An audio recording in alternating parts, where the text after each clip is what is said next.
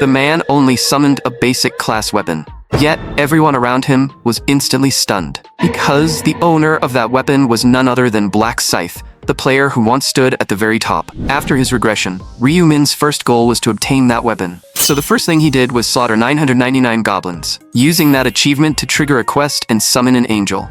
But just as the angel was about to hand over the reward, Ryu Min punched it without the slightest hesitation.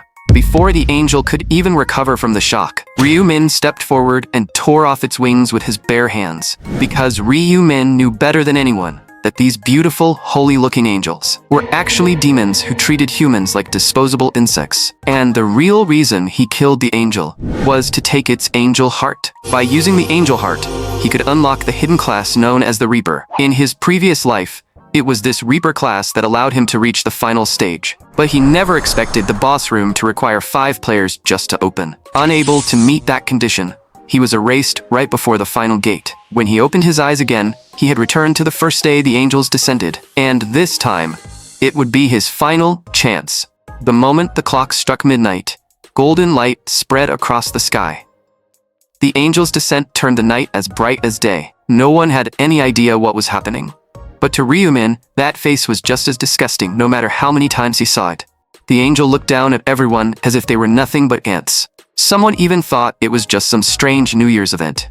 But in the very next second, that person exploded on the spot. The angel coldly declared that insects had no right to interrupt while it was speaking. It then announced it would explain the situation to these insects. They would be sent to a new world to take part in a game, and their souls would be transferred there. However, the game had an age limit, and only those between 15 and 25 would be taken. As long as they completed the assigned tasks, they could return to reality and receive generous rewards. And now, their game was about to begin. With a flash of white light, everyone was transported into a virtual space. Inside that space, each person could redesign their appearance. They also had to create a new name. Ryu Min did not hesitate at all, because he had already used this name 99 times, and this time, he would use that name to complete his final mission. Before long, waves of players began flooding into the space. Almost everyone designed their avatar to look as attractive and eye-catching as possible. But Ryu Min knew very well that standing out too much would only bring trouble. In the next moment, an angel descended and announced that this round had 1.8 billion participants. The people around him refused to believe it, since there clearly weren't that many people nearby. The angel angrily mocked humans for their stupidity, saying there was no way a field like this would be the only one. It then told them that if they thought of the word window, a system window would appear. That window recorded all their stats and items, and their only goal was to survive in the game for 20 seconds. Then the angel snapped its fingers, officially starting the game. Countless goblins suddenly appeared across the land. Everyone froze in terror as they stared at the monsters before them. The angel smiled and explained that this was a battle between 50,000 goblins and 10,000 humans. As the goblins charged toward them, the crowd backed away in fear. At that moment, Ryu Min stepped forward, because he knew how important first impressions were inside a group. He did this to separate himself from the weak. More importantly, he needed to catch the angel's attention and make sure it remembered him. When everyone saw Ryu Min killing goblins with ease, they started thinking that maybe they could do it too. But just as they were getting eager to try, a player who tried to copy Ryu Min was instantly killed by a goblin. Only then did everyone finally realize they were no match for these monsters. But the entire area was sealed by a barrier, leaving them with nowhere to run. The angel looked extremely satisfied with the humans' despair. But in the next moment, its attention was drawn to Ryu Min. Because Ryu Min was cutting down goblins all by himself, leaving the angel visibly shocked. Before long, Ryu Min had leveled up and completed the assigned mission. After spending 10 minutes slaughtering goblins non-stop, he only hoped he had caught the angel's attention. Besides that, he was also aiming for the special reward given to the top player in the area. The first place player in the area would receive a weapon exchange ticket. Looking at the weapon options in front of him, Ryu Min chose the dagger without hesitation. Since this was his first completed mission, he also gained a chance to use a rune. The moment he crushed the rune of regression appeared.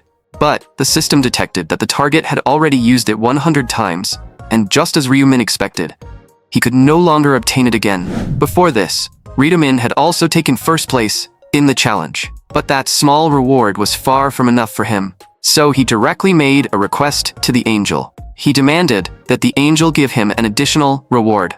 Everyone nearby was in disbelief because he actually dared to demand something from an angel and acted like it had to agree. The angel wanted to crush him on the spot, but its special privilege could only be used once per day. In the next moment, the angel revealed an eerie smile and said his performance did deserve a better reward. It then quietly said, "I think the two of us should have a proper private talk." The angel thought it finally had a chance to punish Ryu Min, never realizing this was exactly what he wanted. Just as the angel was about to kill Ryu Min suddenly struck first and punched it head-on. This completely shattered the angel's plan, and it could no longer figure out what Ryu Min was trying to do. What shocked it even more was being hit by a human. Enraged, the angel prepared to kill Ryu Min on the spot. But when it turned around, Ryu Min had already vanished from where he stood. A chill ran down its spine, because Ryu Min had appeared right behind it. Then he grabbed the angel's wing. The intense pain filled the angel with fear, making it wonder what kind of monster this human really was. Ryu Min calmly told it not to panic, because he only wanted to make it behave. The angel glared at Ryu Min with pure hatred. Ryu Min knew it must have countless questions for him. He also knew it planned to kill him with the dagger hidden beneath its wing.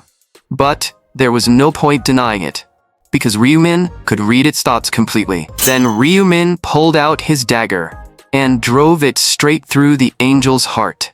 Everything he did was to complete a hidden achievement, information he only discovered after 99 regressions. By obtaining the Rune of Slaughter, his stats would double whenever he fought holy-type enemies. More importantly, only someone who killed an angel would be qualified to take part in the Reaper class advancement. For Ryu Min, the most important thing right now was to keep leveling up. Meanwhile, the other players barely managed to survive the brutal trial. But the mission had been devastating, leaving only a little over 5,000 people alive. Before long, everyone who cleared the first round woke up back in reality. At first, they all thought it had only been a nightmare. But when they saw the dead bodies beside them, they finally realized it was no dream at all. Remembering the angel's words, Ryu Min tried to summon his status window, and it actually appeared in the real world. Then he picked up a stone from the ground. This proved that the stats from the game had carried over into reality as well. Looking at the stone crushed into powder in his hand, Ryu Min felt just how incredible power truly was. Soon, major news outlets began reporting the emergence of people with supernatural abilities, and every part of this situation unfolded exactly as Ryu Min expected. Humans who gained power would inevitably become arrogant. Once players reached a certain level, no one in the real world would be able to control them. That was why Ryu Min had to obtain the strongest power possible. Power strong enough to suppress everything and force everyone to submit. However, now was not the time to make his real move. The first thing Ryu Min needed to do was go home. Looking at his sleeping younger brother, Ryu Min knew this was his only weakness. Their parents had died in a car accident when they were young, leaving only the two brothers to rely on each other.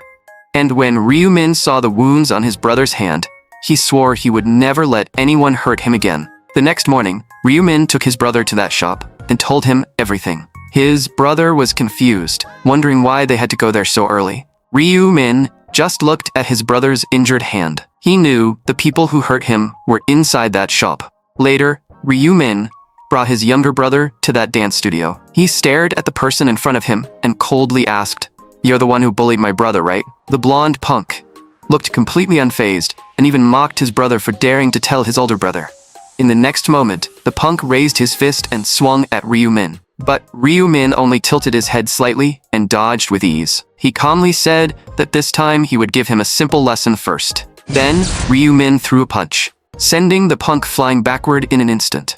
Furious and humiliated, the punk screamed that he would kill Ryu Min. But what answered him was an even heavier strike from Ryu Min. Ryu Min coldly warned him that if he ever touched his brother again, his punishment would be 100 times worse than today. Then he forced the punk to answer out loud and prove he understood.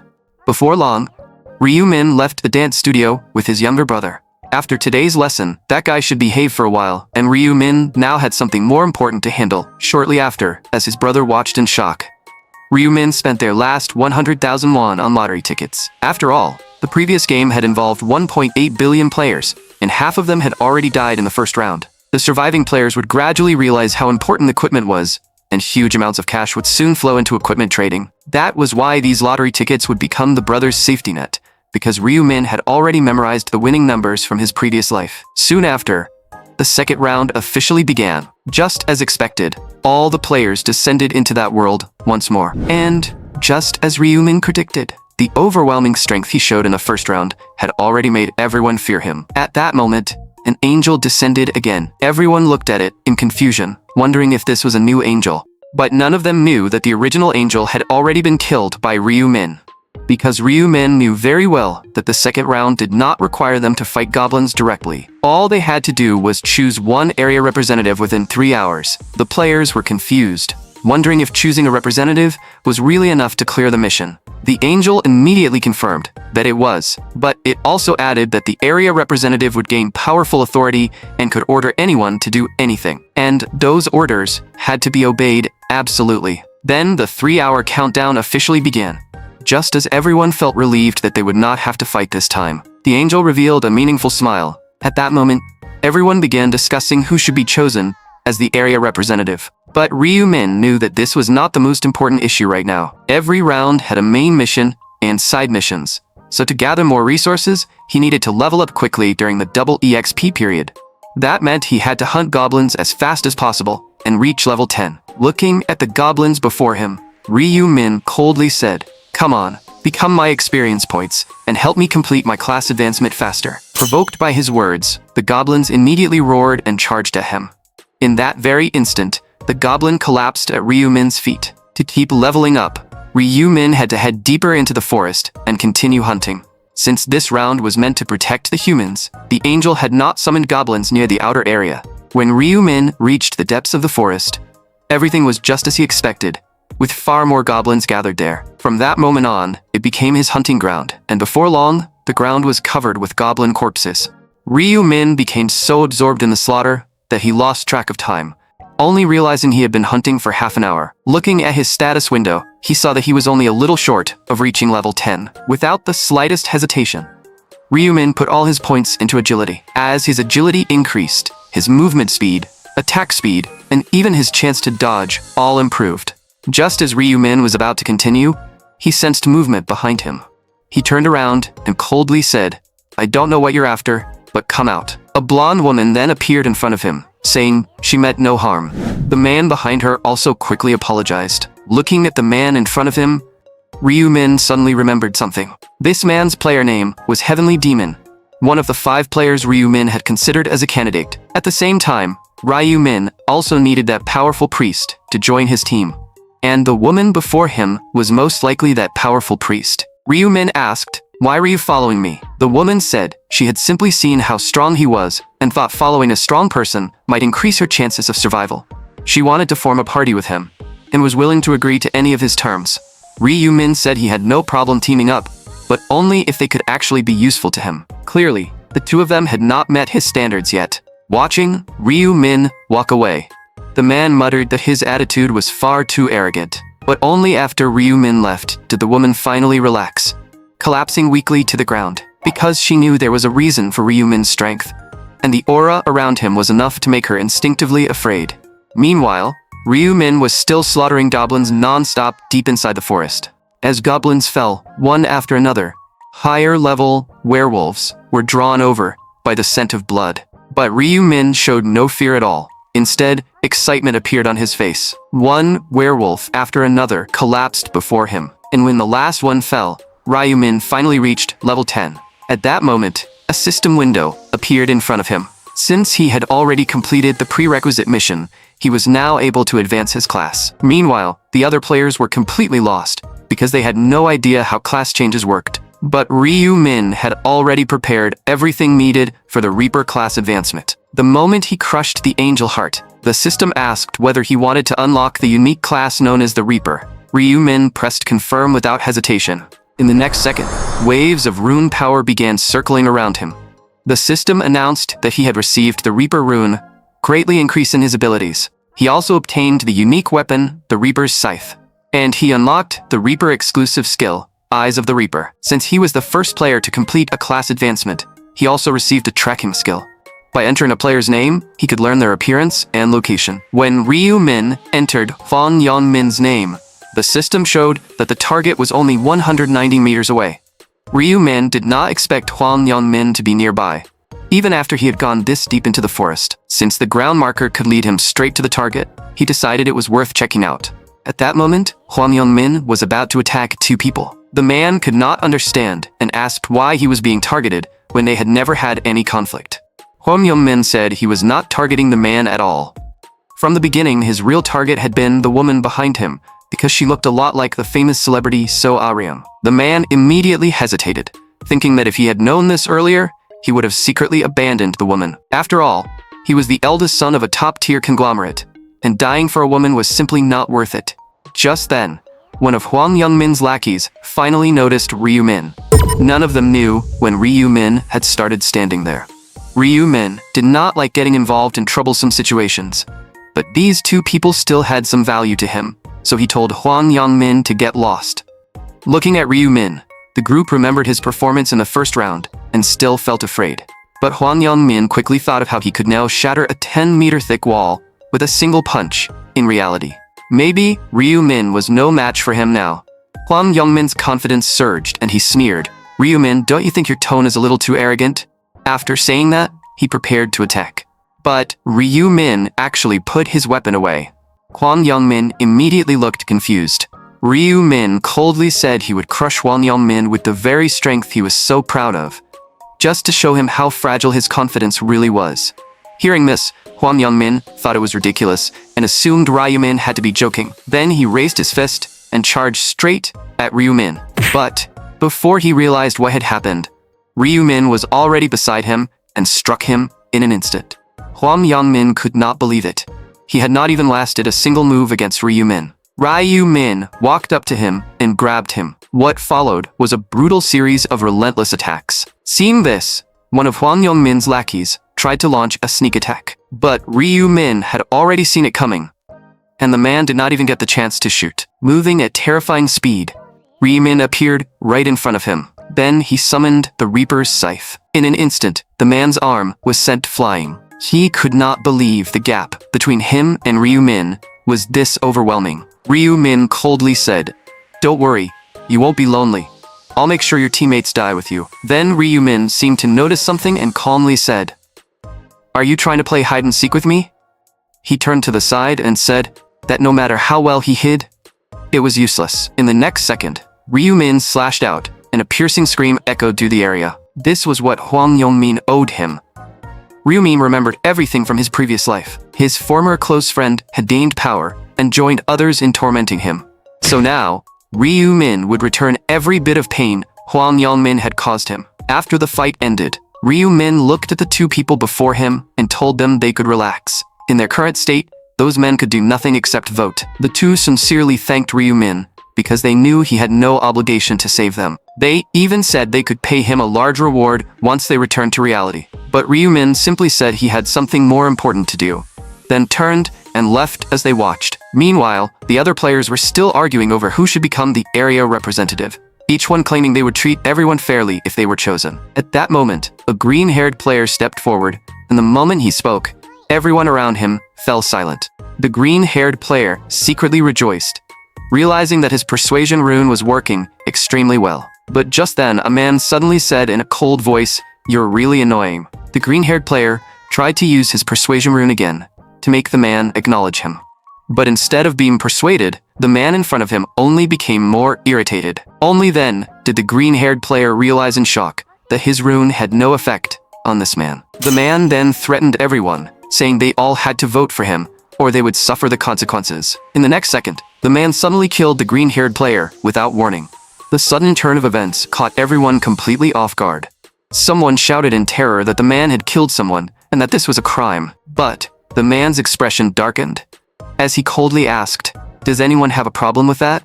There were no prisons here, and there were no police, so everyone had to obey him. Once he became the area representative, he would be the king of this world. At the same time, Ryu-min was looking at his status window. While most players were still around level 5 or 6, he had already reached the terrifying level of 16. After completing his class advancement, Ryu-min also received the teleportation call. When Ryu-min opened his eyes again, the first thing he saw was a field covered in corpses. The man responsible was named Jo Jung-sik, a well-known lunatic. When Jo Jung-sik turned his head and saw Ryu Min, he immediately walked over with an arrogant stride, saying he had been waiting for Ryu Min to appear. Ryu Min calmly replied that he would love to hear why Jo Jung-sik had been waiting for him. Jo Jung-sik told him to join his faction and submit, because Ryu Min had no right to refuse. Ryu Min looked at the man with amusement and asked if he had ever heard the saying that trash belongs in the trash. Seeing Ryu Min's proud and contemptuous expression, Jo Jung-sik's rage instantly exploded, and she roared that she would kill him. But Ryu Min did not even bother responding. He simply opened his palm and the Reaper's scythe appeared in his hand. A terrifying blood-red aura wrapped around the scythe. Jo Jung-sik froze in shock, unable to believe that a weapon had appeared out of thin air. Ryu Min slowly warned him to watch his mouth, or he would have to pay the price. At this point, Jo Jung-sik's face was already covered in cold sweat. But his pride would not allow him to back down, so he forced himself to shout that Ryu Min should come at him if he had the guts. Ryu Min looked at the man in front of him and smiled helplessly. His legs were already shaking, yet he was still trying to act tough. If Ryu Min did not still need him for the third round, he would have killed him without hesitation, right then and there. At that moment, the angel descended before everyone. It announced that the 3 hours were over, and it was time for everyone to vote. Jo Jung-sik glared furiously at Ryu Min. Then, he shouted at the surrounding players saying he would kill anyone who dared not vote for him. He had to become the area representative because he wanted to kill Ryu Min with his own hands. In the next moment, a voting window appeared in front of every player. Most of the players looked at Jo Jung-sik in fear, and Jo Jung-sik kept shouting, ordering everyone to vote for him. Soon, the voting period ended, and the angel said it was time to reveal the final result. Then the angel lightly clapped its hands. The result of the area representative vote appeared on a massive window. As expected, Jo Jung-sik had received the highest number of votes. But he was still furious, because even after threatening everyone like that, almost half of them had still voted for Black Scythe. At that moment, the angel announced that the next area representative would be Jo Jung-sik. Jo Jung-sik revealed a smug smile, because the first thing he planned to do with his authority was kill Black Scythe. Then, the angel began granting the area representatives power of domination. But in the next second, Jo Jung-sik's expression turned to pure terror. Because the area representative's power could only be used 10 times in total, could only control one person at a time, and could not control players who had already advanced their class. The angel smiled and said it was now time to hand out the rewards. It turned out this round had a hidden mission. A system window then appeared before everyone, explaining that any player who accepted a class advancement quest before the vote and successfully advanced their class would receive an extra reward. That system window would appear once they reached level 10, but these foolish players had wasted 3 precious hours instead. Everyone was instantly filled with regret. The angel told them not to blame themselves too much, because out of 800 million players, only 80,000 had successfully advanced their class, and their area happened to have one of them. Everyone became confused, so the angel told them to look at who it was. Among 800 million players, Black Scythe was actually the very first person to complete a class advancement, and his class was none other than Reaper. Everyone turned to look at Ryu Min, thinking they had known since the first round that this man was terrifying. The one who felt the worst was Jo Jung-sik. He had planned to use the area representative's authority to kill Ryu Min, only to learn that the mission ranking depended on completion time. And Black Scythe had not only advanced his class, but had also been the first player in every area to do so. Even the angel is curious now. It said Black Scythe's name matched the Reaper class far too perfectly, asking if he had known in advance that he would become a Reaper. Ryu Min calmly said it was all just a coincidence, and even he had not expected a class so perfectly suited to his name. Ryu Min was secretly relieved, because the angel only knew that his class was hidden. It had no idea that he had used a dead angel's heart to complete the class advancement. The angel also congratulated Ryu Min for becoming the only person in the area who could not be controlled by the area representative's authority. Everyone in the area looked confused, wondering what that was supposed to mean. So the angel directly revealed the area representative's skill effect. If they did not want to be controlled, they had to reach level 10 and complete a class advancement as soon as possible. Then the angel added that this was Ryu Min's reward. The reward was a rare equipment exchange scroll. Without hesitation, Ryu Min chose the leather armor that suited him best. As for the special reward for ranking first in the area, Ryu-min also chose an EXP bonus, which would take effect in the third round. In the next moment, light appeared, and it was finally time for everyone to return to reality. After returning, Ryu-min did not rest. Instead, he immediately opened his tracking skill and began tracking An Sang-chul. Just as expected, he should be inside that building at this time. Soon after, An Sang-chul left his home, seemingly on his way to report the situation. Before that, Ryu-min followed An Sang-chul all the way to the front of a large building. At that moment, An Sang-chul was meeting with Ma Chunrock. An Sang-chul said Mr. Ma was truly a powerful player. He had seen on the Angels ranking list that Ma Chunrock was the second person to advance his class, becoming a Dark Knight.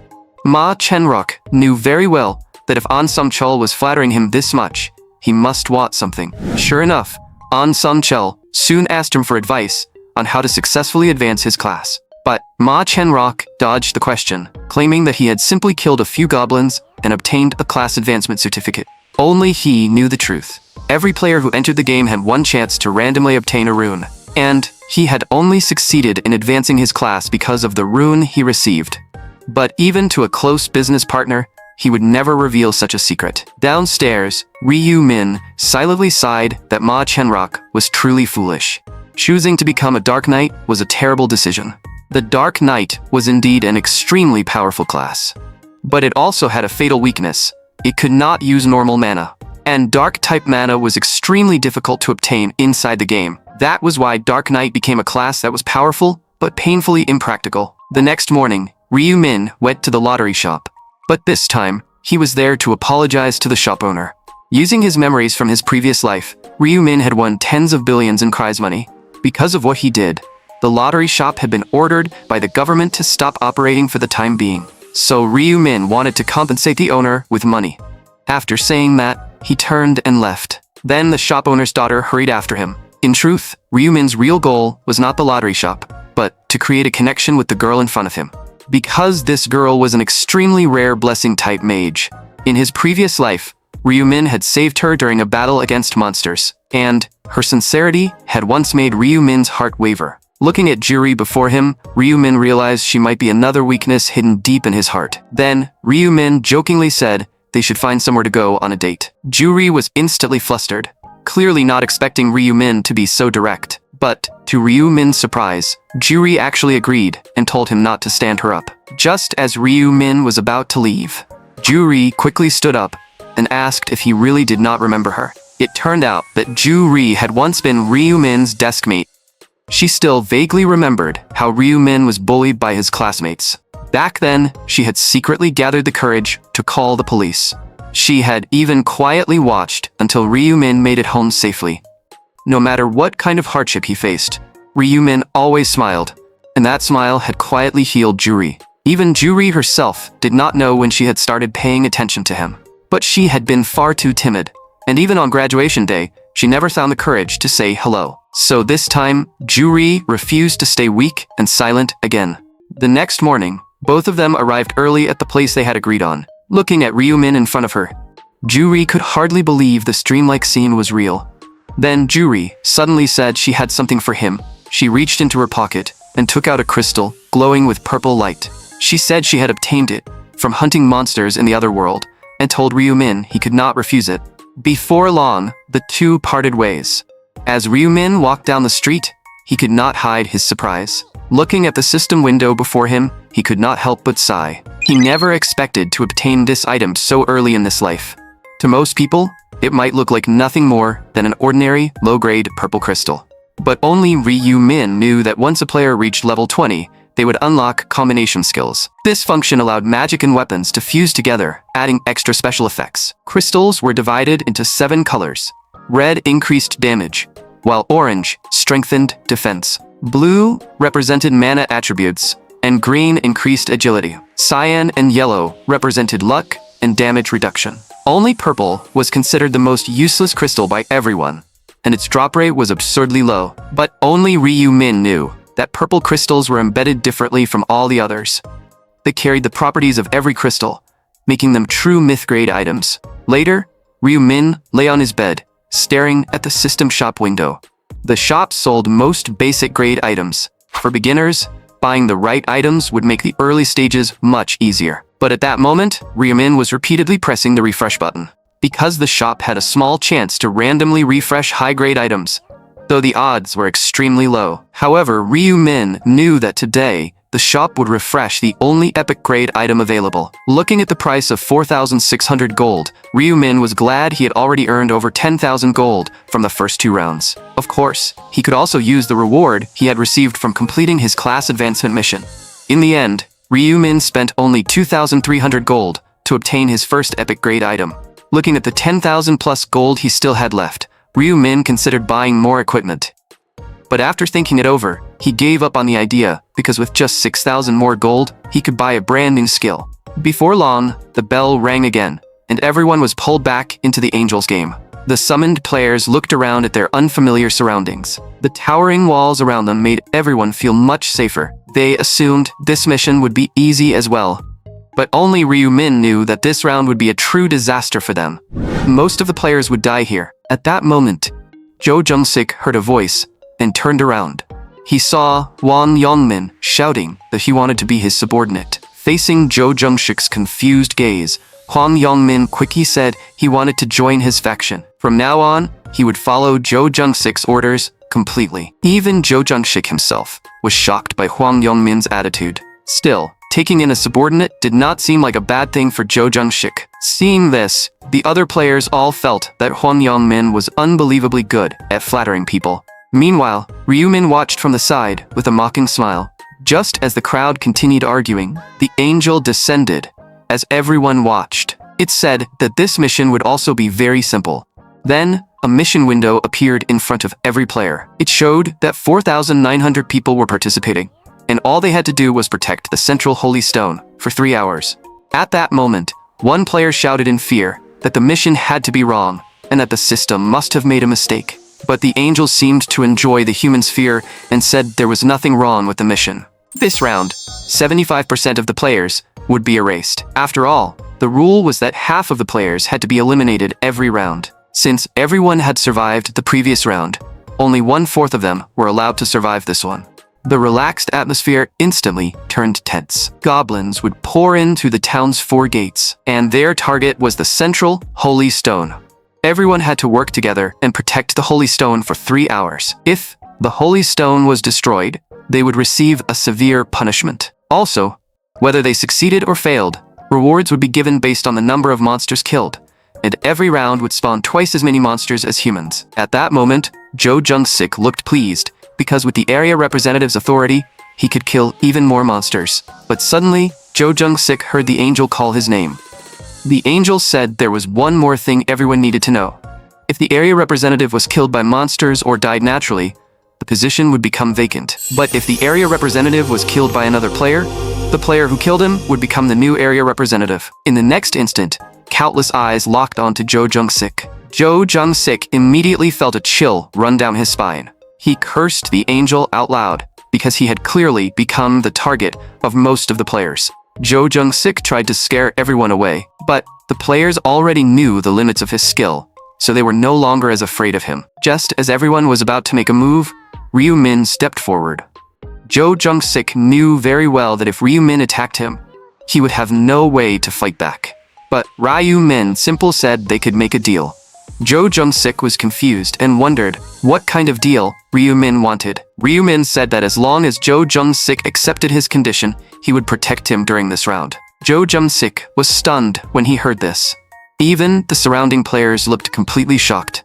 After all, none of them had any confidence in facing Ryu-min head-on. Jo Jung-sik could only ask what Ryu-min's condition was. Ryu-min said the condition was simple: obedience. Absolute obedience to his commands. Jo Jung-sik could not understand why Ryu-min was willing to protect him, or what Ryu-min wanted to order him to do. He did not want to obey Ryu-min, but everyone around him was watching like predators, and his pride would not let him lower his head. Ryu-min finally asked, "So, tell me your decision." In truth, Ryu-min already knew the answer, because Jo Jung-sik's pride would never allow him to submit so easily. As expected, Jo Jung-sik refused, actually choosing his pride over his own chance to survive. Ryu-min calmly said that, in that case, Jo Jung-sik's life and death no longer had anything to do with him. After saying that, Ryu-min turned and walked away. Seeing Ryu-min walk away, The surrounding players immediately became eager to make their move. At that moment, the system notification rang out, announcing that the first wave of monsters had arrived. The players quickly scattered and began fighting around the central holy stone. But during the battle, Jo Jung-sik soon realized he had no real advantage. Just as he was about to act on his own, he turned and saw Ryu-min standing alone. So Jo Jung-sik quietly followed behind him. He realized Ryu-min was heading toward the eastern monster entrance and wondered if he planned to face an entire swarm by himself. In the next moment, Jo Jung-sik's face filled with fear, because the number of goblins behind the gate was far greater than he had imagined. Jo Jung-sik immediately turned and ran back. When he reached the rooftop of the tallest building, he happened to see Ryu-min standing in front of the eastern gate. Countless goblins rushed forward one after another, and the sight alone was enough to terrify anyone. But Ryu-min simply swung his scythe lightly. Hundreds of goblins were instantly sent flying. Jo Jung-sik could not believe what he was seeing, because this was not defense at all. It was a one-sided slaughter by Ryu-min. Jo Jung-sik realized he could not keep hiding here, and he also needed to kill goblins and secretly level up. He then cut down a goblin with ease. A goblin that tried to ambush him from behind was also killed with a single punch. Jo Jung-sik secretly felt relieved that his rune was a detection-type ability. But just then, something sliced through the air right past his ear. He barely dodged the attack. When he looked back, he realized it was an arrow. Only then did Jo Jung-sik realize those bastards were still watching him from the shadows. Suddenly, someone behind him charged forward with a spear. Jo Jung-sik was furious and grabbed the spear tightly. Then, he killed the attacker with a single strike. But at that moment, another hidden arrow shot toward him. Jo Jung-sik turned his head and finally spotted the ambusher. Then he threw the spear straight at him. The hidden archer was killed on the spot. At this point, Jo Jung-sik was already starting to regret becoming the area representative. He looked around, deciding he had to find a strong player to control. In panic, he quickly scanned the area. Finally, he locked onto the player, currently ranked 3rd in the area. In the next moment, the domination authority above Jo Jung-sik's head flashed as he ordered that player to serve him. Meanwhile, Ryu-min's attack speed became more terrifying by the second. When he opened his system window, he saw that he had earned 2,000 gold from monsters in just half an hour. At this rate, he would be able to buy a new skill by the end of the second wave. And his level was also about to reach 20. Just then, a goblin slowly approached from behind, trying to ambush him. But on a battlefield, Ryu-min would never let his guard down for even a second. With one sweeping strike, every monster within several meters of him was instantly cut down. The surrounding goblins began to tremble in fear. But Ryu-min had no intention of sparing these walking piles of EXP and gold. Before long, the system announced that the first wave had been successfully defended, with only 3,933 players remaining. Looking at the bodies scattered everywhere, Ryu-min noticed that Jo Jung-sik was still alive and found him surprisingly stubborn. At this point, Jo Jung-sik was already on the verge of a mental breakdown. He had to watch out for monster attacks at all times, while also guarding against ambushes from other players. Fortunately, he had used his domination authority to control a player and force him to keep protecting him. Thanks to that, he barely managed to survive the first wave. Although Jo Jung-sik had not used his authority on Hong Young-min was still desperately protecting him. At that moment, another system notification rang out. The second wave of monsters had arrived, with a total of 7,866 enemies. And Ryu-min was still guarding the eastern gate all by himself. He continued slaughtering goblins almost mechanically. Before long, his level finally rose to 20. At the same time, he obtained a Reaper-exclusive skill called Knight of Death. When combined with the Reaper rune, Knight of Death became even more powerful. Looking at the goblins charging toward him again, Ryu-min decided they were perfect targets for testing his new skill. The moment Knight of Death activated, every goblin became as helpless as if they had gone blind. And Ryu-min truly became the Reaper, mercilessly slaughtering goblins in the darkness. Clearly, Ryu-min was extremely satisfied with the result. After that, Ryu-min opened the system shop and bought the common skill, Detection. Once the skill activated, Ryu-min clearly sensed that there was no one within 300 meters. Time continued to pass, and before long the battle had reached its final wave. At this point, Jo Jung-sik had already used up all 10 charges of his domination authority, and just then, everyone fell into fear because the final wave had 4 times as many monsters as the number of survivors. What made it even more hopeless was that at least 1,225 players had to survive for the mission to end. Because of that, the players became even more desperate to kill Jo Jung-sik. If they could take his domination authority during this wave, it would almost guarantee their survival. As the number of controlled pieces around Jo Jung-sik kept shrinking, he could only seize the chance and run for his life. Without hesitation, Jo Jung-sik ran toward the eastern gate, deeply regretting that he had not accepted Ryu Min's offer earlier. Before long, he rushed in front of Ryu Min. Jo Jung-sik shouted that he would accept Ryu Min's condition, no matter what demand he made. But Ryu Min calmly said he had already told him that Jo Jung-sik's life and death had nothing to do with him anymore. Jo Jung-sik fell into despair, unable to understand why Ryu Min would reject him when he was already willing to become his subordinate. Ryu Min's next words completely broke him, because without his domination authority, Jo Jung-sik was no longer useful to him. At that moment, someone sneered that Jo Jung-sik had brought this on himself, and that he had been worried Ryu Min might actually save him.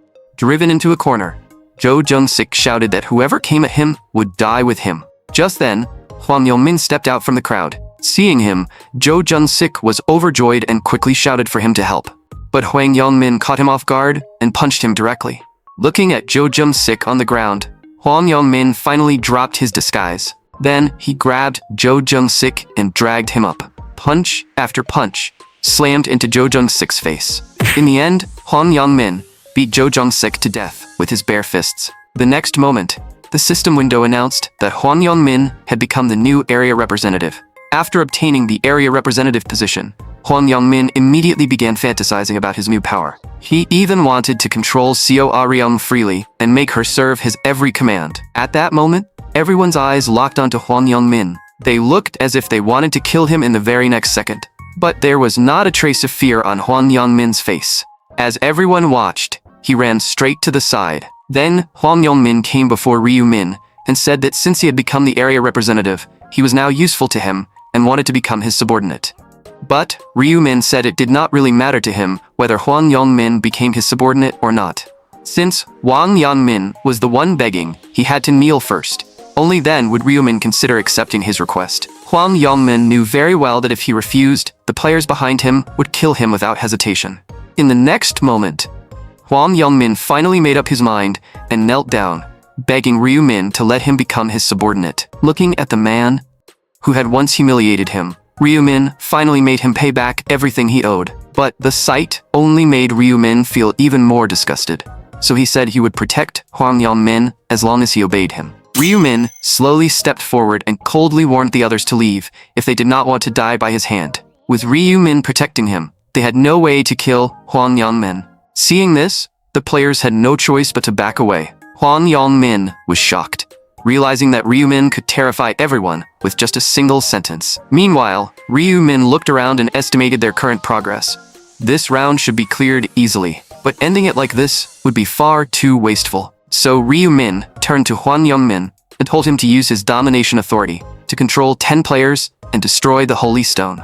Hwang Yong-min had originally wanted to save one use of the authority for Seo Ah-ryung, so he tried to negotiate with Ryu Min, asking if he could keep one final use for himself. But Ryu Min coldly said Hwang Yong-min had no right to bargain with him, then directly listed 10 names. Hwang Yong-min was stunned when he heard them, because those 10 people included every one of his friends. Hwang Yong-min could only mutter an apology. In the next moment, all 10 players were controlled by the authority.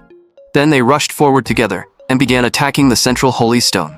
The surrounding players shouted in panic, asking if they had gone insane. The moment the Holy Stone shattered, the system announced that the main mission had failed. Then another system notification rang out, making everyone even more terrified. The agent of divine punishment was about to descend. But Ryu Min's face showed only excitement, because he knew this was the hidden mission of the third round. What no one expected was that whoever broke the Holy Stone would lose 50% of all stats. Only then did they realize this was the reason Ryu Min refused to do it himself. But when everyone saw the mission reward, they suddenly felt it was all worth it, thinking they only needed to hold out for 30 minutes. However, the agent of divine punishment was far more terrifying than they imagined. In Ryu Min's previous life, only a little over 300 people survived this round. Even Ryu Min did not have absolute confidence. So the first thing he needed to do now was buy equipment. Then he had to enhance all of it with extra crystal attributes. In the next moment, violent winds swept through the entire town, making it look like the end of the world. Everyone began doubting themselves, wondering if this was really something they could defeat at their current stage. But Ryu Min only muttered quietly, "So it's finally here." In the next second, a massive rift tore open across the sky. Ryu Min remembered that he was the first person to ever kill an angel. Because of that, his skills dealt 100% increased damage against angel-type enemies. Then the sky shattered completely, and an overwhelmingly holy figure appeared before everyone. Everyone had expected a massive wave of monsters, so when they saw only one enemy, they thought they might actually survive. Because of that, the players relaxed once again. The agent of divine punishment slowly moved forward. Then it raised the angelic staff in its hand and lightly tapped the ground. As everyone watched, a pale purple barrier instantly spread in every direction. The blinding light made it impossible for the players to open their eyes. In the next moment, the entire town was completely sealed inside the barrier. The agent of divine punishment had activated God's domain, reducing every player's stats by 50%. Only then did everyone realize there was no way to escape the town. Ryu Min looked regretfully at the 300+ people trapped inside the domain, because even he had no way to rush in and save them. The agent of divine punishment raised its staff, and countless glowing swords shot toward the players inside the domain. The skill covered a 300-meter area with no blind spots, slaughtering everyone caught within it, while the players inside the domain were still struggling to defend themselves. Ryu Min had already begun moving outside the barrier, because when a hunter is focused on hunting, they often forget to watch their own back. The moment the last player inside the domain fell, God's domain faded away. And that was exactly the moment Ryu Min had been waiting for. He leaped into the air, while the agent of divine punishment still had no idea danger was coming. In the next second, the mark of the Reaper appeared above the agent's head, adding 120% bonus damage. The attack landed perfectly on the agent of divine punishment, though Ryu Min was also knocked back several meters by its holy aura. The instant he landed, Ryu Min did not hesitate and immediately dashed to the side. That strike shaved off 40% of the agent's health and destroyed one of its eyes. Ryu Min knew the agent would now try to use its domain to restrict his movements. But the moment God's domain activated again, it failed to catch Ryu Min at all. Instead, Ryu Min seized the opening created when the domain ended and exploded forward with terrifying speed. In the blink of an eye, he appeared right in front of the agent of divine punishment. But this time, Ryu Min's goal was not to launch a heavy attack. It was to take the agent's other eye. Just as Ryu Min was about to land, the system notification rang in his ears, saying God's domain had activated and his stats had dropped. But there was not a trace of panic on Ryu Min's face, because he knew the agent of divine punishment was now no different from a blind man forced to blindly fire glowing swords in every direction. All Ryu Min had to do was stand in the blind spot where the attack first began. He also did not need to worry about being sensed, because the agent of divine punishment had no ears. Now, the real hunt would begin, and this next strike had to finish the agent completely. At that moment, Ryu Min launched a sneak attack from behind. The Reaper's scythe slashed out with incredible speed. Ryu Min could only weaken the agent of divine punishment, little by little. The agent felt the pain tearing through its back. It immediately swung its staff backward with holy power. But every move it made was exactly as Ryu Min expected. Ryu Min unleashed another slash in midair. The agent's wings, the only parts it had left to sense enemies, were completely severed by Ryu Min. Immediately after that, Ryu Min retreated at full speed without the slightest hesitation. While retreating, Ryu Min checked the agent of divine punishment's health and saw that it had already dropped to 10%. The agent trembled violently, unable to accept that a mere human had dared to attack it. In the next moment, it gripped its staff tightly and began chanting, causing endless light to burst from the staff.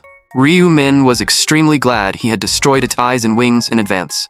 With its senses gone, the agent of divine punishment could only swing its staff blindly, sealing the entire 300-meter area and unleashing full-range dimensional attacks.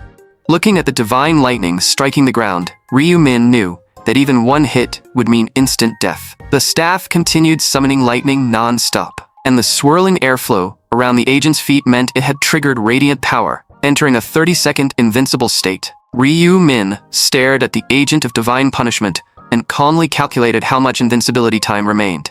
The moment the countdown reached 0, a system notification announced that the invincibility skill had ended. A confident smile appeared on Ryu-min's face. He seized the opening and rushed toward the agent at terrifying speed.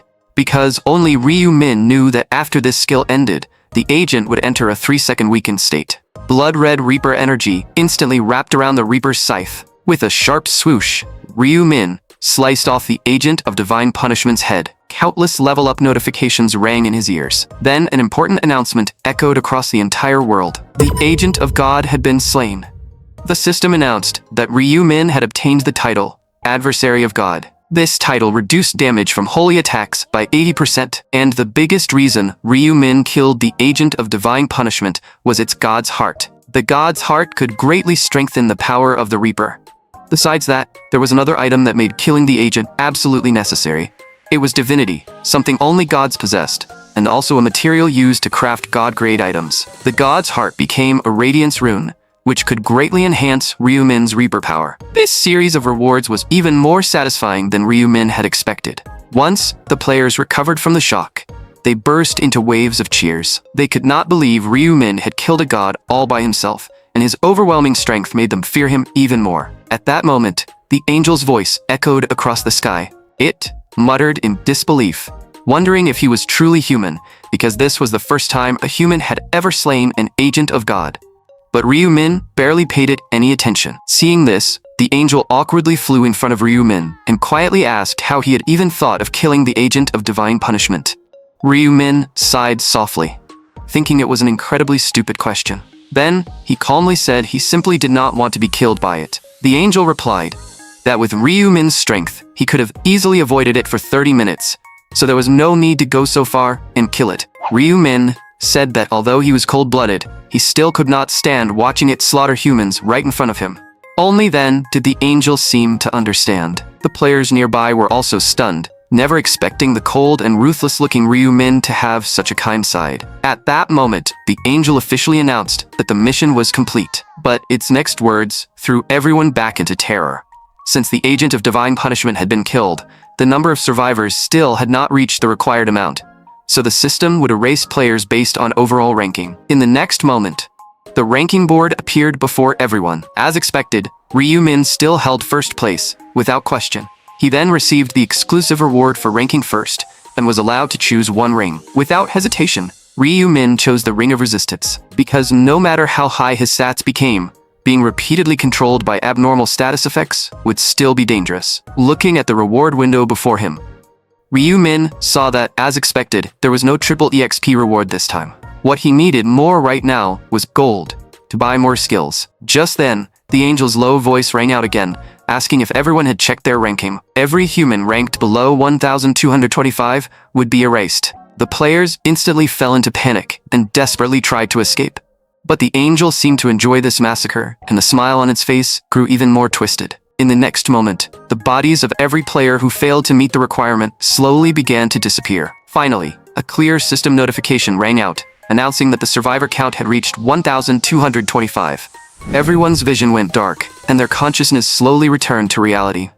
At that moment, So-Ah-young suddenly woke up, feeling deeply relieved that she had survived. During the third round, she had obtained the hidden class, Summoner. Looking at the summoned beast that appeared before her, So-Ah-ryong was filled with joy. If not for this little creature, she would have died in the third round. Then she checked the rewards in her inventory, and could hardly believe she had taken third place. This was the reward she had earned, and she wondered if Ryu-min would like it if she gave it to him. Meanwhile, Kwon Young-min was furious. Ryu-min had not only used him, but had also caused his stats to drop by 50%. Hong Young-min secretly swore that he would kill Ryu-min one day. The next morning, An Sang-chul arrived at the building early to report the situation to Ma Chan-rock. Ma Chan-rock said he could not believe Ryu-min had ranked first again in this round. An Sang-chul said he had come to report information about Ryu-min, and also to report that So-Ah-ryong had completed her class advancement. Her class was unusual, because she had become a summoner. Even An Sang-chul had not expected So-Ah-ryong to advance to a summoner. Ma Chan-rock was delighted when he heard this, realizing So-Ah-young would be very useful in the future. He then ordered An Sang-chul to stay close to So-Ah-young, even if that meant developing a romantic relationship with her, because he needed An Sang-chul to help him keep So Aryang firmly under control. Although An Sang-chul did not know Ma Chenrock's true intentions, he still said they would remain loyal to him forever. Then, An Sang-chul added that there was another urgent matter to report. This one was also related to Ryu Min. Ryu Min had killed the agent of divine punishment all by himself, and it looked as if he already knew exactly how to defeat it. After hearing this, Ma Chenrock fell into deep thought, then said they should continue observing the mysterious Ryu Min and try to recruit him if possible. An Sang-chul said he had already tried to approach Ryu Min, but Ryu Min was far too powerful and did not need anyone's help. Ma Chenrock remained silent for a moment, then said that in that case, they should avoid offending him for now. Then he changed the subject and asked what the other matter was. An Sang-chul said that a mysterious investor had recently bought a massive amount of the group's stock. The amount was already large enough to influence the group's decisions. Ma Chenrock could not understand it. It was only a newly established virtual world company, and all the young people in the world had been dragged into the angel game. He had originally planned to use the situation to make some money, but he never expected someone to invest over 200 billion won. Ma Chenrock then ordered someone to arrange a call with the investor. He was very curious what kind of person would be willing to spend that much money on an investment. Meanwhile, after returning home, Ryu Min looked at his phone and muttered that the call should be coming soon.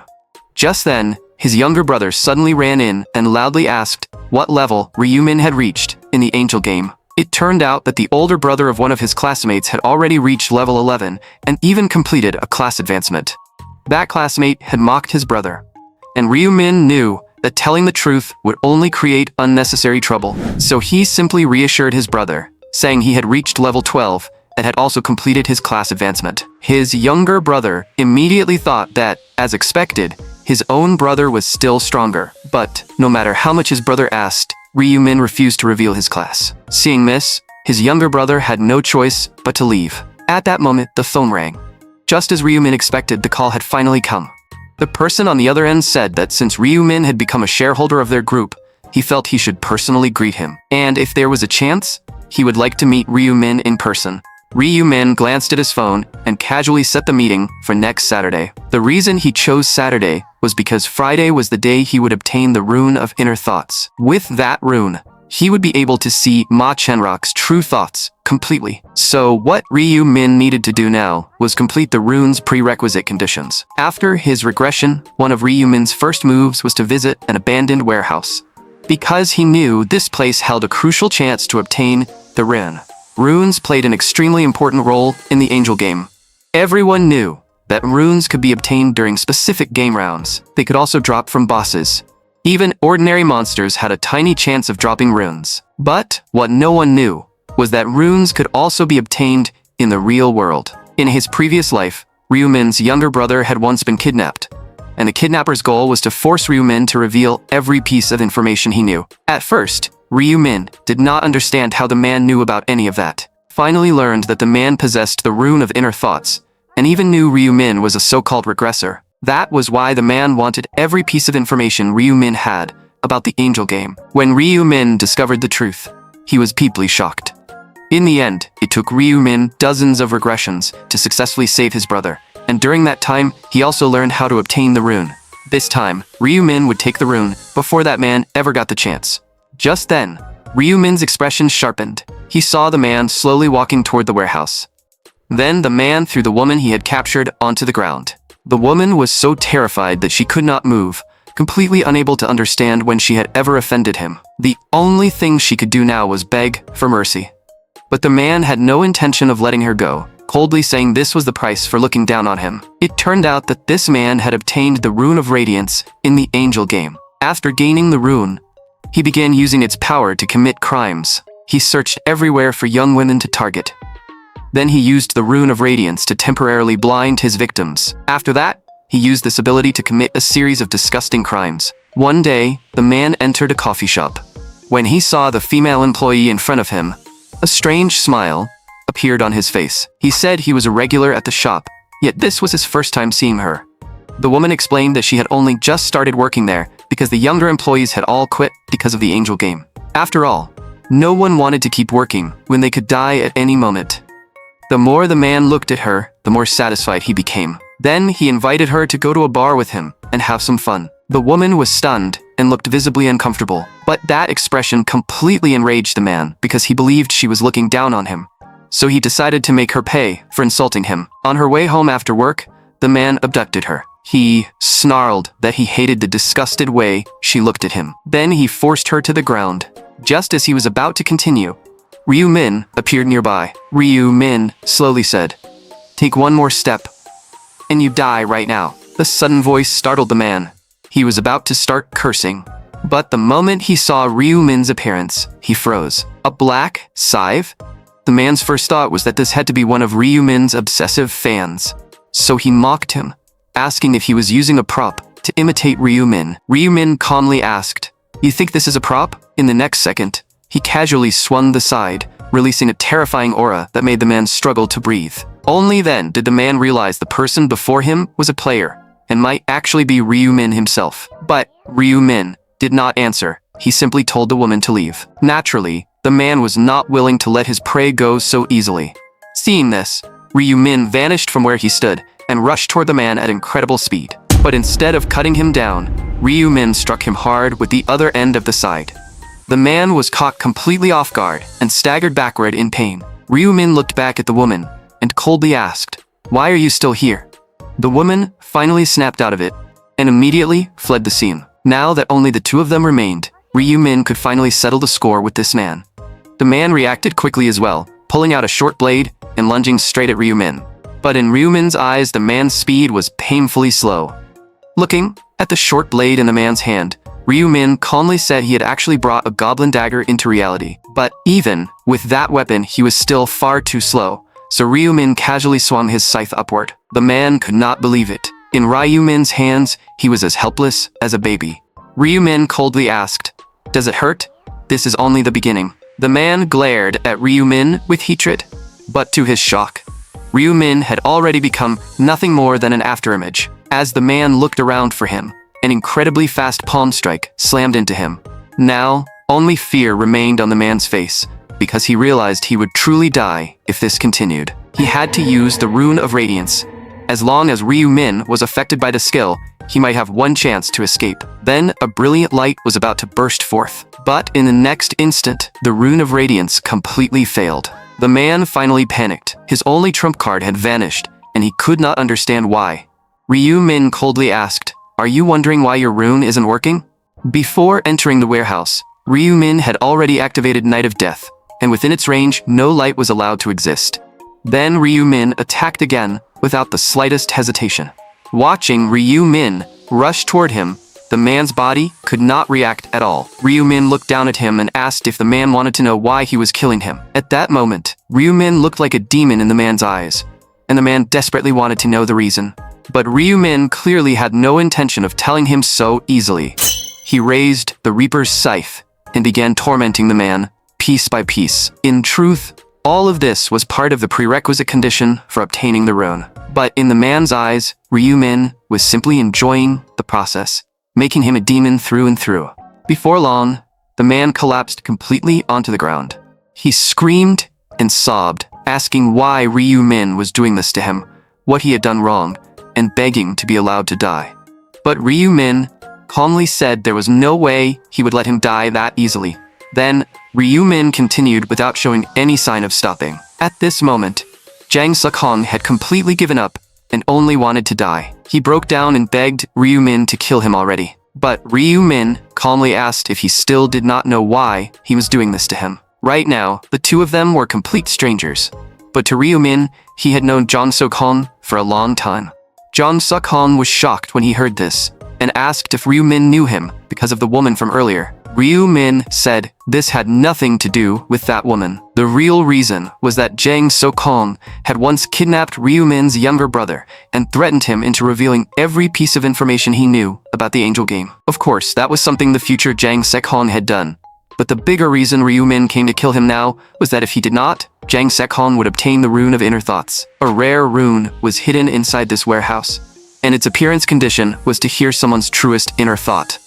It had to be the most sincere and genuine thought from the bottom of that person's heart. And Jang Suk-hong's desire to die right now was the most honest and desperate thought he had. In other words, even without the rune of inner thoughts, Ryu-min would still have killed him, because he already had more than 20 crimes to his name. Jang Suk-hong screamed that if he deserved to die so badly, then Ryu-min should just kill him already.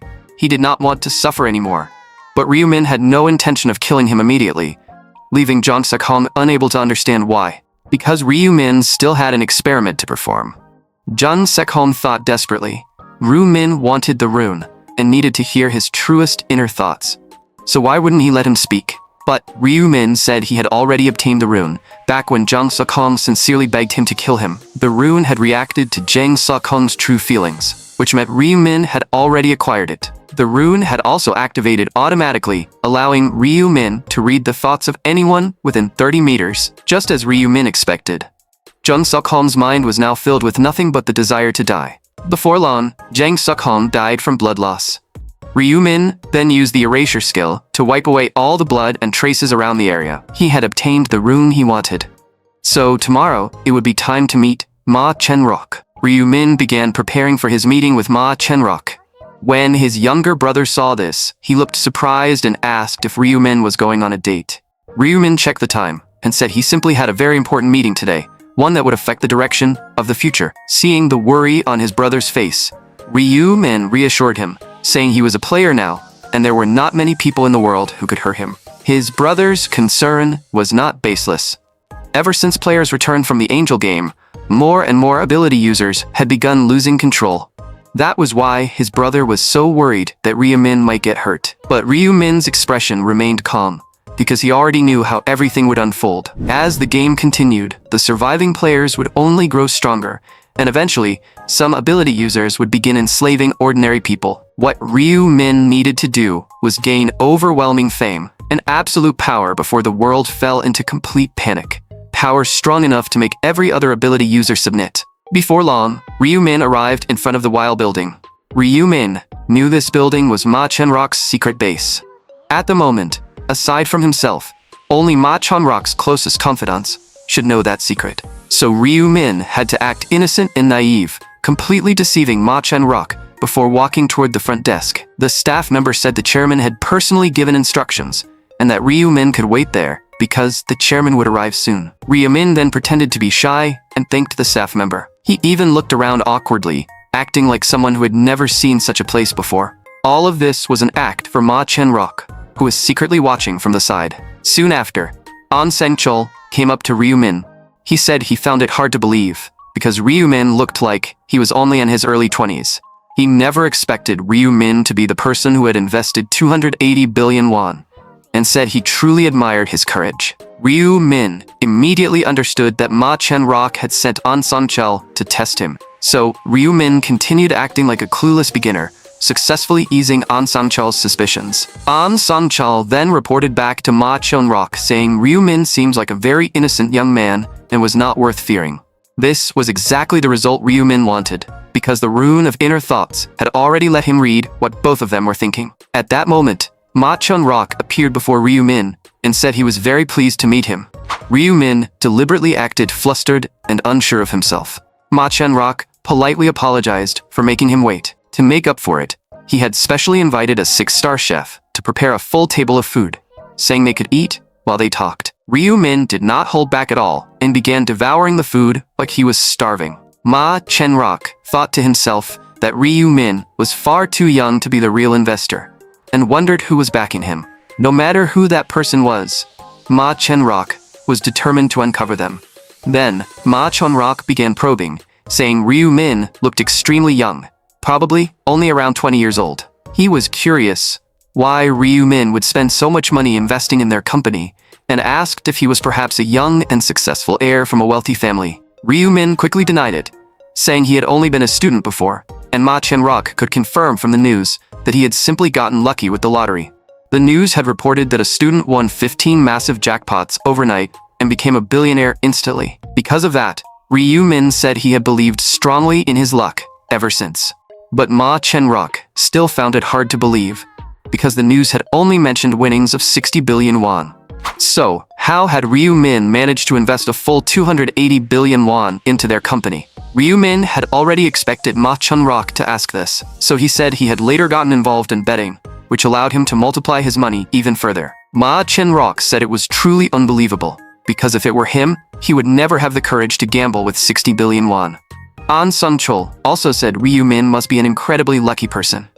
But Ryu Min suddenly became serious and said this was not the result of luck, because he was a prophet, someone who could see what would happen 3 days in the future.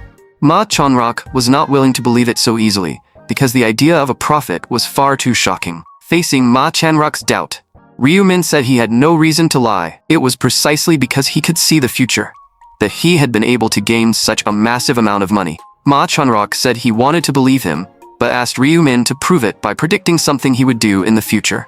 Ryu Min refused, saying the rune was not something he could control at will because it activated passively. Ma Chenrock had expected Ryu Min to refuse, since a rune that powerful would naturally come with strict activation conditions. Suddenly, Ma Chenrock, who had seemed calm until now, became visibly shaken. He realized, did Ryu Min invest in their company because he had seen the future? Ryu Min confirmed it, saying Chunma Company would grow at an incredible speed, become the largest company in the country within half a year, and also become the guild with the most players nationwide. Ma Chenrock could not help feeling excited, because everything he had done was to earn his father's recognition. But Ryu Min's next words made Ma Chenrock's expression stiffen. If they wanted to achieve even greater success, they had to change the company's current direction. An Sung-chol immediately stood up and asked in shock if Ryu Min was serious about changing the company's business direction. But Ryu Min said it was not just the business direction. Even the company's name had to be changed. Both of them were players, so they should know that casually revealing one's rune would bring severe punishment. Since Ryu Min had taken the risk of revealing his rune, he clearly had not come here just to share a meal with them. As their business partner, he now had to take part in managing the company. Ma Chenrock fell into thought, while An Sung-chol clearly disagreed with Ryu Min's decision. Ryu Min said in a low voice that if he had no confidence, why would he have invested in their company in the first place? Besides, they were clearly doubting whether he really possessed a future rune. Then, did they know why Ryu Min had moved into the apartment below An Sang-chol's? An Sang-chol's expression changed in shock, wondering if Ryu Min had already been preparing since then. Ma Chenrock looked confused, so An Sung-chol explained that Ryu Min had moved downstairs from him several months ago. After learning this, Ma Chenrock became convinced that Ryu Min had started planning months in advance, meaning this man truly knew how the future would unfold. Seeing Ma Chenrock's expression, Ryu Min knew he had started to believe him. But if he wanted Ma Chenrock to trust him completely, this alone was still not enough. So Ryu Min slowly revealed that this building was Ma Chenrock's hidden base, and that as the eldest son of the 5-star family, he had only founded the company to gain his father's approval. Before Ma Chenrock could react, An Sung-chol shouted and demanded to know who Ryu Min really was, because that information was supposed to be top secret. Ma Chenrock stared at Ryu Min in silence. After a moment, he honestly said that he was starting to suspect Ryu Min instead, because this matter was not exactly a secret within his family. He suspected Ryu Min might have been sent by one of his brothers. Since Ryu Min could not prove he had not been sent by his brothers, Ma Chenrock could not agree to his proposal. After all, he could not make a decision without certainty. Ryu Min knew he had to gain Ma Chenrock's support, so he could only play his final card. If Ma Chenrock doubted his identity, then Ryu Min could tell him intel on the 4th round of the Angel game. Ma Chenrock instantly stood up and asked if Ryu Min truly knew intel on the Angel game. Ryu Min calmly said of course, and that this should be enough to prove his identity. Before long, Ryu Min left the building. This time, they should completely believe who he was. At that moment, Seo Arion found Ryu Min. She took out a purple crystal and said it was her reward from the 3rd round, and as she wanted to give it to him as thanks for helping her. Ryu Min accepted the purple crystal without hesitation, silently thinking that if Seo Arion knew its true value, she probably would never have given it to him. Seo Arion then asked Ryu Min again if he needed protection, since she had now advanced to a summoner. Ryu Min refused her offer, because at this point, there was no one who could truly threaten him. After that, Seo Arion said goodbye and left. Meanwhile, Ryu Min had already set his sights on Hwang Min, because only Ryu Min knew that this round's hidden mission revolved around the area representative. At that moment, Hwang Min was also looking around, then immediately went to Ryu Min and asked if he still remembered his promise from the previous round to protect him. But Ryu Min asked what Hwang Min had that was worth protecting now. He could stop other players from targeting him, but in exchange, Hwang Yong-min had to offer something valuable. Ryu-min said So Aryong had just given him a purple gemstone as thanks. If Hwang Yong-min had a similar stone, Ryu-min could protect him during this round as well. Hwang Yong-min hurriedly opened his inventory and said he did not have a purple stone, but he did have a black stone, and asked if that could buy him protection for this round. Ryu-min confirmed that it could, then said that anyone who attacked Hwang Yong-min would become his enemy. At that moment, the angel descended once again.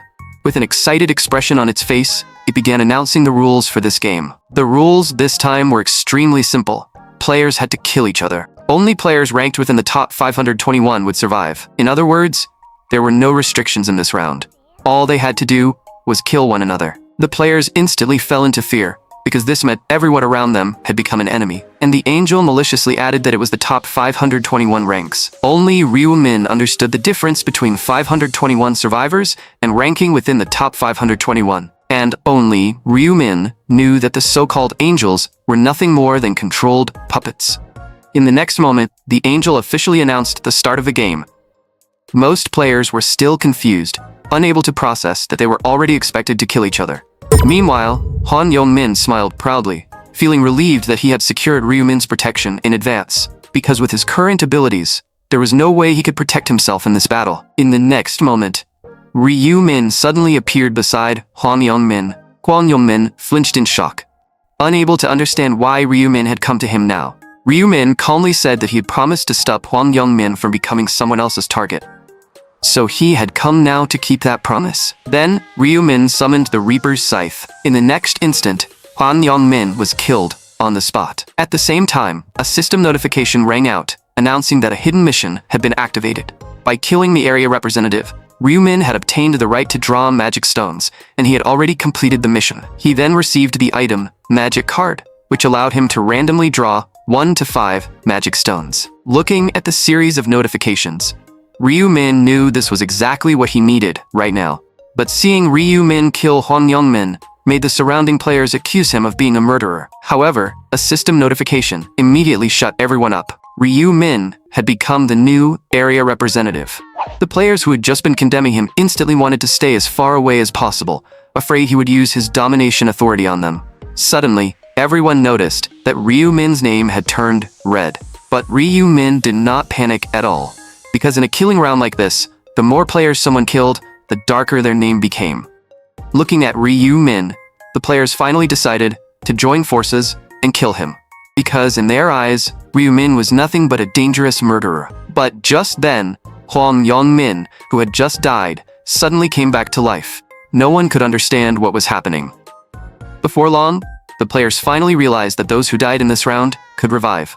What determined their ranking was not survival, but kill points. In the next moment, the players who had been standing together moments ago began slaughtering one another. Seeing this, Ryu-min no longer hesitated.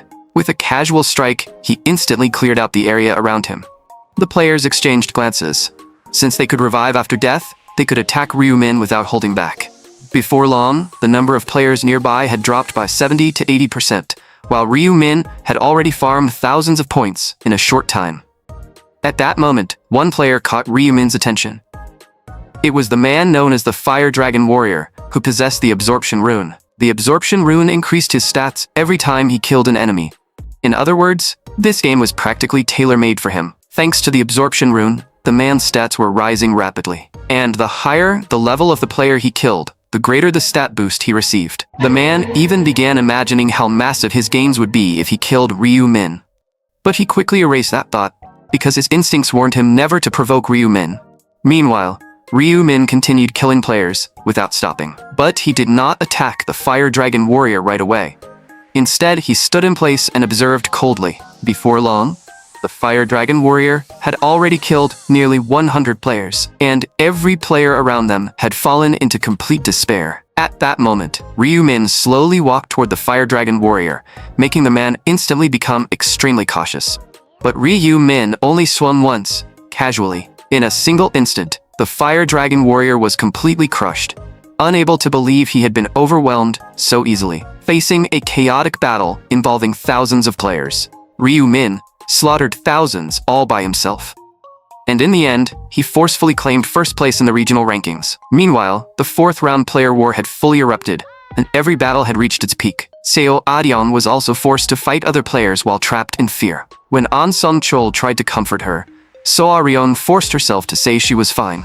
An Sang Chel understood very well that someone like So Ah Young, who had lived under a celebrity spotlight, would struggle with a massacre mission like this. Suddenly, An Sung Chol's expression sharpened. A player had grabbed Seo Arion. As the short blade stabbed downward, An Sung Chol dashed forward and blocked it. Then he raised his long sword and completely disabled the attacker. After that, he turned to look at So Arion. An Sung Chol said that if she wanted to survive, she had to kill with her own hands. Seo Arion knew she had to overcome this. After a fierce inner struggle, she gritted her teeth and killed the man in front of her. If not for Ma Chen-rock's orders, An Sang Chel would have abandoned So Arion without hesitation. He told her that her summoned beast should have already helped her kill more than 50 players, so she could rest for now. But deep down, An Sung Chol looked down on So Arion, seeing her as a fragile flower who knew nothing. And since taking care of her had likely left his own score too low, he immediately charged into the crowd. As Ryu Min cut down the enemy before him, the system notification for the countdown rang out. But Ryu Min still showed no sign of stopping. He continued searching for different enemies to kill, because Ryu Min clearly understood how the ranking system worked. The rankings were calculated by the number of unique individuals killed, not the total number of kills. In other words, even if a player killed the same person 100 times, the system would still only count it as one unique kill. So what Ryu Min needed was not blind slaughter, but players he had not killed yet. Meanwhile, Hwang Yong-min was killing weaker players over and over again. He counted his kills, thinking that with hundreds of kills, he would definitely secure a high ranking this time. By his own calculation, his total kills were even higher than Ryu Min's. As dark energy swirled around Ryu Min, he unleashed the final slash of his scythe, and the system notification ending the game rang out at the same time.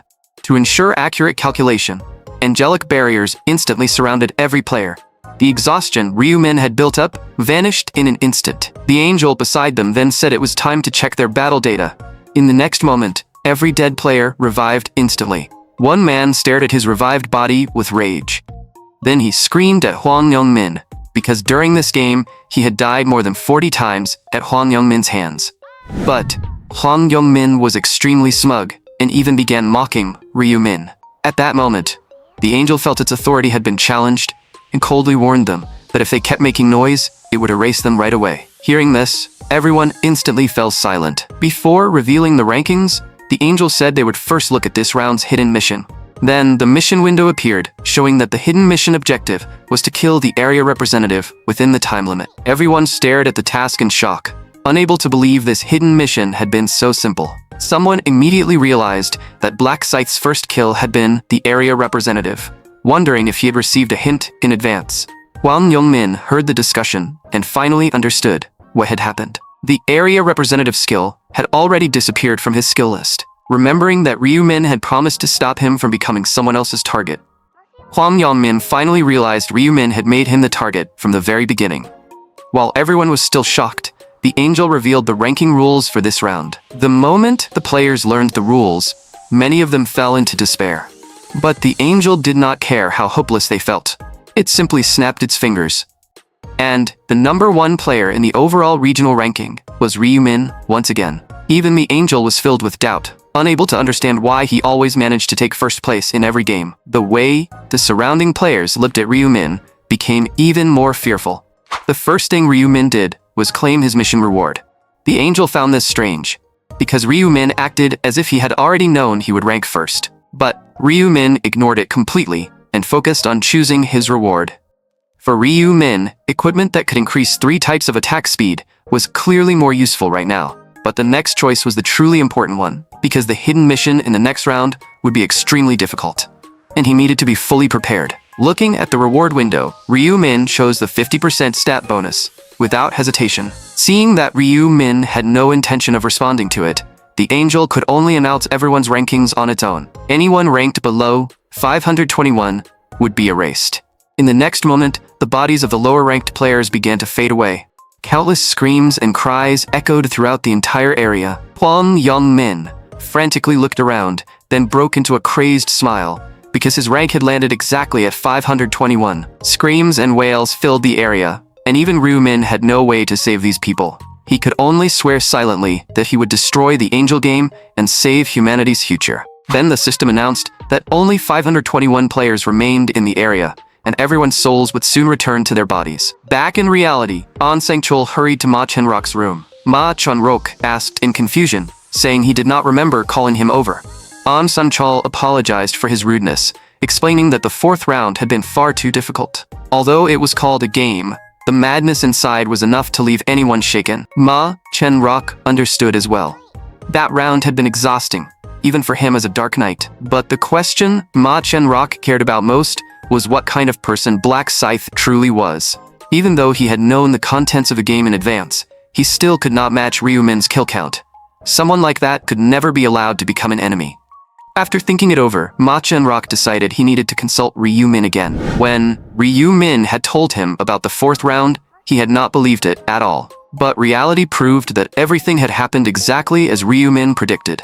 So Ma Chen-rok ordered An Sang-chul to arrange another meeting with Ryumin. Ryumin might be young, but they must never underestimate him because of his age. An Sang-chul also understood very well that a prophet like Ryumin was far too valuable.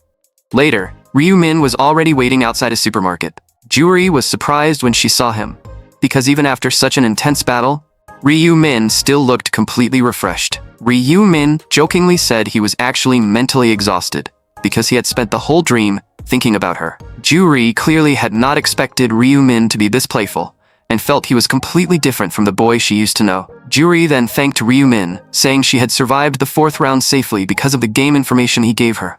But Ryumin knew that even if he had done nothing, Juri would still have survived the fourth round. After that, the two went to a 5-star restaurant for a meal. However, Juri clearly had no appetite. The scenes from the fourth round kept replaying in her mind.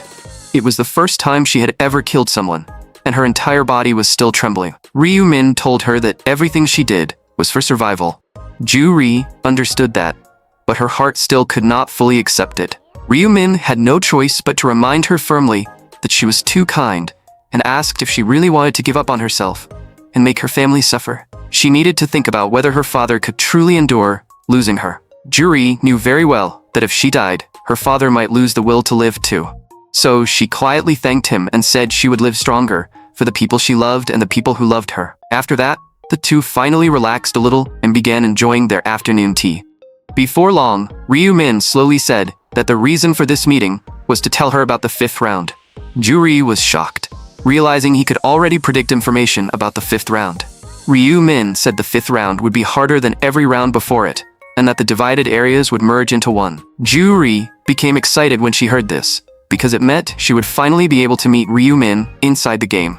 Ryumin said they would meet in the next round, or more precisely, in the fifth round. But the next game would be extremely dangerous, so Juri had to follow his instructions if she wanted to win. When the fifth round began, she needed to find a player whose in-game name was Black Scythe. Ryumin told her that Black Scythe was his friend, and that he would help her survive the next round safely. After hearing from Ryumin how difficult the fifth round would be, Juri realized that even she might struggle to survive it. The news left her deeply shocked, but Ryumin told her not to worry, because in the future he had seen his friend Black Scythe would help her. Judy found it hard to believe, since in her eyes, Black Scythe was mysterious, powerful, and always ranked first overall. She quietly muttered that someone that strong probably would not need her. Ryumin reassured her that she had blessing abilities, and Black Scythe would desperately want to work with her. Then Juri gently held Ryumin's hand, and streams of green energy flowed into his palm. Ryumin's luck was raised to its maximum. Later, Ryumin returned home. He immediately took out the magic card. It was the lowest grade magic card, and everyone believed it could only produce the lowest grade magic stones. But only Ryumin knew that when his luck was pushed to the limit, there was a tiny chance of drawing top grade magic stones. Then he crushed the card in his hand. Along with the system notification, 5 god grade magic stones appeared before Ryumin at the same time. Even Ryumin had never seen something like this before. He muttered in shock, wondering if this was the luck of his 100th regression. Then, Ryu-min opened the synthesis page and combined the God-grade magic stones into Saint-grade magic stones. In his previous life, even with God-grade magic stones covering his entire body, he still failed. So in this life, he had to enhance himself to the absolute limit. Then, Ryu-min embedded the Saint-grade magic stones into his equipment. After every piece of equipment had been embedded with stones, Ryu-min was extremely satisfied because his power had increased by more than 50%. The next morning, Ryu-min received an invitation to a banquet for Ma Chunrock, and he had already finished preparing. Just as Ryu-min was about to leave, An Sanchul was already waiting outside his door. Before long, they arrived at Ma Chunrock's private hotel. Ma Chunrock warmly greeted Ryu-min and suggested they head inside to talk properly. At that moment, So Ah-ryong walked over. It turned out Ma Chunrock wanted to use So Ah-ryong to win Ryu-min over.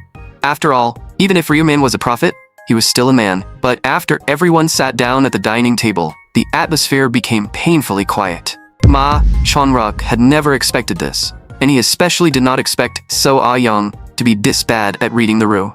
So he told Se Ah-ryong to come outside with him, saying he had something to tell her. Seo Ah-ryong quietly followed behind Ma Chunrock. After a short while, So Ah-ryong stopped and happily said that today's food was delicious. But to Ma Chunrock, those words sounded like mockery, making him even more irritated. He coldly asked if she really thought he had brought her here just to eat. What he needed was for her to liven up the mood. Did she really lack even that much awareness, or was she doing this on purpose? Had An Sanchul not told her who Ryu-min was? This man was a prophet who knew all kinds of information about the angel game. That was why Ma Chunrock needed So Ah-ryong to give everything she had, even if it meant sacrificing herself to capture Ryu-min's interest. He wanted to keep the prophet firmly under his control so he could become the strongest. And So Ah-ryong's job was to make Ryu-min fall completely in love with her. Ma Chunrock also warned her not to even think about refusing, because the debt she owed could never be repaid in her lifetime. What she needed to do now was capture Ryu-min's heart, and Ma Chunrock said he was looking forward to her performance. With that, Ma Chunrock and So Ah-ryong ended their conversation, and the final result was that So Ah-ryong had to find a way to make Ryu-min fall for her. When the meal ended and Ryu-min was about to leave, Ma Chunrock immediately gave So Ah-ryong a look, signaling her to stop them. But at that moment, Ryu-min's younger brother suddenly said he was a fan of So Ah-ryong and wanted to take a photo with her. Seeing this, Ma Chunrock quickly took out his phone and sent So Ah-ryong instructions. But when So Ah-ryong saw the message, her expression instantly changed. Because Ma Chunrock believed Ryu-min's younger brother looked much easier to win over. As long as they won over the younger brother, he believed Ryu-min would eventually serve him too. To help So Ah-ryong get closer to Ryu-min's younger brother, Ma Chunrock led everyone to the hotel's most luxurious room. He said they could sing and enjoy themselves freely in the private room, and all drinks and fruit would be free. He even said that if they had any other special requests, An Sanchul could arrange them. Ryu-min thanked him, then made a request, saying his younger brother was So Ah-ryong's fan, and hoped the two of them could step out and take a photo together. Before long, So Ah-ryong and Ryu-min's younger brother walked outside together. Watching them leave, Ryu-min finally spoke in a low voice, asking Ma Chunrock if he took him for an idiot. Ma Chunrock's expression instantly became awkward, realizing even his small tricks had been exposed. Ryu-min coldly warned him not to play clever games in front of him, and reminded him not to forget that he was a prophet. He warned Ma Chunrock not to target his younger brother, and from now on, he was not allowed to hide anything from him. Ma Chunrock's expression became complicated because he finally realized he had no secrets in front of Ryu-min. He hurriedly explained that he only wanted Ryu-min's help. Ryu-min said he could help him, but he would never allow something like today to happen again. And Ma Chunrock quickly promised it would never happen in the future. Then, Ryu-min began discussing information about the 5th round with Ma Chunrock. Ma Chunrock knew very well that information about the angel game was top secret. So he had An Sanchul take everyone else to another room and wait there. Ryu-min said he would tell Ma Chunrock future information about the game. But in exchange, Ma Chunrock had to trust him completely when it came to company decisions. He would help the company become one of the world's top player guilds in the shortest time possible. He could even help Ma Chunrock become the strongest player in the world, but only if every company decision followed his instructions. Naturally, Ma Chunrock had no reason to refuse such conditions, because there was no downside for him. But Ryumin's next words filled him with fear, because without Ryumin's help, he would die in the 5th round. The 5th round would be the hardest one so far, but as long as Ma Chunrock followed Ryumin's plan, surviving as a Dark Knight would not be difficult. The mission given by the Angel would be to kill 300 orcs, and most importantly, the 5th round would involve area mergers. Ma Chunrock immediately looked excited when he heard this, because it meant he might finally meet Black Scythe. But Ryumin shook his head and said that although areas would merge, Ma Chunrock would not be merged into the same area as Black Scythe. Ma Chunrock looked disappointed, then asked if Ryumin knew who Black Scythe really was. Ryumin said he did not know Black Scythe's true identity, but according to his prophecy, the two of them would meet soon. Then, Ryumin suddenly changed the subject and asked if Ma Chunrock was still investigating Hwang Yongmin. Ma Chunrock was shocked. Unable to believe Ryumin even knew he had been looking into Hwang Yongmin. He explained that Hwang Yongmin had once tried to murder An Sang-chol and So Arion, which was why he had been investigating him. But Ryumin told him to stop looking into it. Ma Chunrock looked confused. Ryumin did not explain the reason. He simply warned that if Ma Chunrock kept investigating, he would suffer for it. After thinking for a moment, Ma Chunrock chose to believe him, because Ryumin's words always made him trust him without realizing it. And Ryumin had his own reason for keeping Hwang Yongmin alive, because Hwang Yongmin would become extremely useful in later rounds. Their conversation lasted for several hours. After learning how difficult the 5th round would be, Ma Chunrock realized he needed to recover his dark mana as soon as possible. Elsewhere, a man was running for his life through a rainy night. Behind him, Ma Chunrock stared at him coldly. The man begged desperately, saying he had already paid for his mistakes and asking why Ma Chunrock refused to let him go. But there was no hesitation in Ma Chunrock's eyes as he raised his Dark Knight sword. In the next moment, streams of dark mana began swirling around his body. Even the sword in his hand grew brighter. It turned out that Ma Chunrock had to regularly kill criminals in order to replenish the dark mana required by his Dark Knight class. And the sins carried by those criminals were the best source of dark mana. Meanwhile, Ryumin was staring at his phone in deep thought. Countless news reports were saying that the world had begun to change ever since players appeared. The Angel game had caused the global population to drop sharply, throwing society into massive chaos. Players who gained power began committing random crimes.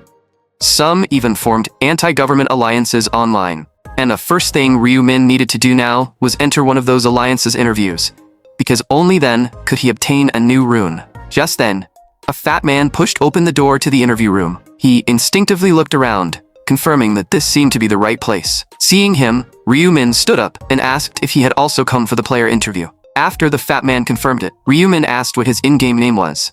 The fat man said his name was Black Fire Dragon, while the interviewer introduced Ryumin's current identity as Little Turkey, another player here for the interview. The fat man looked at Ryumin and thought he seemed far too skinny and weak to be a real player. He even wanted to kill both of them right away so his ability could grow stronger. It turned out the fat man possessed the absorption rune, which granted him random stat increases after reaching certain kill counts. That was exactly why he had desperately killed players during the 4th round. So the first thing he did, after returning to reality, was kill every classmate in his class. However, their levels were too low, giving him almost no stat gains.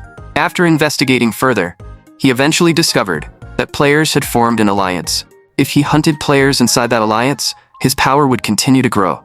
The fat man then asked if only the two of them were here for the interview, and whether they could begin. The interviewer said one more player still had not arrived. Before long, a man in a black suit appeared in front of them. The interviewer immediately asked if he had also come for the player interview, and asked for his in-game name. In the next moment, the interviewer's face filled with excitement and worship, because the man claimed to be Black Scythe. He quickly invited the man to sit down, and said the other two were also here for the interview. The fat man instantly became restless, realizing this person was Black Scythe, the same Ryumin who had killed him 5 times during the 4th round. The man arrogantly declared that he was Black Scythe. Ryumin continued pretending to be Little Turkey and greeted him, saying he was happy to take the interview together. The fat man trembled as he introduced himself as Black Fire Dragon, wishing he could bury his head in the ground. But the fat man soon noticed that Black Scythe showed no reaction at all, as if he did not recognize him. Had being killed 5 times still not been enough to make Black Scythe remember him? But the real Ryu Min knew very well that he was not that arrogant. He was simply disguising himself as another player. The man pretending to be Black Scythe was the real fraud. His true username was Oreo, and he made money by running scams. Right now, Oreo was still weak, but in the future he would obtain the clone rune and use it to commit all kinds of crimes. This time, Ryu Min had encountered him according to plan, and intended to take the clone rune that should have belonged to him. Once everyone had arrived, the interviewer said he needed their detailed information. Under the identity of Little Turkey, Ryu Min said his name was Kim Sang-hyun, that he was 20 years old, had just graduated, and was currently unemployed. He also said he was a level 13 assassin, and everything Ryu Min said was true, except for the username, Little Turkey. Little Turkey was a real person, and Ryu Min was simply impersonating him for now. The reason was that the clone rune required someone to hide their identity and kill someone at the place where the rune was hidden. In other words, future Oreo had impersonated Ryu Min, committed murder, and obtained the clone rune that way. After registering everyone's information, the interviewer said there was one final task they had to complete with their own hands. The man revealed a sinister smile and said they only needed to kill one person to pass. Ryu Min pretended not to understand and asked why they had to do this. The interviewer said they must have seen the news. The government had already begun fearing players and the power they possessed. Players would soon rule this world, so they had to prove that players were the true masters, standing above national law. Now, everyone should understand why this was necessary. Of course, they could still choose to leave, but anyone who left would receive no help from the Alliance in the future. Ryu Min knew exactly what they were doing. They were using crime to bind every player to the group. Once a player committed a crime, they could no longer easily leave the Alliance. Since no one walked away, the interviewer began the final test. The man pretended to leave the room. Then he called over the shop owner and asked her for a favor. He told her to bring the car from the parking lot to the entrance. When the car reached the entrance, the man suddenly grabbed the woman by the throat. Before long, she passed out. Then the man took everyone to a warehouse, the final location of the interview. He threw the woman onto the ground. Then he asked who wanted to begin first, before looking at the fake Black Scythe and saying his name was famous in every region, so perhaps he should go first.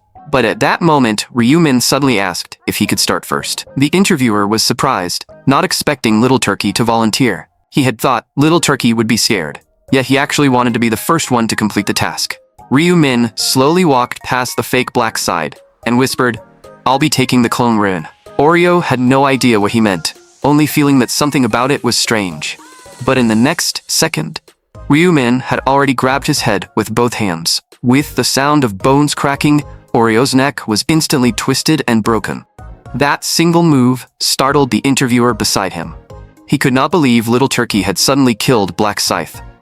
Ryu Min's expression turned cold as he said the man was being too noisy. The interviewer froze, because the aura coming from Little Turkey was completely different from before. At that moment, a system notification echoed from the void, saying that impersonating another person and committing murder had satisfied the activation condition. A hidden rune had been discovered at the current location, and the clone rune had automatically merged into the player's body. The interviewer kept demanding to know why he had killed Black Scythe. Ryu Min calmly picked up the mask from his clothes and answered that Oreo had dared to impersonate him. The interviewer did not understand what he meant by impersonating him. But Ryu Min said nothing and slowly walked toward the woman. Then he picked up a bag nearby, because he could not let the woman see what he was about to do when she woke up. The interviewer panicked and demanded to know what Ryu Min was doing, saying he still had not answered his question. In the next moment, he summoned a long blade, but the pressure from Ryu Min was overwhelmingly terrifying. Ryu Min simply pointed his finger downward and whispered a command. A Crimson Reaper's scythe instantly appeared in his hand. The interviewer stared at the scythe and felt like he could barely breathe, unable to understand what kind of weapon it was. Black Fire Dragon had also never seen a player use such a massive scythe as their main weapon. Suddenly, the interviewer seemed to remember something and screamed in terror, "The black, ominous scythe." Then, he remembered what Ryu Min had said about Oreo impersonating him. Looking at the Ryu Min before him, the interviewer lost every last thought of resistance. He finally realized that this man had never been Little Turkey. He was the real Black Civ. The interviewer's voice was filled with fear as he trembled and kept bowing his head. He could only beg Ryu Min to spare him. But before he could finish speaking, he suddenly felt his body become weightless. Ryu Min had no intention of sparing him, because if this man lived, more innocent people would die in the future. Black Fire Dragon stared at the giant scythe and finally confirmed it was the same weapon from the 4th round. This man was the real Black Scythe. That aura sent chills through his body, and Black Fire Dragon knew there was no way he could ever be a match for him. Black Fire Dragon had not even been able to see Ryumin's scythe swing clearly. Now, only the two of them remained inside the warehouse. Ryumin looked at the fat man and said he should know what was coming. Black Fire Dragon did not beg for mercy and only asked if they had met before. He truly wanted to know what grudge Ryumin had against him. Ryumin calmly asked if the man wanted to know why he had killed him 5 times in the 4th round. Black Fire Dragon nodded because he could not understand why Ryumin had targeted him. Ryumin said the reason was simple. During the 4th round, Black Fire Dragon had been one of the most skilled players there, and Ryumin always eliminated any player who could become a threat to him. Black Fire Dragon asked why Ryumin still wanted to kill him now when he was no longer a threat. Ryumin coldly answered that Black Fire Dragon was also a murderer, and he had come here intending to take part in killing that woman. Black Fire Dragon quickly argued that he had not done anything yet, and had only been a bystander. Since he was only a bystander, he had not actually committed that crime yet. After hearing this, Ryumin decided to give him a chance to live. The condition was that he had to hand over all his equipment and items. In the next moment, all kinds of items and gemstones appeared before Ryumin. Ryumin checked them carefully and found they were only worth about 2,000 gold in total. Black Fire Dragon hurriedly said this was everything he had, and he was willing to give it all up. Ryumin decided only the gemstones were somewhat useful, so he kept them and returned everything else. Black Fire Dragon carefully asked if Ryumin would let him live now that he had kept his side of the deal. Ryumin calmly said that, of course, he would not attack him first. Black Fire Dragon bowed repeatedly, relieved that he had managed to survive. After that, Ryumin began cleaning up the scene. Black Fire Dragon wanted to help, but Ryumin had no need for him to do anything. Staring at Ryumin's back, Black Fire Dragon felt grateful that he had somehow escaped death. But then he thought again. He had not done anything, so why was he being treated like a villain? Why had he handed over the items he worked so hard to obtain? And right now, Ryumin was completely unguarded, with his back fully exposed. Black Fire Dragon thought that with just one instant, he could kill him. If he killed Black Scythe, his stats would increase massively. This was a once-in-a-lifetime chance. In the next moment, a long axe appeared in Black Fire Dragon's hand. He bent down and crept forward, silently telling himself to get just a little closer. Just a little closer, and it would be enough. Suddenly, he raised the axe and smashed it toward the back of Ryumin's head. The strike landed cleanly on Ryumin. Black Fire Dragon was instantly overjoyed, believing he had truly killed Black Scythe. Then a crazed smile spread across his face, thinking Black Scythe had died by his hand. He mocked Ryumin, saying his high level meant nothing if he was still this stupid. In the end, he had still died by Black Fire Dragon's hands. But soon, Black Fire Dragon realized he had not received any stat increase notification, and panic set in. Unless Black Scythe was not actually dead, Ryumin's voice slowly rang out, asking why he thought there had been no stat increase notification. Black Fire Dragon hurriedly looked back, and the fear on his face could no longer be hidden. Ryumin was standing behind him, completely unharmed. Black Fire Dragon could not believe it, asking how Ryumin had survived when he had clearly hit him. But when he looked at the corpse on the ground, he froze in shock. The body gave off a blue glow, then slowly disappeared. Ryumin calmly explained that what he had struck was only his clone, created by the clone rune as an identical copy. The clone rune could perfectly copy him for 10 seconds. Although the clone had no combat power, it could still be extremely useful in certain situations. Now Black Fire Dragon should understand what had happened. In the next moment, an incredibly fast attack pierced straight through Black Fire Dragon's body. Ryumin then burned the bodies completely, leaving no trace behind. Now the scene had been cleaned up perfectly. Ryumin then spoke, asking the woman how long she planned to keep pretending to sleep, because she could not fool a player with mind-reading abilities. The woman quickly said she had seen nothing and knew nothing. Ryumin asked if she remembered what they looked like, and the woman said she had only seen the face of a man around 40 years old. As for the others, she had no idea what they looked like. With the rune of inner thoughts, Ryumin knew the woman was not lying. So Ryumin said he would leave, and told her to count down 60 seconds before taking off the hood. Once the countdown ended, the woman hurriedly removed the hood. Looking at the abandoned warehouse around her, She had no idea what had just happened. After a long and busy day, Ryu-min returned to his room, having finally obtained the clone rune. Judging by the time, the 5th round of the angel game should be starting soon. The moment his phone reached midnight, everyone was transported into the angel game once again, and the 5th round finally began. This round was extremely important to Ryu-min because after the previous round, only a little over 500 players remained, and their numbers were shrinking fast. At that moment, an angel descended beneath the sky once again. It smiled and said they met again, congratulating them for reaching the 5th round. There had been over 500 players left after the last round, yet now only a little over 400 remained. It seemed that even after returning to reality, they had continued killing one another. This round only had 443 players left, and with so many players gone, the game was becoming far less entertaining. So, for this round, the angel had prepared a surprise for them and told them to enjoy it. As the angel spoke, the 5th round of the angel game would begin with an area merger. The surrounding players looked confused, unable to understand what merging all areas meant. The angel spoke with disdain, saying it meant exactly what it sounded like. Players from other areas would be merged with them. Their country alone had 985 areas, and if other countries were included, the number would be unimaginable. The angel added that compared to other countries, their country actually had relatively few areas. Someone immediately realized that if every area had an angel, then this game must have been created by tens of millions of angels working together. Facing that question, the angel only smiled faintly and asked what he thought. The man said he did not believe tens of millions of angels would join forces just to create a survival game. The moment he finished speaking, the angel appeared right in front of him. It coldly warned him that this was not a question he was allowed to ask, and that digging into it would get him killed. The man immediately apologized, saying he should never have asked such a foolish question. The angel said that lowly humans only needed to follow the rules of the game and complete their tasks. From a distance, Ryu-min quietly watched everything, knowing that angel regulations forbade them from mentioning the creator. These angels might look powerful and holy, but in the creator's eyes, they were nothing more than insects. At that moment, the angel calmly announced that the area merger would now begin.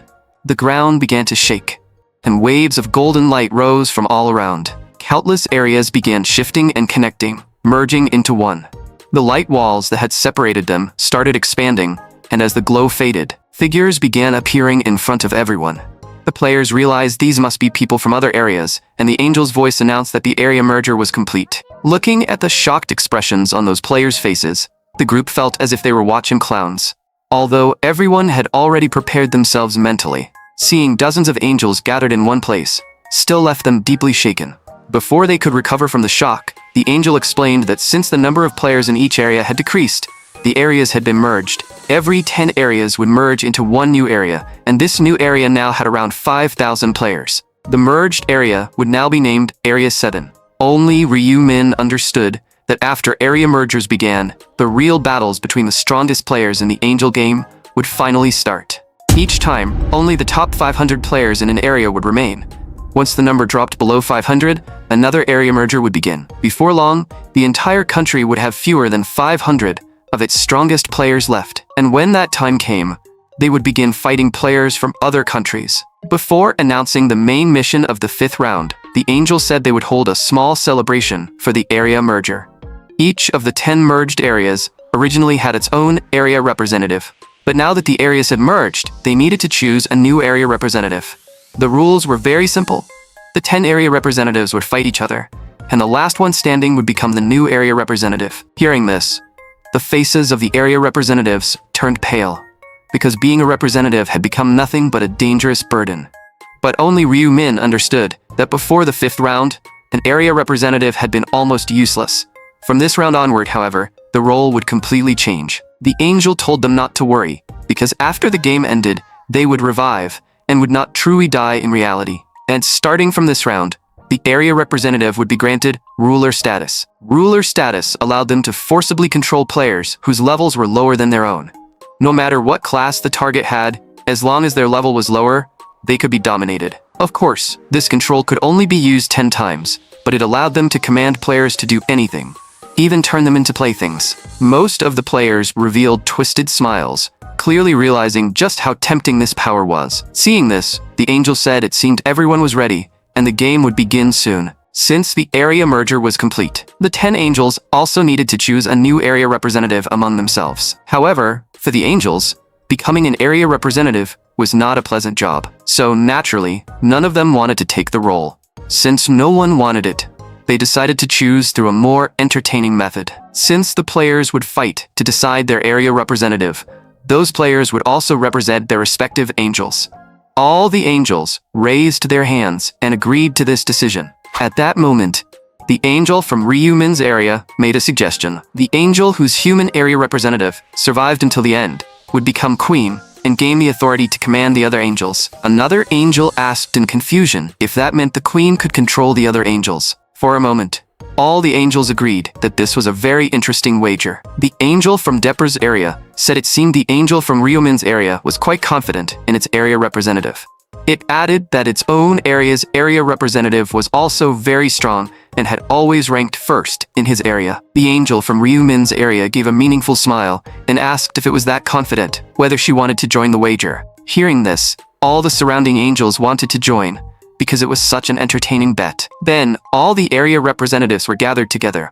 The angel announced that the battle would now begin and told them to dance on the stage. In the next moment, the ground began to shake, releasing a blinding light. When everyone came back to their senses, they were already inside an arena. For a moment, panic spread among the players.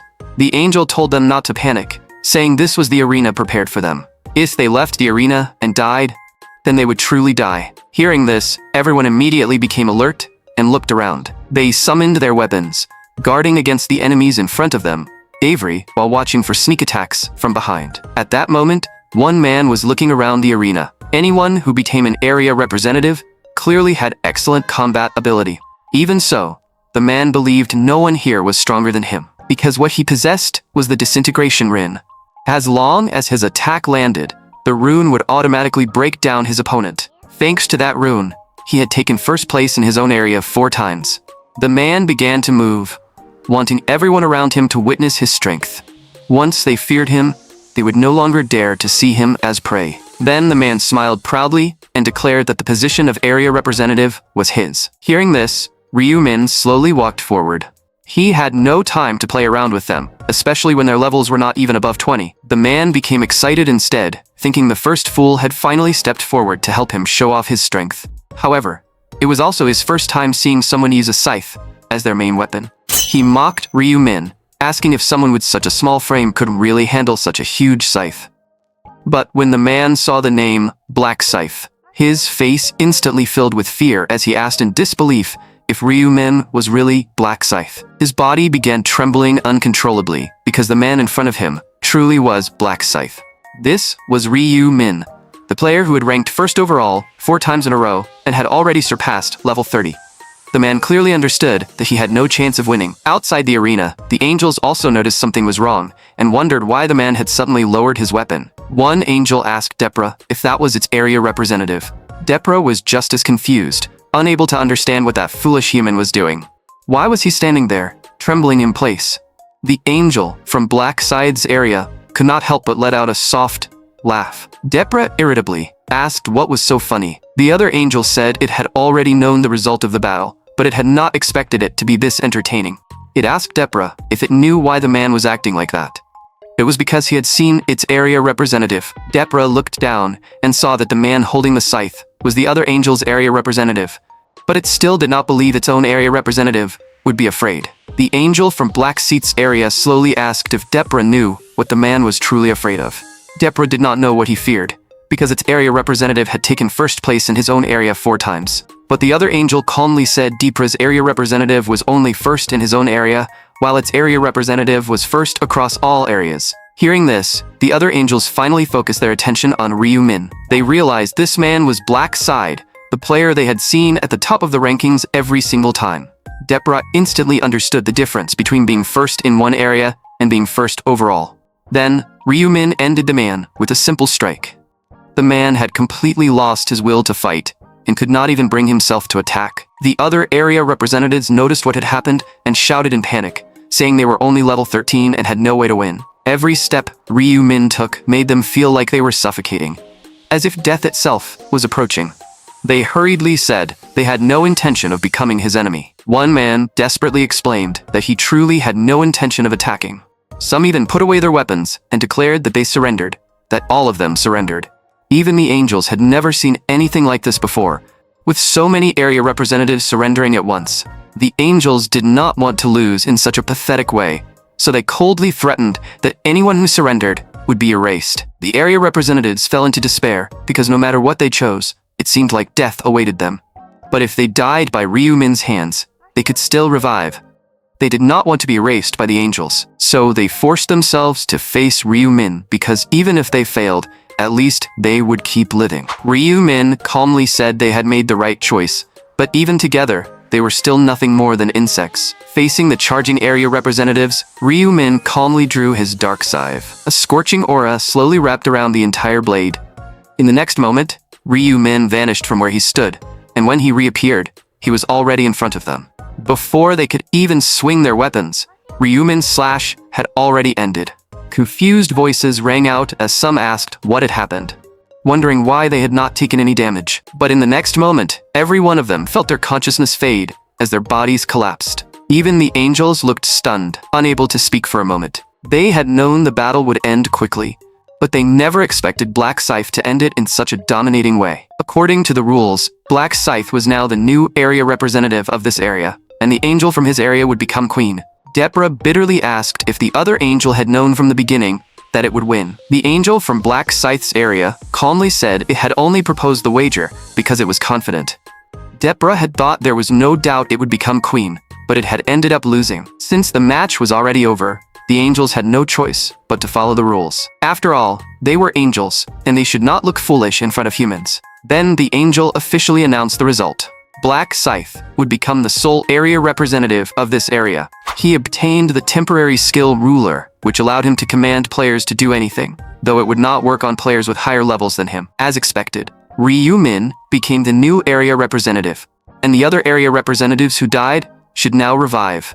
Deborah could only announce unwillingly that from now on, the area representative was Black Scythe. Next, the 5th round officially began. The 5th round mission had been made more difficult. Players had to kill 300 orcs within 10 hours. In most players' minds, orcs were not especially powerful monsters. However, the angel said they had increased the difficulty slightly this time. The players began whispering among themselves, thinking that killing orcs should be easy enough. Deborah did not bother explaining and simply said they would understand soon. Then, another player asked why the submission was to collect balance stones, while the reward was listed as unknown. The angel said all submission rewards in this round were hidden, and they would only be revealed once someone completed the mission. But Ryu-min remembered clearly. The reward for this round's submission was the balance rune, and the difficulty of the submission was even higher than the main mission. Even completing the submission would not necessarily satisfy the true requirements for obtaining the balance rune. From the angel's words, Ryu-min also learned that there were only 4 balance stones in the entire area. In other words, only one person in the whole area could complete the submission. Even if someone attempted it, there was no guarantee all 4 stones would end up in the same person's hands. Of course, players could also kill other players and steal their balance stones. Then the angel announced that the official game time had begun. From this point on, death would no longer lead to revival, and it disappeared into the sky. The first thing Ryu-min needed to do was complete the main mission of killing 300 orcs. The players behind him decided to follow him, since the angel had said this mission's difficulty had increased. Someone questioned them, asking if they wanted to become his slaves now that he had just become the area representative. But the others knew exactly how strong Black Scythe was. He would complete the mission quickly. If they copied his approach, they could avoid a lot of danger. Soon after, the players followed behind Ryu-min. Soon, they arrived at an orc village. The orcs in the village clearly noticed Ryu-min and charged toward him. But in a single instant, the first orc was cut down. There were not that many orcs in this village. Ryu-min estimated to himself that there were only around 50 or 60 of them. Seeing strangers suddenly appear, the orcs quickly stood up. One of them raised a huge stone axe and swung it down at Ryu-min. But in another instant, 3 orcs were cut down. Ryu-min then began slaughtering the village without hesitation. He did not spare a single orc dwelling. Seeing how easily Ryu-min defeated every orc, the players following behind him began to think the orcs did not look that strong, and that they should be able to complete the mission easily too. So they decided to search for an orc village together and clear the main mission as quickly as possible. Before long, they discovered a large village. One player said this village looked about 3 times bigger than the one Ryu Min had just cleared. But at the same time, the orcs also noticed the players, and a massive horn sounded through the village. The orcs inside immediately swarmed out. Before long, they had surrounded the players completely. Only then did the players feel something was wrong. These orcs seemed dangerous, and their numbers were absurd. Someone quickly told everyone not to panic, saying there were probably just a few more of them than expected. Looking at the charging orcs, one player rushed forward without hesitation, believing they had to be weak. In the next moment, the sound of weapons clashing rang out. As expected, the orcs' attack rhythm looked heavy and slow. The players' eyes gradually filled with excitement because the orcs really did move slowly. Then the player stabbed his weapon straight into an orc without hesitation. The man smiled in relief, thinking that defeating orcs was easy after all. But in the next moment, his face filled with terror because his weapon would not come out of the orc's body. Before he could react, a brutal strike came crashing toward him. The other players nearby soon realized the same thing was happening to them. Screams filled the entire tribe. Meanwhile, Ryu Min was moving quickly and muttered that the people who had been following him were no longer there. With 20 or 30 players trailing him, there was no way Ryu Min would not notice them. If they had attacked small or medium-sized villages like he did, they would not have been in much danger. But large villages with horns were extremely dangerous. A large village like that usually had around 300 orcs gathered together. And the orcs in the 5th round had a completely different body structure from the monsters they had faced before. So the fastest way to kill them was to aim for their necks. That would help complete the mission faster and avoid a lot of unnecessary trouble. As Ryu Min's final strike fell, the main mission of killing 300 orcs was complete. It had taken him only 1 hour to finish it. Nearly 5,000 players were participating in this round, yet Ryu Min was still the first player to complete the mission. Now that the main mission was done, it was time for Ryu Min to go help her. Not far away, a random party was struggling to hunt orcs. They kept complaining that the orcs this time were stronger than any monsters they had faced before. Even after fighting with everything they had, the party had only killed 50 in an hour. The leader fell into deep thought, realizing they would never complete the mission at this pace. But they had to complete it, because if they failed, they would all die. Although he wanted to act safely, they now had no choice but to search for a larger orc tribe. The problem was that if they faced more than 3 orcs at once, they would start losing ground. One teammate could not help suggesting that they should keep clearing small tribes slowly. The leader said that idea was not wrong, but at this pace, they would definitely fail. They had no other choice. They had to take the risk and try attacking a larger tribe. After that, one teammate led the group to the location of a large tribe. They had discovered this tribe by accident. But because there were guards nearby, they had left the area instead of approaching it back then. This time, the leader decided they needed to sneak in carefully. However, the party members soon felt that something was strange. Why was such a large tribe completely empty on the outside? Someone guessed that maybe the orcs were all inside their huts. The leader thought for a moment. If each hut had 5 orcs, they could probably clear one in about 5 minutes. Before long, the group arrived at the entrance of a hut, waiting for the signal to rush inside together. As the teammate beside him pushed the door open with force, everyone instantly charged into the hut. But the sight before them made the entire party panic. Inside the small hut, there were actually 9 orcs packed together. And at that moment, every single orc was staring straight at them. They could not fight 9 orcs at once. But if they left the hut, they would wake even more orcs. With no other choice, the group forced themselves to attack. The giant axe swung toward them with a heavy swoosh, and one party member hurriedly blocked it, while the leader seized the chance to rush near the orc's abdomen. But instead of attacking the abdomen, the leader chose to strike the orc's ankle. The orc lost its balance and could no longer stand properly. A third teammate used that opening to move in and easily finish off one orc. But before they even had time to feel happy, that move completely enraged the orcs beside them. One of the orcs gave off a much stronger aura than the ones they had fought before. The pressure was so intense that it was hard to breathe. Before the teammate could react, the orc's heavy strike smashed into him. The leader reacted quickly and seized the chance to stab his sword into the orc's neck. Seeing their companion killed by human insects, all the surrounding orcs flew into a range. The party was already outnumbered, and now one of their teammates was injured. The leader immediately decided they had to retreat, because they could not fight that many orcs at once. Without any hesitation, everyone quickly ran outside. The orcs chased after them immediately, clearly unwilling to let them escape. But the teammate running at the front suddenly stopped, his face filled with despair. Outside the door, dozens of orcs had already surrounded them. Despair rose in everyone's hearts as they wondered if they were truly going to die here. Fear spread across their faces. With nearly 20 orcs around them, they were already close to giving up. But at that moment, the leader suddenly told everyone to fight. One teammate said desperately that there was no point fighting because against this many orcs, they had no chance of winning. The leader knew they could not win, but he told them to look at the orcs around them. The orcs' faces were filled with mocking expressions. The reason they had not attacked yet was because they were treating the players like toys. The leader said they could die in battle, but they could not let themselves be played with like rats. At the very least, they would not die in humiliation. They would die like warriors. Hearing this, everyone found their courage again, gripped their weapons, and prepared to fight to the death. But at that moment, the orcs seemed to sense some kind of signal. The orcs that had been surrounding them suddenly ran backward. The players could not understand why the orcs had left, or what had happened outside. When they came back to their senses, only the 7 orcs from the hut remained. The leader immediately said they still had a chance to survive, and told everyone to give it everything they had. Under the leader's command, the party charged at the orcs again. After an intense battle, everyone was injured to different degrees, but they had survived.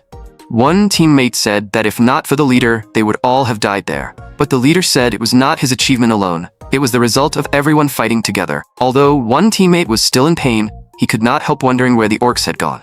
The leader said he would go outside to check, while the others stayed behind to protect the injured. Then the leader walked in the direction the orcs had run. He looked around, but could not find a single orc nearby. But the moment he turned his head, disbelief appeared on his face. Countless orc corpses were scattered across the ground. He had no idea what had happened. At a rough glance, there were at least hundreds of orc bodies. Then, at the end of the field of corpses, he saw a figure and a black scythe. Ryu Min turned to look at him, not expecting anyone else to still be in this tribe. Looking at the leader in front of him, Ryu Min recognized him as Jo Yong-ho. Was this not the mercenary king from his previous life? Mercenary was a special class. Like warriors, they were close-range fighters who charged at the front of battle. But unlike warriors, mercenaries had to form mercenary contracts with others in order to gain greater power, and a contract with the mercenary king allowed that power to be brought out to its fullest. At that moment, Ryu Min looked at Jo Yong-ho in front of him and confirmed that this was the mercenary king from his previous life. Jo Yong-ho forced out an awkward smile and greeted Black Scythe. Ryu Min was slightly surprised and asked if he knew him. Jo Yong-ho said everyone knew the player ranked first, but deep down he was actually excited, wondering if shaking Black Scythe's hand might annoy the top player. With the rune of inner thoughts, Ryu Min saw through his thoughts completely. Jo Yong-ho did not seem like the kind of person who would betray his teammates, and Ryu Min understood that this might be why he had become the mercenary king in his previous life. Then, Jo Yong-ho could not help asking if Ryu Min had killed all the orcs here by himself. After Ryu Min confirmed it, Jo Yong-ho was still shocked. Even though he had already guessed the answer, he immediately thanked Ryu Min for saving him, but Ryu Min said he had not even known Jo Yong-ho was here. Jo Yong-ho said seriously that even if Ryu Min had not saved them on purpose, the fact remained that they survived because of him, so he would remember this debt. Ryu Min said he could do whatever he wanted, since all the orcs in this tribe had already been cleared and they no longer needed to worry. Jo Yong-ho became confused and asked why Ryu Min had said, "You all," and how he knew Jo Yong-ho had come with a team. Ryu Min simply gestured behind him, and when Jo Yong-ho looked back, he hurriedly said he had told them to wait while he checked the area first. His teammates replied that they could not let him handle something that dangerous alone. Hearing this, Ryu Min's expression softened slightly. So this was what mercenaries contracted with Jo Yong-ho were like. He really was a leader with teamwork and trustworthiness. When the group came closer, they finally realized the man before them was Black Scythe. Ryu Min told them not to be too nervous and said he had only come here for some fun. Then he warned them to leave quickly because all the orcs in this tribe were dead and the boss would spawn soon. Staying here would be dangerous. The group quickly obeyed, saying they all greatly admired Black Scythe. Jo Yong-ho thanked Ryu Min again and prepared to leave with his team. But then someone suddenly heard a strange sound, a low growl that sent chills down their spine. Ryu Min's expression turned serious, and he told them to leave quickly because the boss had appeared. The group looked ahead in shock, wondering if this was the orc chieftain. a red moon suddenly appeared, and under its dark crimson light, a roaring orc chieftain emerged before them. The players could not help wondering if this thing was really still an orc, because just looking at it made their hair stand on end. A single roar alone was enough to make their ears ring. Ryumin looked at the orc chieftain and knew it had appeared after all. As long as he killed this monster, he would obtain a balance stone. And once he killed the other 3 tribe bosses and gathered all 4 balance stones, he could complete the submission and obtain the balance rune. At that moment, the orc chieftain's steps grew faster and faster, as if it could no longer wait to tear the human intruders apart. For the first time, Jo Yeon-ho felt fear deep in his bones at such close range, and even his voice began to tremble. His mouth had nearly gone numb, and his entire body was being controlled by terror. The orc chieftain let out another deafening roar. Then it raised its weapon and swung it fiercely toward Ryumin. Seeing the attack filled with the aura of death, Jo Yeon-ho kept shouting in his mind, to move right now. With just one strike, the entire ground shattered. Only at the last moment did Jo Yeon-ho finally overcome his fear and barely manage to move. Despair filled his heart. Was this really a boss they could fight? They were going to die here. But Ryumin paid no attention to what Jo Yeon-ho was thinking. In an instant, he threw Jo Yeon-ho out of the combat zone. Ryumin coldly asked if he was still planning to stand there in a daze, then said he would handle the rest. They needed to leave the center of the battlefield, because staying there would be extremely dangerous. Jo Yeon-ho understood immediately. If they stayed, they would only get in Black Scythe's way. Watching the orc chieftain approach step by step, Ryumin did not hesitate. The Reaper scythe in his hand cut through the night sky as he attacked, but this time, his target was not the neck. It was the chieftain's ankle. In a single instant, hundreds of slashes landed on its ankle. The orc chieftain could not tolerate being mocked by a human insect, and slammed its blazing blade down viciously. Ryumin simply jumped back and dodged, while judging that although this monster was huge, it was more agile than he had expected. If even one hit landed, it would be troublesome even for him. But no matter how high its damage was, it meant nothing if it could not hit him. Ryumin's figure kept flashing around the battlefield. In the next moment, he moved so fast, he blurred and vanished from where he stood. When Ryumin appeared again, he was already at the orc chieftain's side. The Reaper's scythe, wrapped in a dark crimson glow, pierced through the chieftain's arm. But the orc chieftain barely managed to defend, using its long blade to block most of the damage. Otherwise, its entire arm would have been severed. Seeing that the attack had not killed it, Ryumin gathered his power again the moment he landed and struck from behind. No matter how strong the chieftain was, Ryumin's combat technique was far more refined. Soon, a terrifying blood mark appeared across the orc chieftain's shoulder. This completely enraged the chieftain, and it tried to kill Ryumin the instant he landed. But Ryumin's movements were extremely flexible. The moment he touched the ground, he moved away again, dodging constantly and giving the chieftain no chance at all. At that point, Ryumin realized this could not continue, because his 2 attacks had not caused any truly decisive damage. When the orc chieftain tried to strike Ryumin again, Ryumin seized the opening and rushed forward. The Reaper's scythe suddenly aimed for the chieftain's neck, and because its shoulders had been injured twice, its weapon swings had clearly slowed down. Power began gathering in the Reaper's scythe in Ryumin's hand. Then he stepped onto the orc chieftain's body and used it as a foothold to launch himself upward. Ryumin growled and activated Reaper's waltz. In an instant, it was as if countless scythes were spinning and slicing around the chieftain's neck. As blood-red light flashed relentlessly, with a crisp, cracking sound, the orc chieftain's head slowly fell. Its massive body collapsed to the ground. Under the glow of the red moon, Ryumin looked even more like a reaper descending beneath the night sky. Then, a series of clear system notifications rang out, announcing that he had defeated an orc warrior, gained experience, and obtained a ring pommel sword and an orc heart. As expected, the rewards from a boss monster were especially rich. Ryumin opened his inventory and checked the epic grade ring pommel sword, which increased attack speed by 5% with each hit, stacking up to 10 times. As for the orc heart, most people would throw away such a disgusting item the moment they saw it. Most players would assume it was just an ordinary heart, but Ryumin knew its hidden use.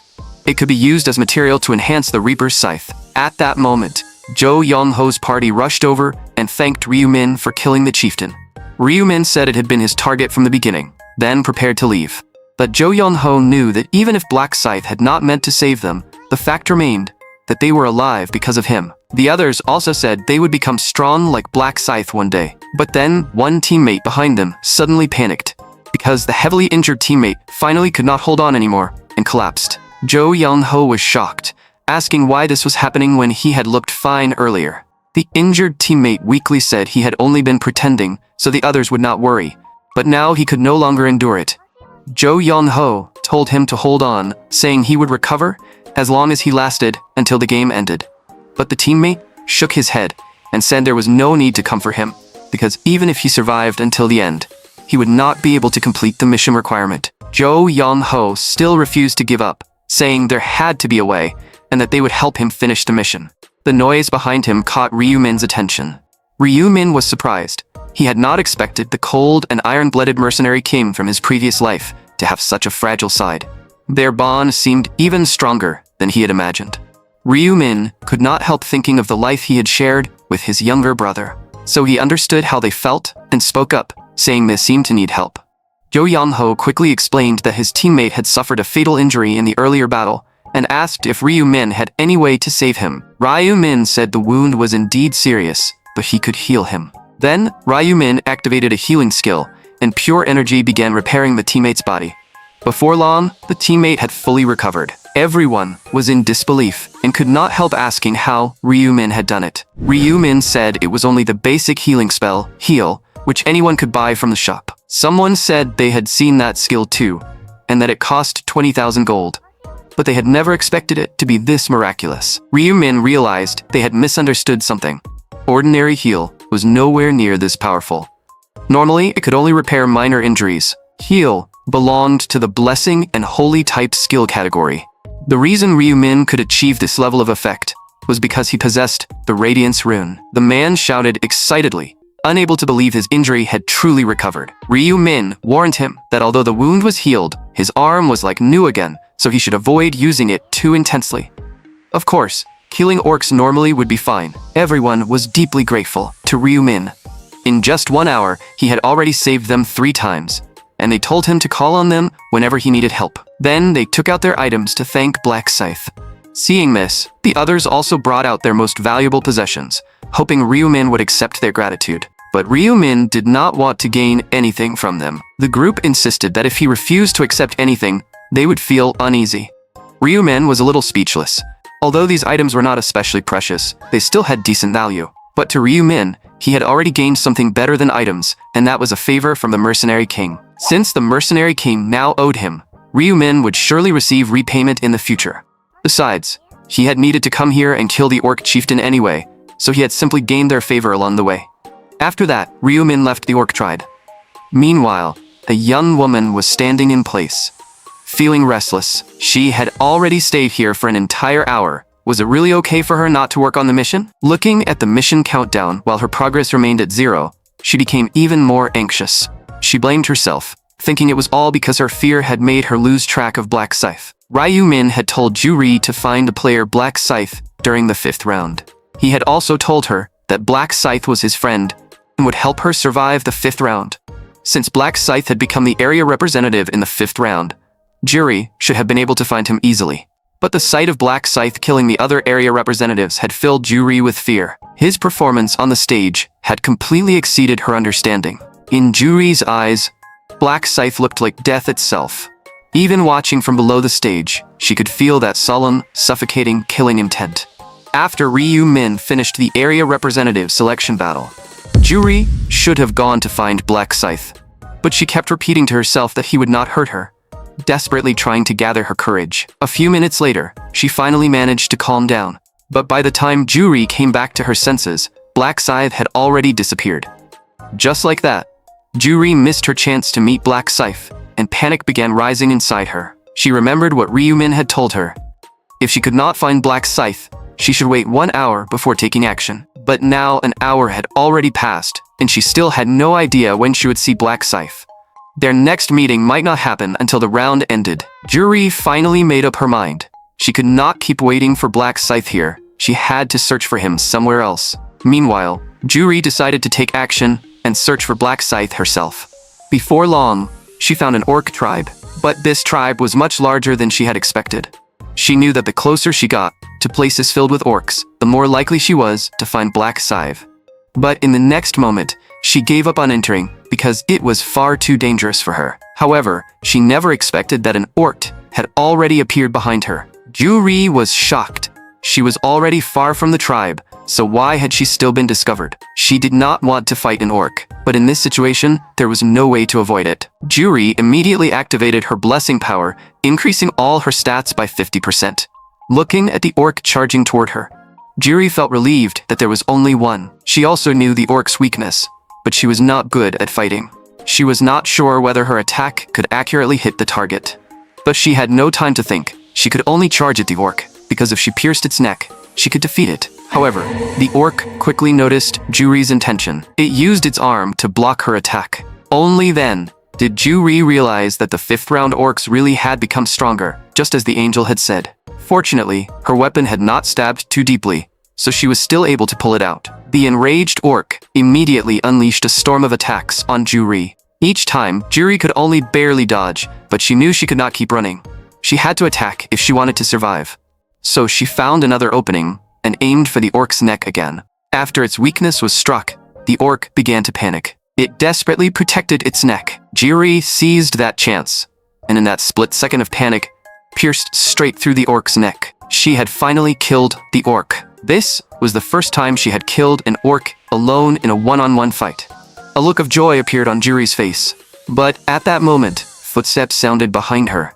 When Juri turned around, she saw Black Scythe standing there. She rubbed her eyes in disbelief, wondering if she was hallucinating. But when she opened her eyes again, it really was Black Scythe. She had been unable to find him all this time, so had he come to find her instead? However, Ryu Min simply walked past Juri, and she immediately realized she could not miss this chance to team up with Black Scythe. So she turned around and shouted for Black Scythe to wait. Ryu Min looked at Juri, who was so nervous she could barely speak, and secretly felt amused. Still, he pretended not to know her and asked what she wanted. Juri finally gathered her courage and said she wanted to team up with Black Scythe, hoping he would help her. Ryu Min asked why he should help Juri and what benefit she could offer him. Juri quickly answered that she was a blessing-type class and could give him powerful buffs. Then she prepared to demonstrate, slightly opening her palm and quietly chanting a blessing. In the next moment, waves of light spread over Ryu Min's body, and his stats rose dramatically. Juri explained that this was her blessing skill, which could increase all stats by 50% for 3 hours. Ryu Min opened his status window and confirmed that his stats had indeed increased by 50%. Juri looked at him happily and said her blessing ability would definitely be useful, so she asked him to let her join his party. Ryu Min asked if that meant he had to let her join the party if he wanted the buff. Had she forgotten that he was the area representative, and that he could use his authority to control her by force? Juri was startled, because Black Scythe really could do that. Seeing Juri's nervous expression, Ryu Min said he would allow her to join as long as she did not betray him. Juri wondered if the condition was really that simple, then immediately said she would never betray him. Ryu Min introduced himself as Black Scythe, a level 32 Reaper. Juri introduced herself as Juri, a level 13 Blessing Mage. Unexpectedly, Ryu Min praised her, saying the way she killed that orc earlier was not bad.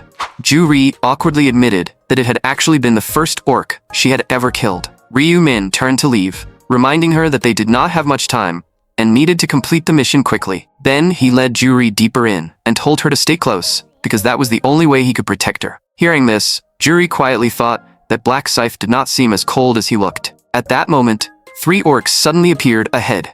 Juri was shocked, not expecting 3 to show up at once. Ryu Min told Juri to wait for a moment. In the next second, he charged straight toward the orcs. The orcs instantly became terrified, because Black Scythe's aura was far too overwhelming. He could have killed them with a single strike, but instead, he only incapacitated them. He kept swinging the Reaper's scythe, making it look as if he were torturing the orcs. Juri was shocked by Black Scythe's strength, but she could not understand why he was doing this. Black Scythe spoke coldly, telling Juri to come over and kill them herself, because only then would they count toward her mission progress. In just half an hour, Juri had already completed 1/3 of her mission. That speed was something Juri had never even dared to imagine. For other players, this pace would already be terrifying, but for Black Scythe, it was still too slow. After all, Large tribes were far too dangerous for Juri. If more than 50 orcs surrounded them at once, even Ryu Min could not guarantee he could protect her perfectly. So he decided to search for an orc shaman instead. Juri said excitedly that at this rate, she could complete the mission in 3 hours. But Ryu Min calmly said he would help her finish it within 1 hour. Juri was shocked and asked if he was serious. Ryu Min said they only needed to find one orc shaman. Shamans could summon orcs, and Ryu Min happened to know where one was hiding. Juri was curious and asked how Black Scythe knew the shaman's location. Ryu Min said he had once come here alone, and that this place was very dangerous, so she had to stay close to him when the time came. Hearing this, Juri froze for a moment. Black Scythe was not as cold as she had imagined. He was actually gentle toward her and easier to get along with than expected. Before long, the two arrived at a small village. Juri asked if there really would be an orc shaman in such a small tribe. Only Ryu Min knew that this village was actually a trap set by the shaman. The shaman would hide the players it killed, creating the illusion that this was a weak tribe. Once a player entered the shaman's room and triggered the trap, they would immediately be surrounded and killed by a group of orcs. In truth, the only real orc in the entire tribe was the orc shaman inside that room. Each time, the shaman would summon 8 to 12 orcs to fight, and as long as Juri followed Ryu Min's instructions, she could complete the mission very easily. Then, Ryu Min explained how to deal with the shaman. Juri said she would definitely do it. Black Scythe had been protecting her the whole time, so this time she wanted to handle it on her own. Ryu Min thought this was just a very simple task anyway, so he left it to her. He said he would wait outside the door, and that the shaman was inside this house. Juri then pushed open the door in front of her. What appeared before her was a long corridor. Feeling nervous, she slowly walked forward. In the next moment, her expression became tense. This must be the trap Black Scythe had mentioned, so she had to stay fully alert. All she needed to do was walk to the edge of the red carpet, then quickly step back outside. Although it sounded simple, Juri was still extremely nervous. Then she stepped carefully toward the red carpet. In the next moment, an orc shaman had appeared on the seat ahead without her noticing. Juri did not dare let her guard down and immediately ran back outside. Only after getting out did she finally breathe a sigh of relief. Then she told Ryu Min that she had done exactly as he instructed. But she still wondered if the shaman would really send orcs out to scout. The moment she finished speaking, the door suddenly opened. Dozens of orcs rushed out at once. But what greeted them was Black Scythe's attack. In a single exchange, every one of those orcs was instantly incapacitated. Ryu Min looked at Juri, who had moved far away, and told her she could come finish them off. After Juri ended the orcs' lives, Black Scythe told her to go back in and repeat the same process. Juri was confused and asked if the shaman would really fall for it again. Black Scythe smiled and said that although the shaman was cunning, its memory was like a fish's and only lasted 7 seconds. After learning this, Juri happily continued. Just like that, under Black Scythe's guidance, Juri successfully completed the mission of killing 300 orcs. Juri could hardly believe it. She had truly finished the mission in less than an hour, and her level had even reached 19. Ryu Min said that once she reached level 20, she would gain a new skill, and her existing skills would also be strengthened, so he would continue helping her level up. Juri froze for a moment, thinking that Black Scythe was actually a very considerate person. She then started to ask if she could keep teaming up with him in the future, but before she could finish, noise from behind interrupted her. The two turned toward the sound. A random party was staring at the ground full of orc corpses, then at Black Scythe, shocked that all of this had been done by him. One of the party members quickly apologized. They said they had only come here to hunt orcs and had not known someone was already here. But the other party members still could not believe it. There were hundreds of orc corpses on the ground. Had these two really killed them all? And how could such a small tribe hold hundreds of orcs? Also, who was this woman? Was she Black Scythe's teammate? The fat man was shocked that Black Scythe was hunting orcs in a party, while the skinny man beside him had already started looking at Juri with a sleazy gaze. He looked Judy up and down, thinking her figure was incredible. In the next moment, with a heavy boom, Ryu Min spoke coldly and said they were not welcome here. He gave them 1 minute to leave. Everyone had the right to think whatever they wanted, but their gazes and thoughts had already crossed Ryu Min's line. Seeing this, the skinny man shouted that this was their first time meeting, so what right did Black Scythe have to make them leave? Juri was shocked, unable to believe someone dared to talk back to Black Scythe. Ryu Min showed no mercy and swung his scythe in a clean sweep. The hair accessory on the skinny man's head was split in half, and Ryumin coldly reminded them that they had 20 seconds left. After snapping back to their senses, the group immediately fled. Someone cursed under his breath, asking if they were really going to leave just like that, and calling Black Scythe damn annoying. With the rune of inner thoughts, Ryumin knew exactly what they were thinking, but he did not care about insects like them. Then he simply said they should continue leveling up. Meanwhile, the fleeing party kept looking back and realized Black Scythe did not seem to be chasing them. One of them immediately said he wanted to go back and secretly watch what they were doing. He was curious where so many orcs were coming from, since that tiny tribe could not possibly hold that many. As long as they hid far away, Black Scythe should not be able to notice them. At that moment, several orcs appeared again, and after looking around, they spotted Black Scythe in front of them. They immediately wanted to tear him apart, but Ryumin only clenched his fist and slammed it into an orc. The orc was instantly sent flying.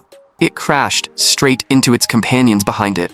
Even the orcs behind it were blown away by that single punch, before the orcs could even hit the ground. Ryumin's rapid slash had already reached them. In the next moment, several orcs were completely incapacitated. The party watching from the shadows could not help marveling at the strength of Black Scythe, the #1 player, but they could not understand why someone that powerful was not killing the orcs himself. Under their gaze, Juri walked over to the orcs and finished them off. Only then did they understand that Black Scythe was protecting this woman and helping her level up safely. The party members felt both envy and jealousy, realizing she alone was enjoying all the orc experience. Then Juri entered the door again. Before long, she came back out. Seeing this, the group finally noticed the pattern. Every time the woman entered the room, several orcs would follow her out. In just the short time they had been watching, Black Scythe had already disabled more than 50 orcs. Such a small house could not possibly contain that many orcs, unless something inside was endlessly generating them. They only needed to wait until Black Scythe was done, then repeat his method. At that moment, Juri smiled happily, because her level had finally reached 20. She had also learned a new ability, and her blessing effect had increased to 60%. Juri said she wanted to try using the enhanced blessing on Ryumin, and Ryumin was happy to test it. Then, Juri activated her new skill, and gentle blessing power glowed from her palm. Black Scythe immediately felt his stats rise significantly. A system notification rang out, announcing that all stats had increased by 60%. This was the enhanced blessing power, and then Juri's newly acquired ability, Breath of Wind, wrapped around her body. In the next moment, Black Scythe's body was also wrapped in wind elemental energy, and he felt his body become lighter. A clear system notification rang out, announcing that attack speed and movement speed had increased by 60% for 30 minutes. After checking his status window, Ryumin was pleasantly surprised. With an all-stat boost plus a 60% attack speed increase, his power would reach its peak if he activated Night Hunt. Now it was time to deal with the little insects hiding nearby and watching them. Juri quietly laughed, saying those people seemed to think they had not been noticed. Ryumin said he would enter the room and lure the orcs out, just to see how those people would respond. Then, Black Scythe entered the room. Before long, cracking sounds came from the doorway. Ryumin rushed out from inside, and behind him, more than 10 orcs were chasing after him. Juri became worried. Could Ryumin really handle that many orcs at once? The party hiding outside was also confused. How could Black Scythe be chased around by orcs? At that moment, an orc priest chased out from inside the room. They did not know what Black Scythe had done, but he had clearly enraged it. The orc priest chanted in a low voice and swung its staff, sending a burst of energy from behind that landed right in front of Ryumin. Ryumin now seemed to have nowhere to escape and was completely surrounded. The hidden party immediately noticed the masked orc and wondered what it was. It looked completely different from the other orcs, more like the leader of this place. They quickly understood that the masked orc had summoned the others, meaning this boss could endlessly call in reinforcements. Juri was shocked. Black Scythe was surrounded, and she thought she should find a way to help him. But in the next moment, confusion appeared on her face. Even though he was surrounded by a large number of orcs, there was not a trace of panic on Black Scythe's face. Then the orc priest continued summoning more orcs, trying to kill Black Scythe with sheer numbers. But no matter how the orcs attacked, Black Scythe handled them with effortless ease. He was even watching the movements of the party outside while fighting. The hidden party thought this boss looked fragile, like a mage-type summoner monster. Since Black Scythe was currently tied down by the other orcs, they could secretly kill the boss. And if Black Scythe noticed them, they could simply use helping him fight as an excuse. Besides, even Black Scythe would need some time to deal with that many orcs. The party members secretly circled around from behind, trying to reach the side of the orc boss. Ju-Ri saw everything from where she stood. She immediately realized they were trying to steal Black Scythe's prey. She thought she had to find a way to stop them. She could not let anyone else take this boss. Earlier, Ju-Ri had felt guilty because Black Scythe had practically handed all the orcs over for her to kill. But Ryu-min had said his own mission was already complete, so she did not need to feel guilty. Besides, his current target was the orc boss, because he had already obtained one balance stone. From now on, his targets would be the bosses, so Ju-Ri could not let these people steal one from him. Just as the party members were about to make their move, a low voice suddenly rang out. Night of Death. Fear instantly flooded their hearts, and they had no idea what was happening. Inside the range of Night of Death, they lost most of their vision. All the random party could do now was stay as quiet as possible and avoid being detected by the priest. But they were already too terrified to even speak. It turned out the orc priest had discovered them long ago. Magic runes had already begun glowing on the staff in its hand. In the next moment, dozens of orcs instantly surrounded them. With their vision gone, the party members had no idea where the orcs would attack from. In only a few minutes, the entire party was killed. At that point, Black Scythe had also finished killing the orcs around him. Ryu-min had not expected them to try stealing the boss right under his nose. They had simply overestimated their own combat ability. Now it was finally time for his battle with the priest. The orc priest summoned more orcs and sent them toward Ryu-min. But this time, Black Scythe had no intention of wasting more time, and he killed them all in a single breath. Right now, Ryu-min had both swiftness and the all-stat blessing active at the same time. On top of that, with his Reaper exclusive rune, his attack power doubled when he used the Reaper's Scythe. If he activated Night of Death, his attack speed would increase by another 50%. With all of those buffs stacked together, his speed and attack power had reached a terrifying level. In the blink of an eye, the Reaper's Scythe was already pressed against the priest's neck. The next instant, the orc priest's head was cut off. Just like that, Ryu-min killed one of the orc shamans. A series of clear system notifications rang out, announcing that he had killed an orc shaman and gained experience. He obtained a large amount of gold and the equipment Moment of Eternal Sleep. He also obtained a mysterious totem and a balance stone. Looking at Moment of Eternal Sleep, Ryu-min was very satisfied with the equipment. Although the necklace had no basic stat bonuses, it had a special effect. Every monster killed would increase 1 stat point. As a cost, the necklace's durability would decrease by 1 point. Its effect was similar to Black Fire Dragon's absorption rune. However, once the necklace's durability reached 0, it would completely lose its effect. But Ryu-min knew he could obtain the durability rune during the 8th round of the Angel game, and once he found a blacksmith to restore the necklace's durability, he would be able to use it to increase his stats without limit. Not far away, Ju-Ri was searching for Ryu-min, but because of Night of Death, she had lost her senses. Before deactivating Night of Death, Ryu-min decided to clean up the corpses first. He quietly activated Erasure, and the bodies were instantly burned away by dark green flames. After that, Ryu-min deactivated Night of Death. Once Ju-Ri's senses returned, she looked confused, unable to understand why everything had gone black one moment, and her vision had returned the next. She immediately looked around. After finding Ryu-min, Ju-Ri could not help asking what had happened and whether he had seen anyone else. Ryu-min had seen that someone tried to secretly kill the shaman, but he did not want Ju-Ri to know about something so cruel, so he said he did not know what had happened either.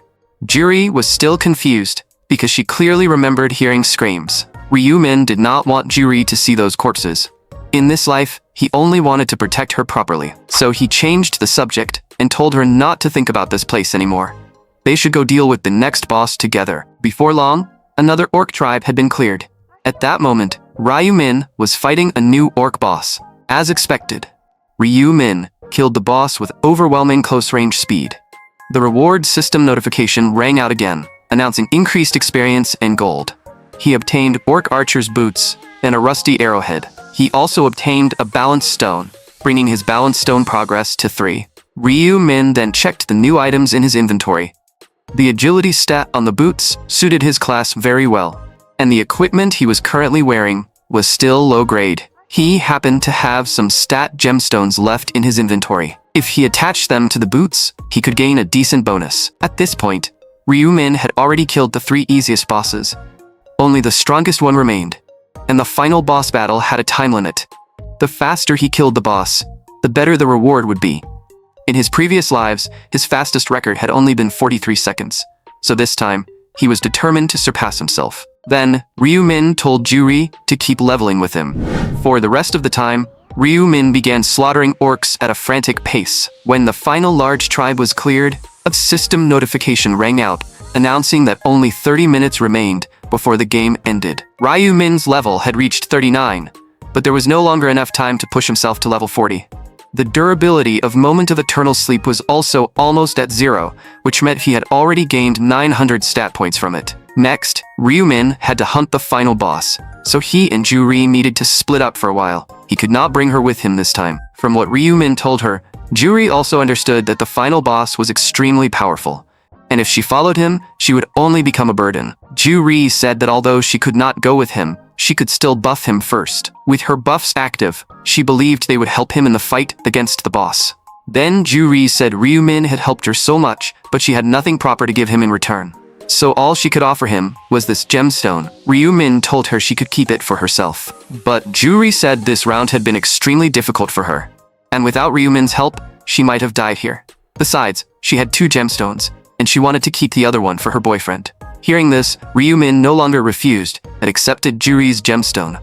Knowing Juri was always thinking about him made Ryu-min happy, so he smiled and said he would go first, and that they would meet again next time. Juri felt reluctant to part with him and silently wondered when that next meeting would be. After that, Ryu-min activated his tracking ability and moved quickly through the forest, following the signal from his tracking necklace. The boss was still 1,121 meters away, and since he could still track its location, that meant the final boss had not been killed yet. Compared to the final boss, the previous 3 bosses were only mid-level threats. For ordinary players to defeat it, they would need at least 300 players above level 20 working together. Across his 100 regressions, Ryu-min had also been killed by it 4 times, which was why he had accumulated so much experience and created a fastest kill record of 43 seconds. Before long, Black Scythe arrived at the target location, but the scene before him left even Ryu-min in disbelief. He had never expected a group of players in the level 10 range to actually team up and challenge the final boss. This was no different from suicide. A random party was fighting the final boss, though calling it a fight would be generous. They were being crushed one-sidedly. Several hours earlier, to complete the mission more safely, some players had formed a temporary party. At first, they had only teamed up because of the mission. But through repeated battles against orcs, their teamwork gradually improved. Each party member took on their own role, and their levels rose rapidly through battle. Before long, their levels reached 20, and they successfully completed the main mission to kill the orcs. After reaching level 20, the party gained stronger skills, and the orcs that had once been difficult to fight now seemed fragile in their hands. But as they grew stronger, they also became more arrogant, even suggesting they should challenge an even stronger tribe. At that moment, the orc boss appeared in their line of sight. It was the first time they had ever seen such a massive monster. So they decided to challenge the boss together, even laughing as they agreed to randomly split the reward items after killing it. But the moment they approached, the boss sensed their hostility and let out a roar behind it, their bodies instinctively filled with fear.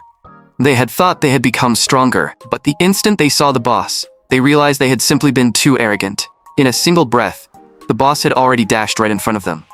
Before they could even react, one teammate had already been killed. The boss continued attacking as if it were crushing ants. In the blink of an eye, 2 players in the party were already dead. The archer beside them was so terrified that he could not even move, and he was quickly killed by the boss as well. The man fell into despair. This was not a monster they could fight. The boss lifted the 4th player into the air, then smashed him into the ground, creating a pit several meters deep. When the boss turned its gaze toward the man, he could not believe he was about to die here. He broke down and screamed that he was going to die, just as the orc boss raised its arm to kill him. Ryu-min leapt up from behind.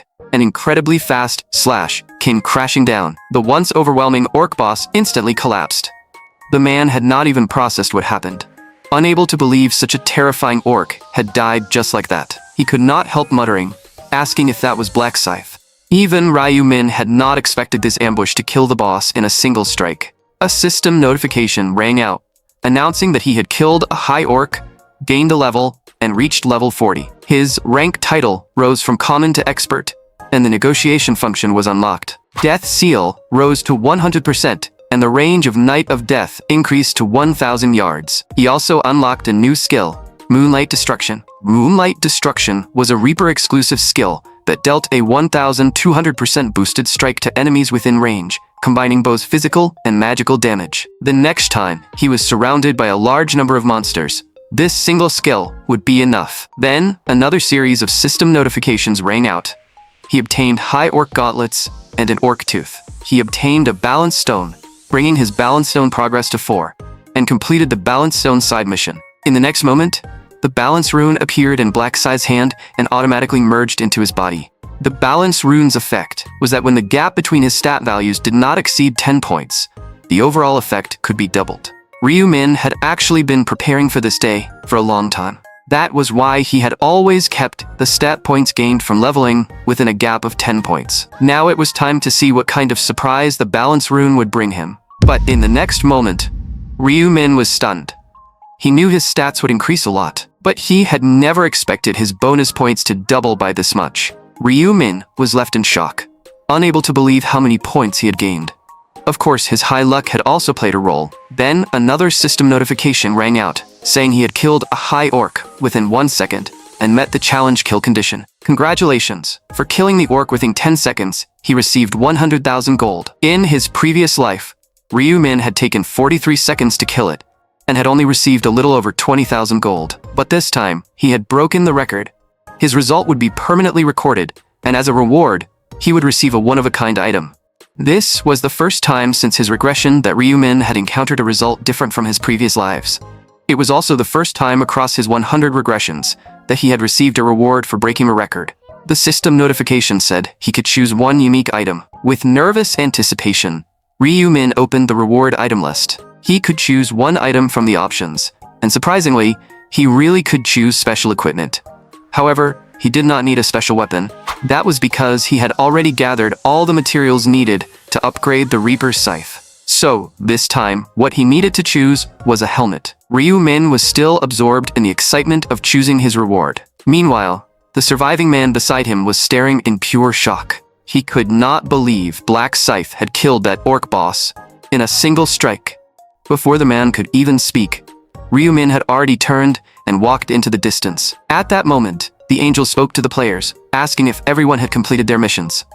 Looking at the number of people left, it seemed many players had died during these short 10 hours. Although the orcs had been strengthened, the players could still win easily enough if they worked together. Next, the angel announced that it was time to check the results of this round. The number 1 player in this area was Black Scythe, and the number 1 player overall was still Black Scythe. Everyone was shocked, because Black Scythe had already reached level 40 and had killed 300 orcs in just 1 hour. But right now, Ryu Min only cared about his rewards. A system notification rang out, announcing that he had earned first place in the area and first place overall. The area first place reward was an epic grade necklace selection box, while the overall first place reward was a special reward box. At the same time, because Ryu Min had participated in 5 rounds and taken first place in every one of them, he completed a special achievement and gained the unique title, Above All Others. This was exactly the reward Ryu Min had wanted. After taking first place for 5 consecutive rounds, he gained a permanent 50% experience bonus. As for the epic grade necklace selection box from the area reward, there were 3 types to choose from, and most people would probably just pick one at random. But Ryu Min knew exactly what each of the 3 necklaces could do, so he chose the Pearl Necklace without hesitation. Although the Pearl Necklace's basic stat bonus was almost negligible, it increased magic resistance by 35%, and in future battles, magic resistance would become extremely important. Accessories with this kind of resistance would be sold for sky-high prices later. Then, as the area's first-place player, Ryu Min could choose another reward. For Ryu Min, the most useful option was naturally the experience bonus. At that moment, the angel interrupted the ranking announcement and said everyone should have finished checking their results. Only 1,585 players had completed the mission this round, and everyone else would be erased. Screams immediately echoed from every direction, but in the angel's eyes, they were nothing more than insects begging for mercy. Seeing this, Ryu-min could not help sneering. These so-called angels were also just insects being controlled by someone else. The angel smiled and said they had not even completed the side mission. But the moment it said that, it realized the side mission had already been completed by Black Scythe. The mission had still been incomplete just over 10 minutes ago, so how had Black Scythe done it? The angel did not bother thinking too deeply about it and simply announced that the survivors could return to reality. After returning to reality, Ryu-min stretched lazily. Now, he could finally begin upgrading his weapon. He used the Reaper's Scythe as the main material, then added the Orc Heart and the Mysterious Totem. After that, he added the Rusty Arrowhead and the Orc Tooth as upgrade materials. Once upgraded, the Reaper's Scythe would become even more powerful. Then, Ryu-min pressed the upgrade button. A pitch-black scythe, with a faint golden glow, appeared before him. The Reaper's Scythe had been upgraded to a unique grade weapon and gained bonus damage, becoming even stronger when used with the Reaper class.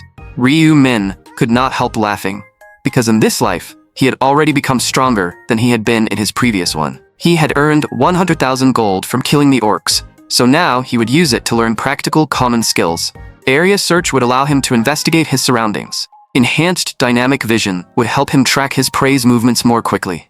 And resistance training increased all types of resistance by 15%. Ryu-min still had 14,000 gold left, which he planned to save for a rare item that would refresh in a few days. Then he activated his tracking skill to locate Hwan Yong-min. Since the tracking skill still worked, that meant Hwan Yong-min was still alive. In the next round, Ryu-min would still need Hwan Yong-min as one of his pawns, though it would also be the last time he used him. The day after the round ended, Ryu-min invited Ju-ri to meet him. Ju-ri's heart fluttered as she wondered why Ryu-min wanted to see her so urgently. Her mind could not help imagining all kinds of possibilities. Then she quickly shook her head, reminding herself not to let her thoughts run wild in broad daylight. At that moment, Ryu-min also arrived at the meeting place. Seeing Ju-ri's nervous, fluttering expression, Ryu-min could not help teasing her, asking if she had been that eager to see him. When Ju-ri's face instantly turned red, Ryu-min could not stop smiling. Then he asked how her results in the 5th round had been. Ju-ri said that thanks to Ryu-min, she had taken 2nd place and even obtained an excellent necklace. Ryu-min glanced at it and said the necklace suited her well, but Ju-ri believed she had only been able to team up with Black Scythe because of Ryu-min's help, so she wanted to give the necklace to him. Ryu-min quickly refused, saying his class was fortune teller. The necklace increased agility, which did not suit his class. Besides, he was currently only level 19, so he did not even meet the requirement to equip it. Ju-ri thought about it and agreed, since a fortune teller was not a combat class. But then she became curious and asked how a fortune teller fought in the first place. Ryu-min awkwardly said fortune tellers only had a few simple little skills, and they were too embarrassing to explain. Since he refused the necklace, Ju-ri took out something else and said he could not refuse this one either. It was a gemstone she had obtained while leveling, and it could increase stats. Looking at the cute girl in front of him, who always thought of him whenever she got something good, Ryu-min did not refuse this time and accepted the gemstone. He smiled and said he was happy that she was always thinking of him, then added that he also had something to give her. Hearing this, Ju-ri's face turned bright red, and she wondered if it was the thing she had just been imagining. But in the next moment, when she heard that what Ryu-min wanted to give her was information about the 6th round, she completely froze. She could only force an awkward smile and say that information about the 6th round was wonderful. After learning about the 6th round, Ju-ri asked if she should continue teaming up with Black Scythe next round. Ryu-min said Black Scythe would not refuse her, because she had shown powerful buffing abilities during the 5th round. Then, Ryu-min asked if Black Scythe had treated her poorly in the game. Ju-ri said he had treated her very well, but he was different from what she had imagined, since he was the #1 player overall. She had always thought Black Scythe would be extremely arrogant and full of himself, but in reality, he was powerful and gentle, and she also felt as if Black Scythe could somehow read people's thoughts. Ryu-min knew that was because he possessed the rune of inner thoughts, but he also knew he was not as perfect as Ju-ri made him sound. After all, he had failed the angel game 99 times before finally reaching this point, and this life was his final chance. Then, Ju-ri's voice pulled Ryu-min back to reality as she asked what he was thinking about. With a worried tone, she asked if he was concerned about the 6th round. If they could be merged into the same area next round, then Ju-ri would be able to help him. Ju-ri was truly too gentle, and Ryu-min was already smiling inside. Juri said she would work hard to become stronger so that during the next area merger, she could actually help Ryu-min. When they met in the game, she would be the one to protect him. Ryu-min could not help wondering what kind of expression Juri would make if she ever found out that he was Black Scythe. Later that evening, Ryu-min arrived at Ma Chun-rock's building. When Ma Chun-rock saw him, he said he had been waiting for a long time, and that thanks to Ryu-min's information, he had completed the 5th round easily. Ryu-min said he had come to discuss 2 things. Ma Chun-rock immediately guessed that it must be information about the 6th round. After the 5th round, Ma Chun-rock now trusted Ryu-min completely. Ryu-min said that aside from information about the 6th round, there was something even more important. They needed to hold a shareholders meeting. In Ryu-min's prophecy, Ma Chun-rock needed to change the company's name and business direction in order to succeed. Ma Chun-rock asked what he needed to do and said he would fully cooperate by bringing it up at the shareholders meeting. Ryu-min said Ma Chun-rock only needed to agree with his proposal during the meeting. If the other shareholders disagreed, Ma Chun-rock would be responsible for persuading them. As the Angel game continued, more and more skilled players would appear. That was why they needed to build a pure player community. Before the full truth was revealed, Ryu-min needed Ma Chun-rock to establish a trading website. Ma Chun-rock did not understand. Was it really necessary to change the company's direction into a player trading website? Would players with power truly still need money? Ryu-min said they absolutely would, because in his prophecy, future players would need massive amounts of gold. Even players who reached level 40 would still use gold for transactions, and once players reached level 40, the trading function would unlock. All they needed was to create a safe and reliable trading platform. While guaranteeing secure player transactions, they could also collect transaction fees. This was indeed the perfect time to start building the website. But Ma Chun-rock was still worried. Once the website was created, would players really use it? Ryu-min explained that items obtained in the game could not be sold to shops, and after 5 rounds of accumulation, everyone would have many items they wanted to sell. Players who had reached level 20 must have already started exploring the deeper uses of game items. Once everyone reached level 40, the number of players meeting material trades would rise exponentially. After thinking it over, Ma Chun-rock also realized this was an excellent opportunity. He even thought that an auction function might appear in the future, which showed that he now fully believed what Ryu-min was saying. For Ryu-min, this was also a perfect opportunity because he could monopolize items whose uses others did not know yet, then use them to create unique grade, legendary grade, or even myth grade equipment. Since they had decided to create a trading website, as the company's largest shareholder, Ryu-min would naturally decide the name. Ryu-min said that since it was a platform for players, it should be renamed Players World, and it would be best to complete this before the 6th round ended. Speaking of the 6th round, Ma Chun-rock then asked Ryu-min to explain what it would be like. Before long, Ma Chun-rock fell into thought and realized that teamwork would still be necessary in the 6th round. Then he sincerely thanked Ryu-min for telling him information about the 6th round. As expected, becoming friends with Ryu-min brought him enormous benefits. Ma Chun-rock also said he would move forward with the shareholders meeting as soon as possible, and that Ryu-min would need to explain things personally when the time came. Ryu-min said there would be no problem. A few days later, Ryu-min kept checking the time on his phone. The moment it reached midnight, he immediately opened a refreshed shop. A ragged piece of clothing appeared in the shop, yet it cost a full 20,000 gold. Only a madman would spend that much on it. But Ryu-min bought it without the slightest hesitation, because only he knew that this seemingly worthless piece of clothing had a hidden use. Only those who obtained crafting blueprints could truly understand what different items were used for. By buying the required materials in advance, he could easily craft high-grade equipment. Ryu-min also needed to use these special items to earn a massive amount of money. But for now, the most important thing was persuading everyone at tomorrow's shareholders meeting. The next day, all the shareholders gathered at the meeting. When Ryu-min brought up the topic of transforming the company into a player trading website, everyone objected, believing that humans who became players and gained power would no longer need money. But after Ryu-min answered every concern one by one, all issues were resolved, and the proposal was eventually approved. Ma Chun-rock could not help saying that Ryu-min's performance had exceeded his expectations. From that point on, the work of establishing the website would be left to Ma Chun-rock. Of course, Ryu-min still had other things to do next, and right now, the only thing he needed to do was continue using Hwang Yongmin. At that moment, a secret PCW meeting was being held somewhere. PCW was an anti-government alliance made up of players.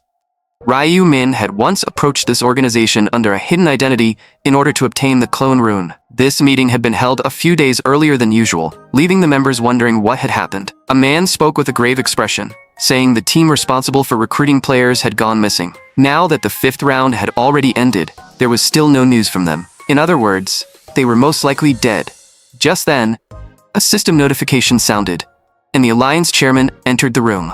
The chairman looked around and noticed that far fewer people had attended today's meeting. He said he was glad they were still alive, then announced that the Alliance's player recruitment team had gone missing. Every player who had applied to join the Alliance was dead, and currently, only Black Scythe was still alive. He had seen the 5th round results, but what confused him was why Black Scythe had applied to join them, only to leave afterward. After investigating, he discovered that someone had impersonated Black Scythe last time, and that person had also died under mysterious circumstances. In other words, someone had once pretended to be Black Scythe. Another manager suddenly spoke up, saying someone must have impersonated him.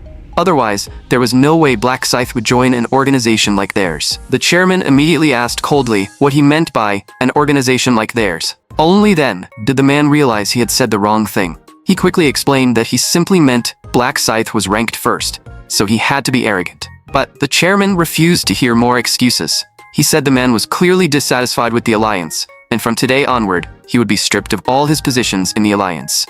The chairman could not tolerate any behavior that insulted the Alliance. In the next moment, the man was kicked out of the meeting channel. The chairman calmly said this was only a small interruption and told everyone to continue the meeting. Although everyone had their own dissatisfaction with the Alliance, none of them dared to say it out loud. At that moment, one man suddenly cried out that someone using Black Scythe's name had added him. Everyone was shocked, because this time, the person claimed he really was Black Scythe. However, the website showed that his real name was Hwang Yong-min. The chairman decided to allow him into the Alliance.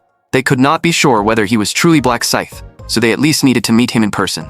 If this was nothing but a prank, the chairman would kill him himself. At that moment, Ryu Min was sitting in front of his computer. Since someone had brought up Black Scythe's name again, PCW would definitely not ignore it. They would surely summon someone to Hwang Yong-min's home to verify the situation.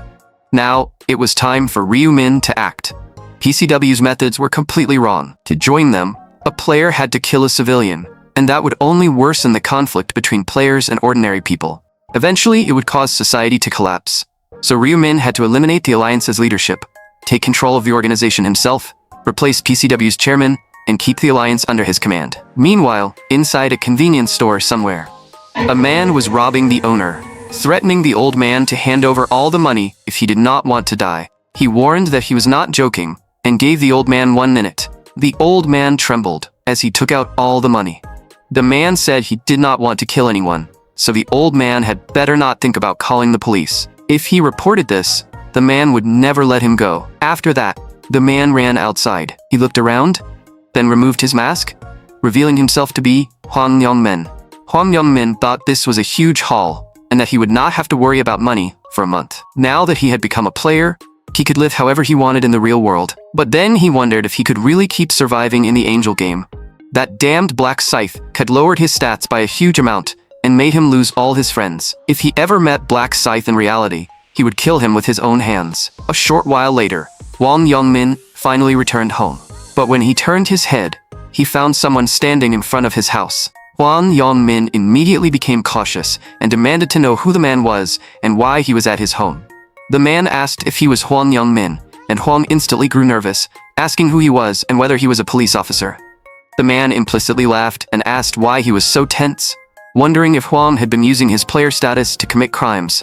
Then the man introduced himself as an executive of the PCW Player Alliance, saying they had received Hwang Yong-min's application to join that morning. Hwang Yong-min looked confused and said he knew nothing about any application. The man froze for a moment, realizing that Hwang Yong-min was not Black Scythe, so he prepared to leave, saying it seemed he had made a mistake. But Hwang shouted at him to at least explain what had happened. The man explained that someone had used Hwang Yong-min's name to pretend to be Black Scythe and submit an application to them. Hwang Yong-min shouted angrily, asking who dared to impersonate him. But before he could finish, a quiet voice sounded beside him, revealing that he was the one behind it. Hwang Yong-min demanded to know why Ryu Min had impersonated him, and whether they knew each other. Ryu Min calmly said, of course he knew Hwang Yong-min, and that they were actually well acquainted. Then he summoned the Reaper's scythe and asked if this was enough for Huang to recognize his identity. The PCW executive stared at the massive scythe, thinking this was the first time he had seen a player use a scythe as a weapon in reality. He wondered if this man was really Black Scythe, though he did not look especially muscular. However, Huang Yongmin beside him was already too terrified to move. It was a fear carved into his bones. Huang knew clearly that this man was Black Scythe. But why had he come looking for him? The PCW executive looked at Huang Yongmin and realized he was terrified. But this was his first time meeting Black Scythe, so he could not understand that fear. Since he had no conflict with Black Scythe, the man assumed Black Scythe would not attack him. Ryu Min looked at the man and confirmed that he was one of PCW's higher-ups. Then, Ryu Min told the people hiding behind him to come out, because the man had not come alone. The man was shocked, unable to understand how Ryu Min knew he had brought other players. The players upstairs raised their hands and came down, also wondering how Black Scythe had known they were hiding above. Ryu Min coldly told them to stay where they were, and that if they took even one more step, he would kill them. One of them questioned him, saying he looked only about 1.75 meters tall, so how could he be Black Scythe? He added that Ryu Min looked too slim, asking if he was really Black Scythe. Ryu Min said they should understand after seeing the scythe. The others admitted they had heard Black Scythe used a scythe as his weapon, but had never seen it in person. Ryu Min asked why they were still questioning whether he was Black Scythe, then told them directly that he was Black Scythe. In the next moment, shock appeared on the man's face, because his rune of truth showed that Ryu Min was telling the truth. His rune of truth told him that everything Ryu Min said was true. In other words, the person before them was the real Black Scythe, the strongest player ranked first overall. The man who had questioned him earlier finally began to feel fear. He quickly explained that he had not meant to offend Ryu Min and had only thought someone was impersonating Black Scythe again. But Ryu Min calmly exposed him, saying he had only wanted to confirm his identity before deciding whether to kill him. The man's face grew even more terrified, and he wondered how Ryu Min knew his thoughts. Then, trembling, he apologized sincerely to Black Scythe. Ryu Min calmly said they no longer needed to confirm his identity. The PCW executive quickly said he had already confirmed Ryu Min's identity. Ryu Min sneered. Since the man had the rune of truth and had confirmed that everything he said was real, then to make up for their offense, they only needed to withstand one attack from him, and he would forgive them. The man hurriedly said that if Ryu Min was willing to forgive him, he would accept one attack. But before he could finish speaking, Ryu Min killed the man in front of him with a single strike. The faces of everyone nearby grew even more terrified. They had no idea what had just happened, and had not even seen Ryu Min swing his scythe. This was the man ranked first overall. Even at such close range, they could not sense his attack at all. The PCW executive forced down his fear and shouted, asking what Black Scythe was doing. They had originally planned to invite Black Scythe to join PCW. But now it was clear that Black Scythe was on a completely different level from them, and the idea of inviting him was nothing but a joke. At that moment, another man used a telepathy rune to speak with the PCW executive, saying Black Scythe could not become their ally and had to be killed.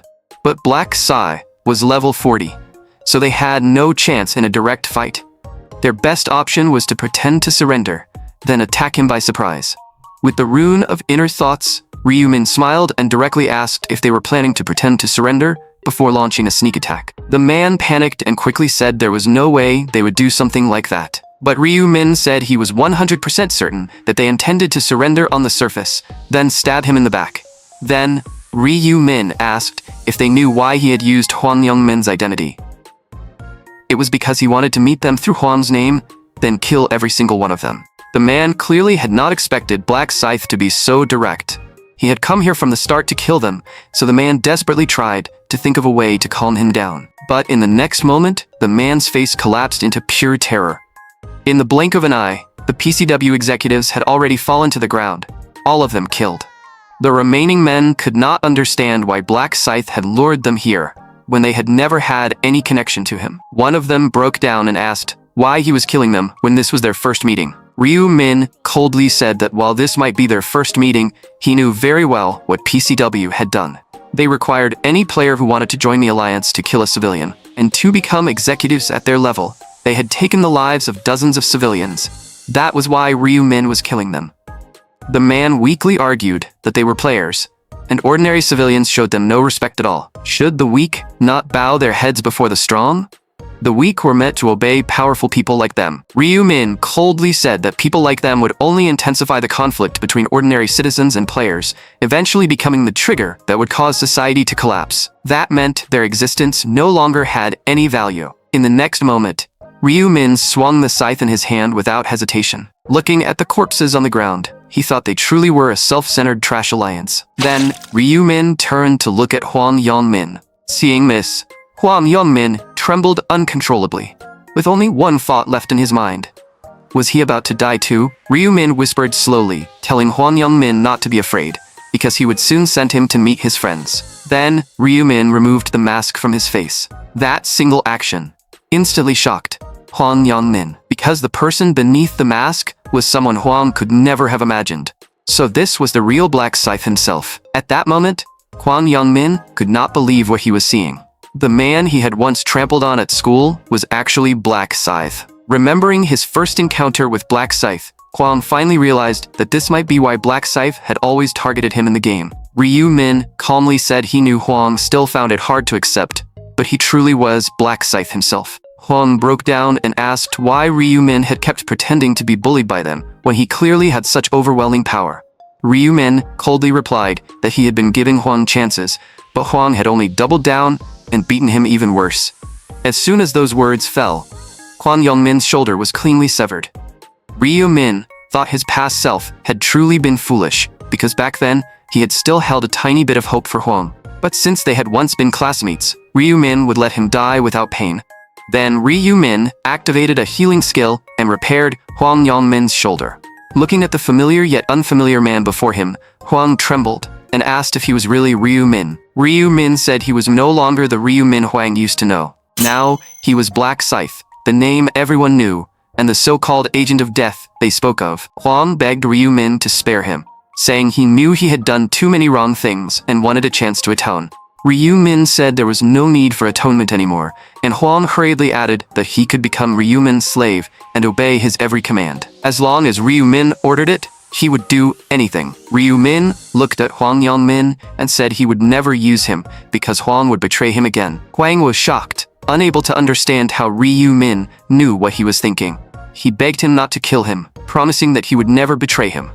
But before Huang Yongmin could say another word, Ryu Min ended his life with a single strike. Only then did Ryu Min speak quietly, saying he had once given Huang a chance. Back then, Ryu Min did not have the rune of inner thoughts, so he could not see Huang's true thoughts. In the end, Huang had ambushed him during one of the angel games. So this time, no matter what, Ryu Min would never give him another chance. From now on, he would never have to see that disgusting face again. Then, Ryu Min silently activated Erasure. The corpses and traces on the ground were instantly wiped away. Next, Ryu Min still had something even more important to do. Not long after, PCW's leader entered the room. He asked why they had called him so early.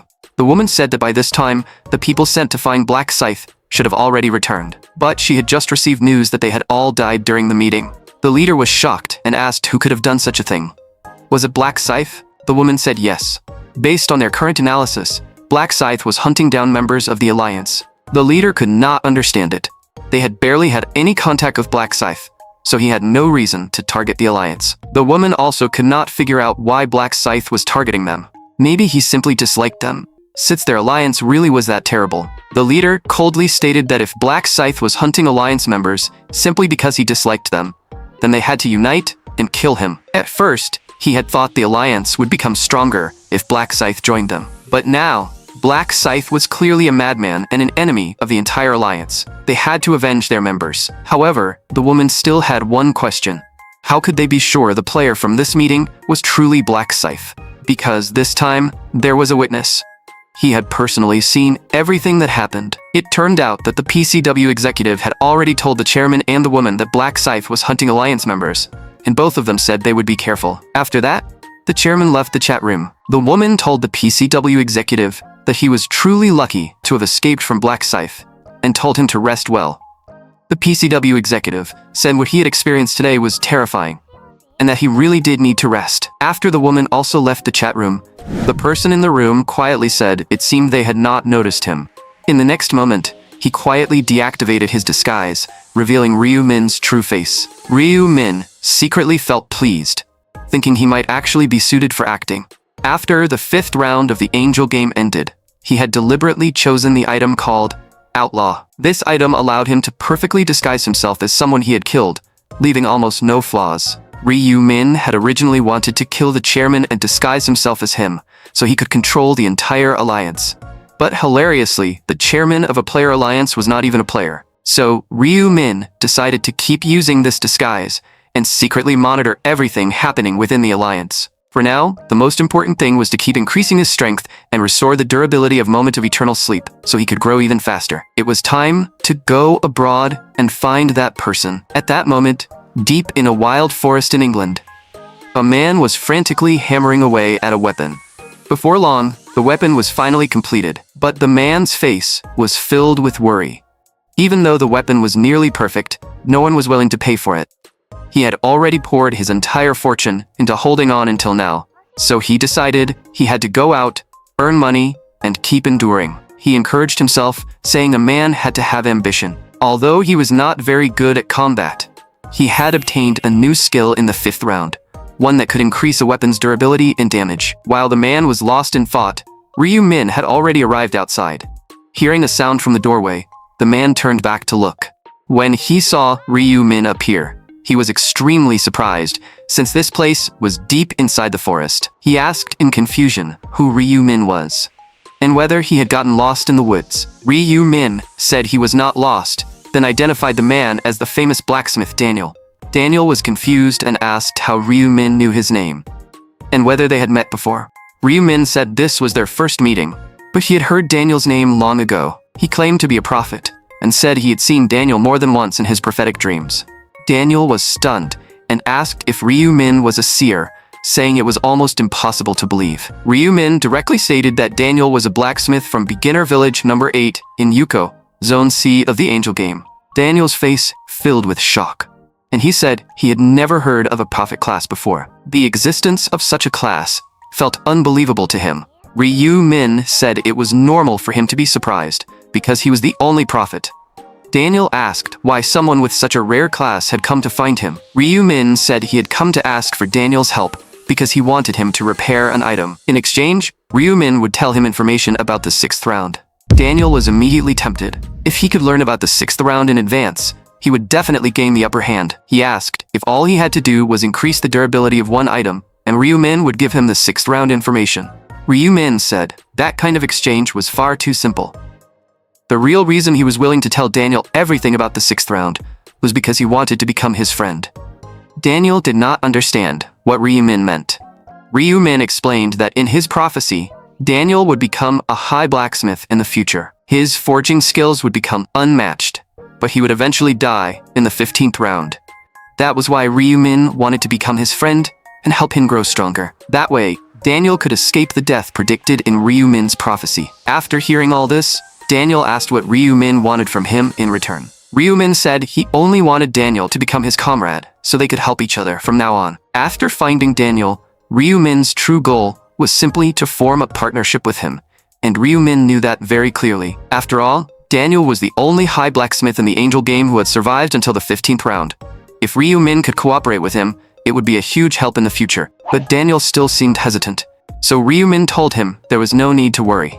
He only wanted Daniel to repair his equipment from time to time. In return, Ryu Min would tell him information about the next round every time, helping Daniel grow stronger faster and avoid as much danger as possible. Daniel knew he had no real reason to refuse, but he still wondered whether he could truly trust the man in front of him. So Daniel said he was very grateful for Ryu Min's high opinion of him, but he wanted to decide whether to cooperate after the 6th round ended. Of course, he could repair Ryu Min's item this time first. Then, Ryu Min took out the item he wanted repaired, Moment of Eternal Sleep. The necklace currently had only one durability left, and Ryu Min hoped Daniel could repair it. In the next moment, Daniel activated his exclusive class skill. Blazing fire elements surged into Moment of Eternal Sleep, and behind him, the symbol of a hammer made of fire and gold appeared. Before long, Daniel said the repair was complete. Ryu Min was deeply shocked, because that symbol was the mark of the smithing god's inheritance. No wonder Daniel had repaired it in such a short time. With this item restored, Ryu Min's stats would rise rapidly again in the next round. Daniel looked at Ryu Min's satisfied expression and thought that although he did not know the necklace's effects. It must be very important to him. Ryu-min also realized Daniel did not know the necklace's attributes, likely because as a blacksmith, he did not want to pry into a customer's privacy. Ryu-min thanked Daniel for repairing his item, then said he would now tell him the information about the 6th round. A moment later, Daniel fell into thought.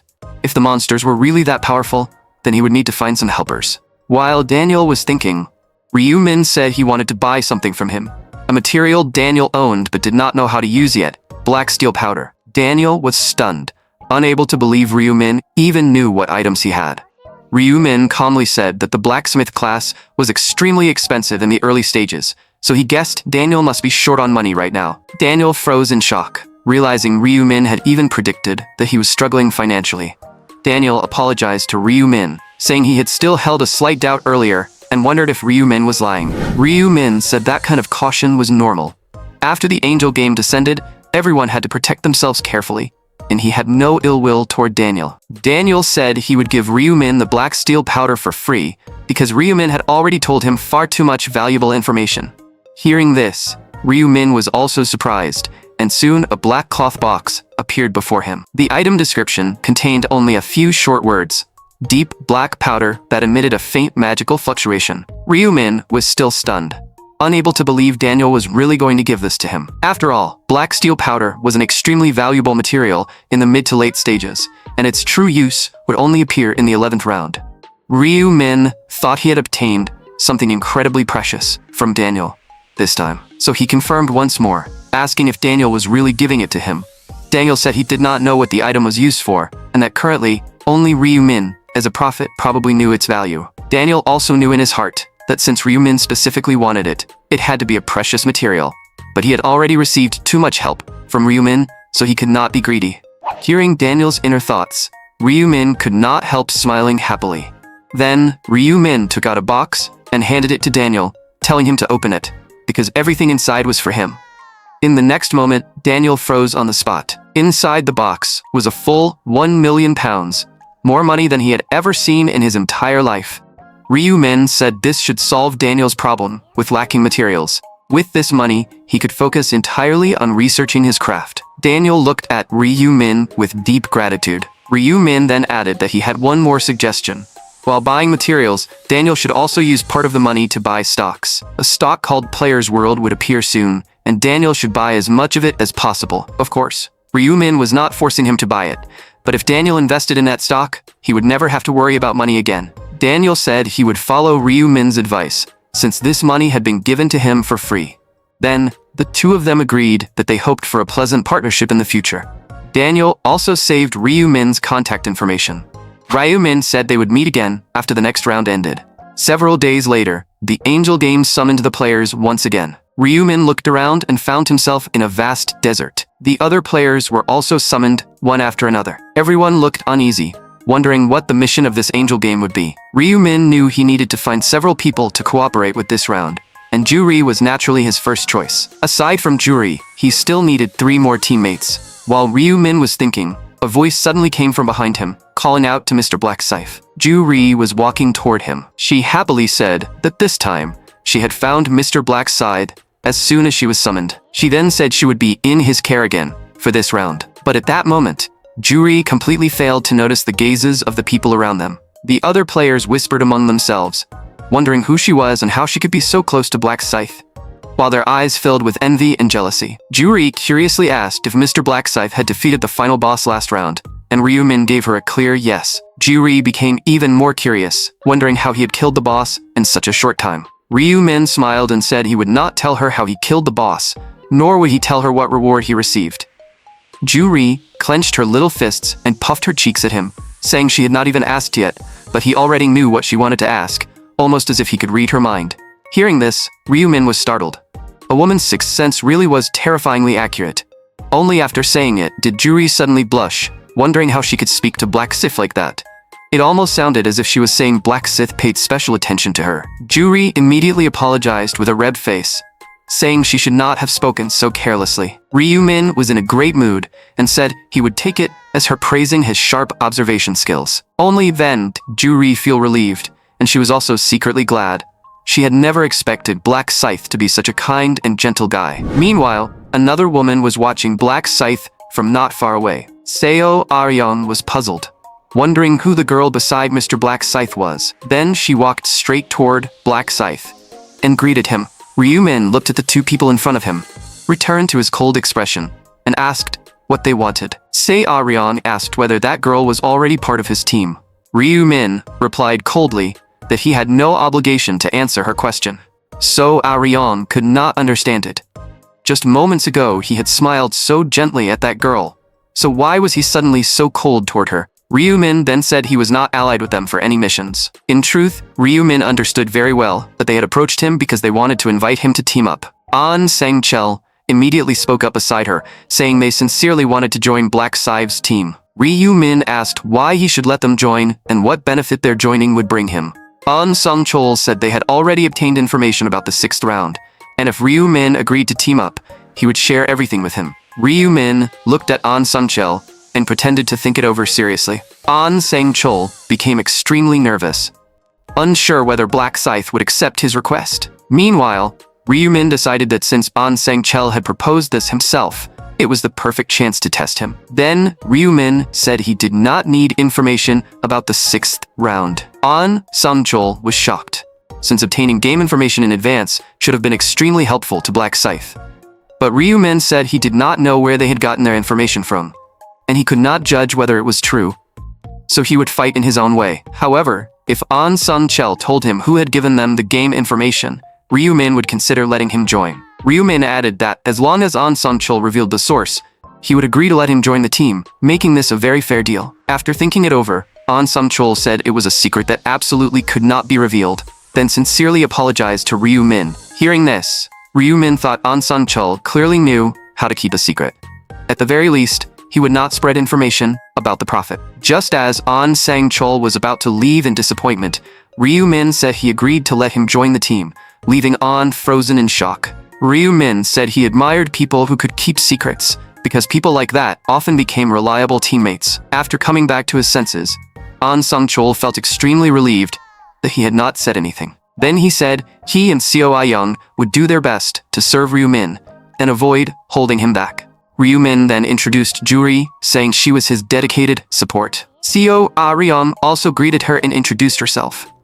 Juri immediately froze in shock. Juri asked if Seo Ah-ryong had changed her original appearance because she looked just like a famous celebrity. Seo Ah-ryong replied that she was the celebrity Juri was talking about, making Juri so excited she almost jumped. At that moment, An Sang-chol asked Mr. Black Scythe again if he really did not need the 6th round information. Ryu Min said he did not need it because he could handle anything that was about to happen. An Sang-chel had originally planned to use the 6th round information to earn Black Scythe's favor, but now it seemed Black Scythe was not interested at all. Then he asked Juri what Mr. Black Scythe meant when he called her his dedicated support. Juri said she could increase a player's stats, and once the angel game officially began, she would let them experience it for themselves. Seo Ah-ryong said she could also provide a buff, so Juri asked what kind of buff she had. Seo Ah-ryong replied that it was just a shield ability. An Sang-chol realized that Black Scythe valued this girl highly, so he introduced himself to Juri. Juri also felt that An and Black Scythe seemed to have known each other for a while. Looking toward Black Scythe nearby, An Sang-chol said Black Scythe had once saved their lives. Hearing this, Juri became even happier, feeling certain that her judgment was right. Deep down, Black Scythe really was a gentleman. At that moment, the angel descended and said it was glad to see everyone again. Then, it looked around and announced that 1,100 players were participating this time. After that, the angel revealed the content of this round. The players had to kill one boss within 6 hours, and in the end, only 505 people would survive. At that moment, whispers came from the players around Ryu Min. There was only one boss this round, which meant the boss had to be extremely strong. The angel said that no matter how strong a player was, no one could defeat the boss alone this round, because this was a team battle they had carefully prepared. The players needed to form 5-person teams to fight. Once a team was formed, teammates could not attack each other. Of course, that restriction only applied to members of the same team. Players from other teams could still be attacked. No matter who in the party killed the boss, every member would receive gold and items based on their damage and contribution. One player asked whether being too far from the team meant they would not receive rewards, and whether the rewards would be split evenly. The angel said they would not be split evenly. Rewards would be distributed based on damage percentage, though if someone was lucky enough, they could still receive an item even with low damage. The player asked if that meant even with only 1% damage, they could still receive an item as long as they were lucky. The angel confirmed that this was exactly how it worked. Support players would also receive contribution based on the buffs they provided. That was the item distribution rule for this round. If a player could not find teammates and form a party, then the only thing waiting for them was death. In other words, as long as a team defeated one boss, all 5 members could survive this round. A total of 101 bosses would spawn this time. That was all the information for the 6th round. The rest would be up to the players. Ryu Min looked at the angel. The angel made it sound simple, but only Ryu Min knew this round would not be that easy to clear. In the next moment, a system notification for the countdown rang out in everyone's ears. An Sang-chol knew very well that this was exactly what the prophet had told him. They needed a 5-person team to attempt the mission. He felt extremely fortunate that he had joined Black Side's team. This round, he would definitely survive. An Sang-chol said they currently had 4 players, but Ryu Min replied that he already had someone in mind for the 5th slot. Everyone was surprised that Ryu Min had already chosen their final teammate so quickly. Ryu Min smiled faintly, thinking that person should be nearby. If he was close, Ryu Min could pretend it was a coincidence and naturally bring him into the team. Meanwhile, the surrounding players also became busy, because without a 5-person party, they would not even be able to challenge the mission. They hurriedly sent party requests around them, afraid that if they were too late, they would not find strong teammates. Some even shouted that as long as someone took them in, they would give up all item rewards. At the same time, most players set their sights on Black Scythe. Since this mission required teams, all of them had a chance to work with the #1 player overall. A moment later, someone finally could not hold back and walked toward Ryu Min. The person said that Mr. Black Scythe could take all the items and rewards, and they only hoped to join his team. But before they could even finish speaking, Ryu Min coldly said he did not need them. The two could only awkwardly step back, worrying whether they would survive this round. At first, Ryu Min had planned to casually find a few teammates and clear the mission, but now, he wanted to find 5 reliable teammates who could grow with him. Even now, many players were still watching Ryu Min, and people kept coming over one after another to ask if they could join. But all they received was Ryu Min's cold rejection. The surrounding players could only look enviously at the people beside him, because with Black Scythe protecting them this round, they were almost guaranteed to survive. An Sang-chol was also very curious about who Black Scythe would choose as his teammate this time. If Mr. Ma Chen-rock were here, he would definitely recommend him to Black Scythe. Meanwhile, Juri thought that if Ryu Min were here, she would surely be able to join this team too. Just as everyone was lost in thought, footsteps suddenly came from behind them. Someone called out saying it had been a while, Mr. Black Scythe. Everyone turned toward the voice, and the man said he was glad to see him again in the 6th round. Ryu Min joked that he had thought Jo Yeon-ho had been eaten by those orcs in the 5th round. Jo Yeon-ho laughed and said that thanks to Mr. Black Scythe's help, his team had also completed the 5th round mission quickly. Then he thanked Ryu Min again for saving him and called his teammate over. The man said that without Mr. Black Scythe, he would have died in the 5th round. Ryu Min praised him, saying that completing the mission with an injured shoulder was already impressive. Jo Yeon-ho asked if Mr. Black Scythe was looking for teammates, then quickly explained that he was not here to join his team because he had already formed one himself. Ryu Min knew Jo Yeon-ho had not come to join his party. The golden chain displayed on his arm showed that he was already in a team. Jo Yeon-ho said he had come to thank him again, and also to make a proposal. He wanted their 2 teams to form an alliance because he also wanted to be able to help Ryu Min. Everyone in his party hoped to repay Mr. Black Scythe for saving them. After thinking for a moment, Ryu Min said he appreciated their goodwill, but he did not need help for now. Jo Yeon-ho quickly said he did not need any items or rewards and simply wanted to repay the favor. Ryu Min replied that he just did not want to make a simple mission more complicated. Jo Yeon-ho insisted that they truly wanted to repay Mr. Black Scythe for saving their lives. Seeing how sincere they were, Ryu Min no longer refused and said that if he really needed them, he would let them know. Jo Yeon-ho finally looked satisfied and said Ryu Min could call them anytime if he needed anything. Then he said goodbye, and before leaving, he bowed deeply once again to express his gratitude. After watching them walk away, An Sun-chul asked whether Ryu-min had decided on the fifth teammate. Ryu-min said he had already chosen the fifth player. Then he raised his hand and pointed to the left. Everyone followed his finger and turned to look. Ryu-min said it was the player named Ivy. That's right. I'm talking about you. Hearing this, the man nervously walked toward Ryu-min. Ryu-min said he had already noticed him staring from the side and asked why he had been watching him. Ivy immediately said he wanted to join Ryu-min's team. He was level 23 and his class was Dark Mage. Ryu-min directly said Ivy would be their fifth teammate. Ivy could hardly believe he had been allowed to join the team that easily. Everyone beside them was just as shocked. Ryu-min had rejected so many powerful players, yet he chose someone who looked so weak. No one could understand his decision. Only Ryu-min knew that in the future, Ivy would become the founder of the Church of Death, as well as one of his fanatical followers. Since Ivy would eventually become his devoted follower, building a friendship with him early was not a bad choice. Then Ryu-min told everyone to gather together. The moment their hands stacked together, golden light began to shine. A golden chain symbolizing a successful party formation appeared on everyone's arms. Even then, Ivy still could not believe Mr. Black Scythe had actually allowed him to join the team. In his heart, he swore he would offer his life to Black Scythe. After Ryu-min invited Ivy into the team, the fanatical Ivy had already decided that he would devote his life to Black Scythe. In the past, Ivy had always been an ignored, ordinary person. Ever since his first year of high school, he had been bullied by his classmates every single day. They even mocked him, saying they were his friends. And of course, being their friend required money. Ivy's parents had died in an accident when he was young, and he lived with his elderly grandmother, so he had no money to give them. But those classmates would not let him go. They said they only wanted money, and they did not care whether he stole it or robbed someone for it. They even threatened him, saying that if he did not pay, they might send his grandmother to her grave early. His grandmother was Ivy's only emotional support, so he desperately wanted to protect his only family. But he had no strength at all.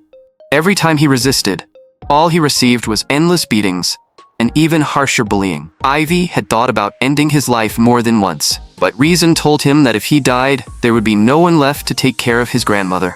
So he endured that high school life for 3 full years. He had thought everything would finally get better once he entered college. But then the angels suddenly descended and announced the beginning of the apocalypse. Ivy's greatest worry was what would happen to his grandmother if he died in the game. Fortunately, he managed to survive until the 3rd round. But one day, when he returned home, he found his only family member murdered, and the killers were the same 3 bastards who had bullied him in high school. Ivy could not understand why fate had treated him this way. All he had wanted was an ordinary life. Yet at that moment, his rage and grief completely erupted. In the next moment, 3 arrows burning with black flames pierced through the 3 people before him. The instant the black arrows touched their targets, they completely corroded their life force. From that day onward, Ivy began to lose himself to madness. If the angel game could truly grant a person's wish in the end, then he would become the strongest and bring his grandmother back to his side. With that obsession in his heart, Ivy began fighting desperately, taking first place in his area every time. But it was not until the 3rd round that he realized the overall first place had always been occupied by a player named Black Scythe. The first time he saw Black Scythe, that man defeated 9 area representatives all by himself, and he made it look effortless. At that moment, Ivy finally understood that this was the strength he had been chasing. He began wondering how he could become as strong as Black Scythe. If he had that kind of power, he would surely win the game and bring his family back. So, when Black Scythe invited him to join the team, Ivy could hardly believe it. He had truly become a member of Black Scythe's party. Then Ivy introduced himself, saying he was a level 23 Dark Mage, and his skills were Dark Swordsman and Dark Chains.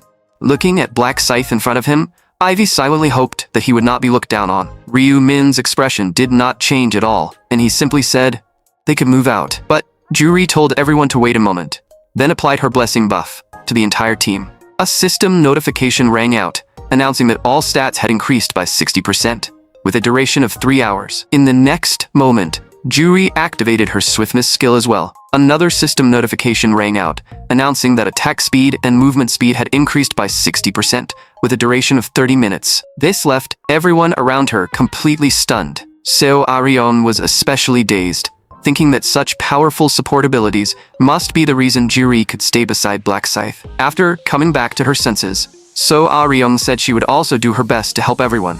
then summoned a spirit bird. The spirit bird looked extremely cute, making Judy want to reach out and pet it. Seo Aryong explained that she was a summoner, and the spirit bird's ability was to provide shields and protect teammates. Then, she raised her hand again and activated another skill. Space began to distort as stones materialized from all directions and stacked together in the air. This was Seo Aryong's level 20 skill, Rock Golem.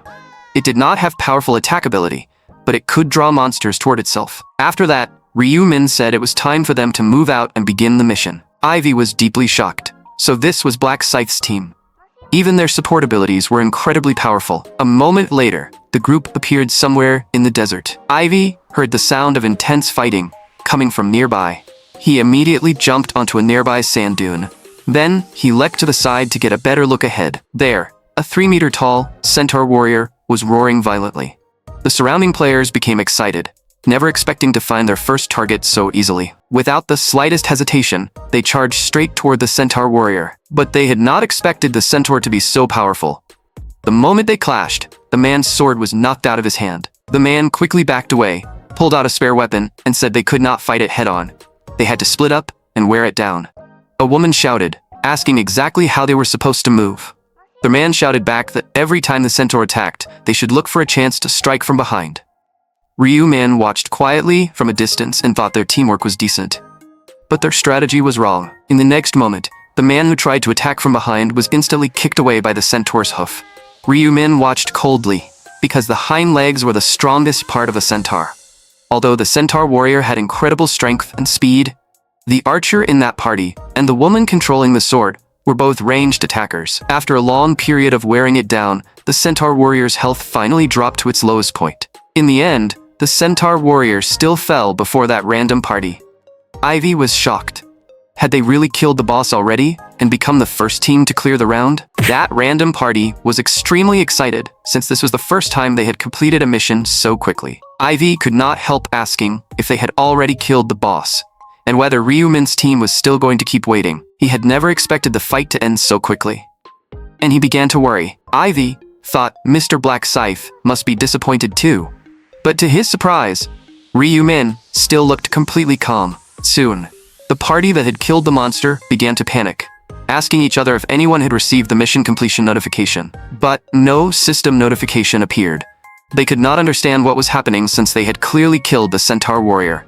Ryu Min thought they had finally realized it. In truth, the centaur they had just killed was not the real boss. The real boss was a rampaging minotaur, a monster far stronger than ordinary players. It would take at least 20 players above level 20 to have a chance of defeating it. That meant at least 4 teams needed to cooperate, and this was the trap the angel had set by making players form 5-person parties. It made them mistakenly believe that 5 people were enough to kill the boss. There was another trap as well. Once 5 players killed a centaur warrior together, the entire party would be bound in place, completely immobilized for a short time. Ryu Min quietly looked at Ivy. Then, he observed the reactions of the surrounding players and saw that they were also trying hard to gather information. Ryu Min cleared his throat and said he would now put his analyzed strategy into practice, bringing everyone back to their senses. Ryu Min said that based on the random party's expression, the monster they killed was clearly not the real boss. Their target should now be the centaur warriors, and they would use them to level up. This decision shocked everyone. Ryu Min believed that as long as all 5 members did not attack the centaur together, the binding effect would not trigger, so they only needed to follow him and stay within 100 meters to receive the experience bonus. Ryu Min would kill the centaur warriors alone. If they killed one together too early, it would only be trapped in place until the real boss appeared, wasting valuable leveling time in this round. An Sun Chol could hardly believe it. Black Scythe had analyzed the hidden rules of this round in such a short time. But Ivy was worried that if they followed this strategy, someone else might take first place this round. Ryu Min said that even if someone else took first place, they could still achieve a massive level boost in this round. Besides, the ranking might not be decided by who killed the boss first. An Sun Chol was stunned again. He had not expected Black Scythe to even figure out that this round might not be ranked by kill order. Ju-ri worriedly said that fighting a centaur alone was too dangerous, and asked if he really did not need their help. Ryu Min said they only needed to stay close to him, and he would handle everything else. Seo Aryong found it hard to believe. A 5-person party had barely managed to kill that centaur. So could Black Scythe really defeat one alone? Ivy, on the other hand, believed that if Mr. Black Scythe said it, then there was no problem. Ryu Min said they did not need to do anything and could simply enjoy the experience he provided. In exchange, all monster drops would belong to him. Ivy immediately said they would follow all of Mr. Black Scythe's arrangements and simply stay behind him. This surprised the others a little. Ivy was almost too enthusiastic toward Black Scythe. Then, Ryu Min warned everyone to stay close and prepare to move out. In the next moment, everyone froze in disbelief. Ryu Min's speed was unbelievably fast. In an instant, Ryu Min had already dashed dozens of meters ahead, while the others were still standing there, stunned. An Sang-chol quickly told everyone to stop spacing out and hurry after Black Scythe. Ryu Min's figure moved across the desert, as if he were flying, leaving only an afterimage on the sand. The people behind him could only chase after him with all their strength. Juri could not help wondering how high Mr. Black Scythe's agility stat was, and how he could be that fast. Although Ivy was a dark mage, his class traits had always made him think he was fast, but Black Scythe's speed was far more terrifying. In the next moment, Ivy suddenly froze. He shouted for Mr. Black Scythe to be careful, because a centaur was ambushing from the left. But Ryu Min acted as if he had not heard the warning. His speed did not drop at all, and he charged straight toward the centaur. In the next moment, Ryu Min suddenly vanished from where he stood. When he appeared again, he was already behind the centaur, cutting the monster down in less than a second. By the time the others arrived, all they saw was the centaur's corpse, lying on the ground. Their faces filled with shock and fear, completely unable to understand what had just happened. Was this the true power of Black Scythe, the #1 player overall? They had not even seen how he attacked. Soon, centaur warriors began appearing one after another across the desert. The Reaper's scythe in Ryu Min's hand continued to swing. Every monster that stood in his way fell beneath his blade. At that moment, Ryu Min was like a tireless killing machine. Every slash he unleashed meant another centaur collapsing to the ground. Centaur corpses were scattered everywhere, and system notifications rang out. The triple EXP boost had activated, and his title EXP bonus was now at 150%. His kill count had reached 172, activating the Rune of Slaughter and increasing all stats by 100%. Ryu Min frowned slightly. He had only killed 172 in 30 minutes, while 2,000 centaurs had been released across the entire area. At this pace, he could wipe them all out within 6 hours, but other teams would also kill some of the centaurs. Just then, heavy breathing came from behind him.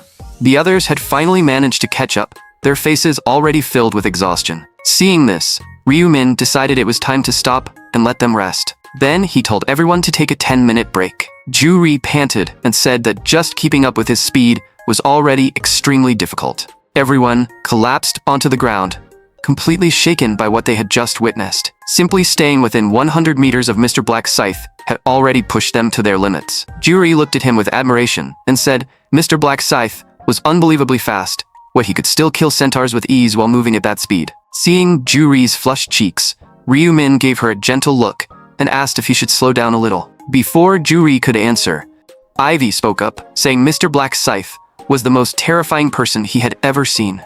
But as soon as he said that, a wave of footsteps came from behind them. Dozens of players had gathered together and were now walking toward Ryu Min's group. Seeing this, the team immediately became alert, and the atmosphere around them began to turn tense.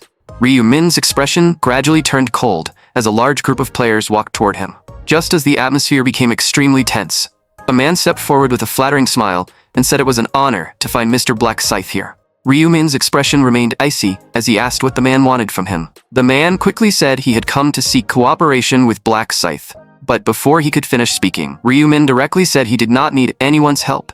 The man was startled and hurriedly explained that Mr. Black Scythe's strength was unquestionable, but the boss this time was also unbelievably powerful.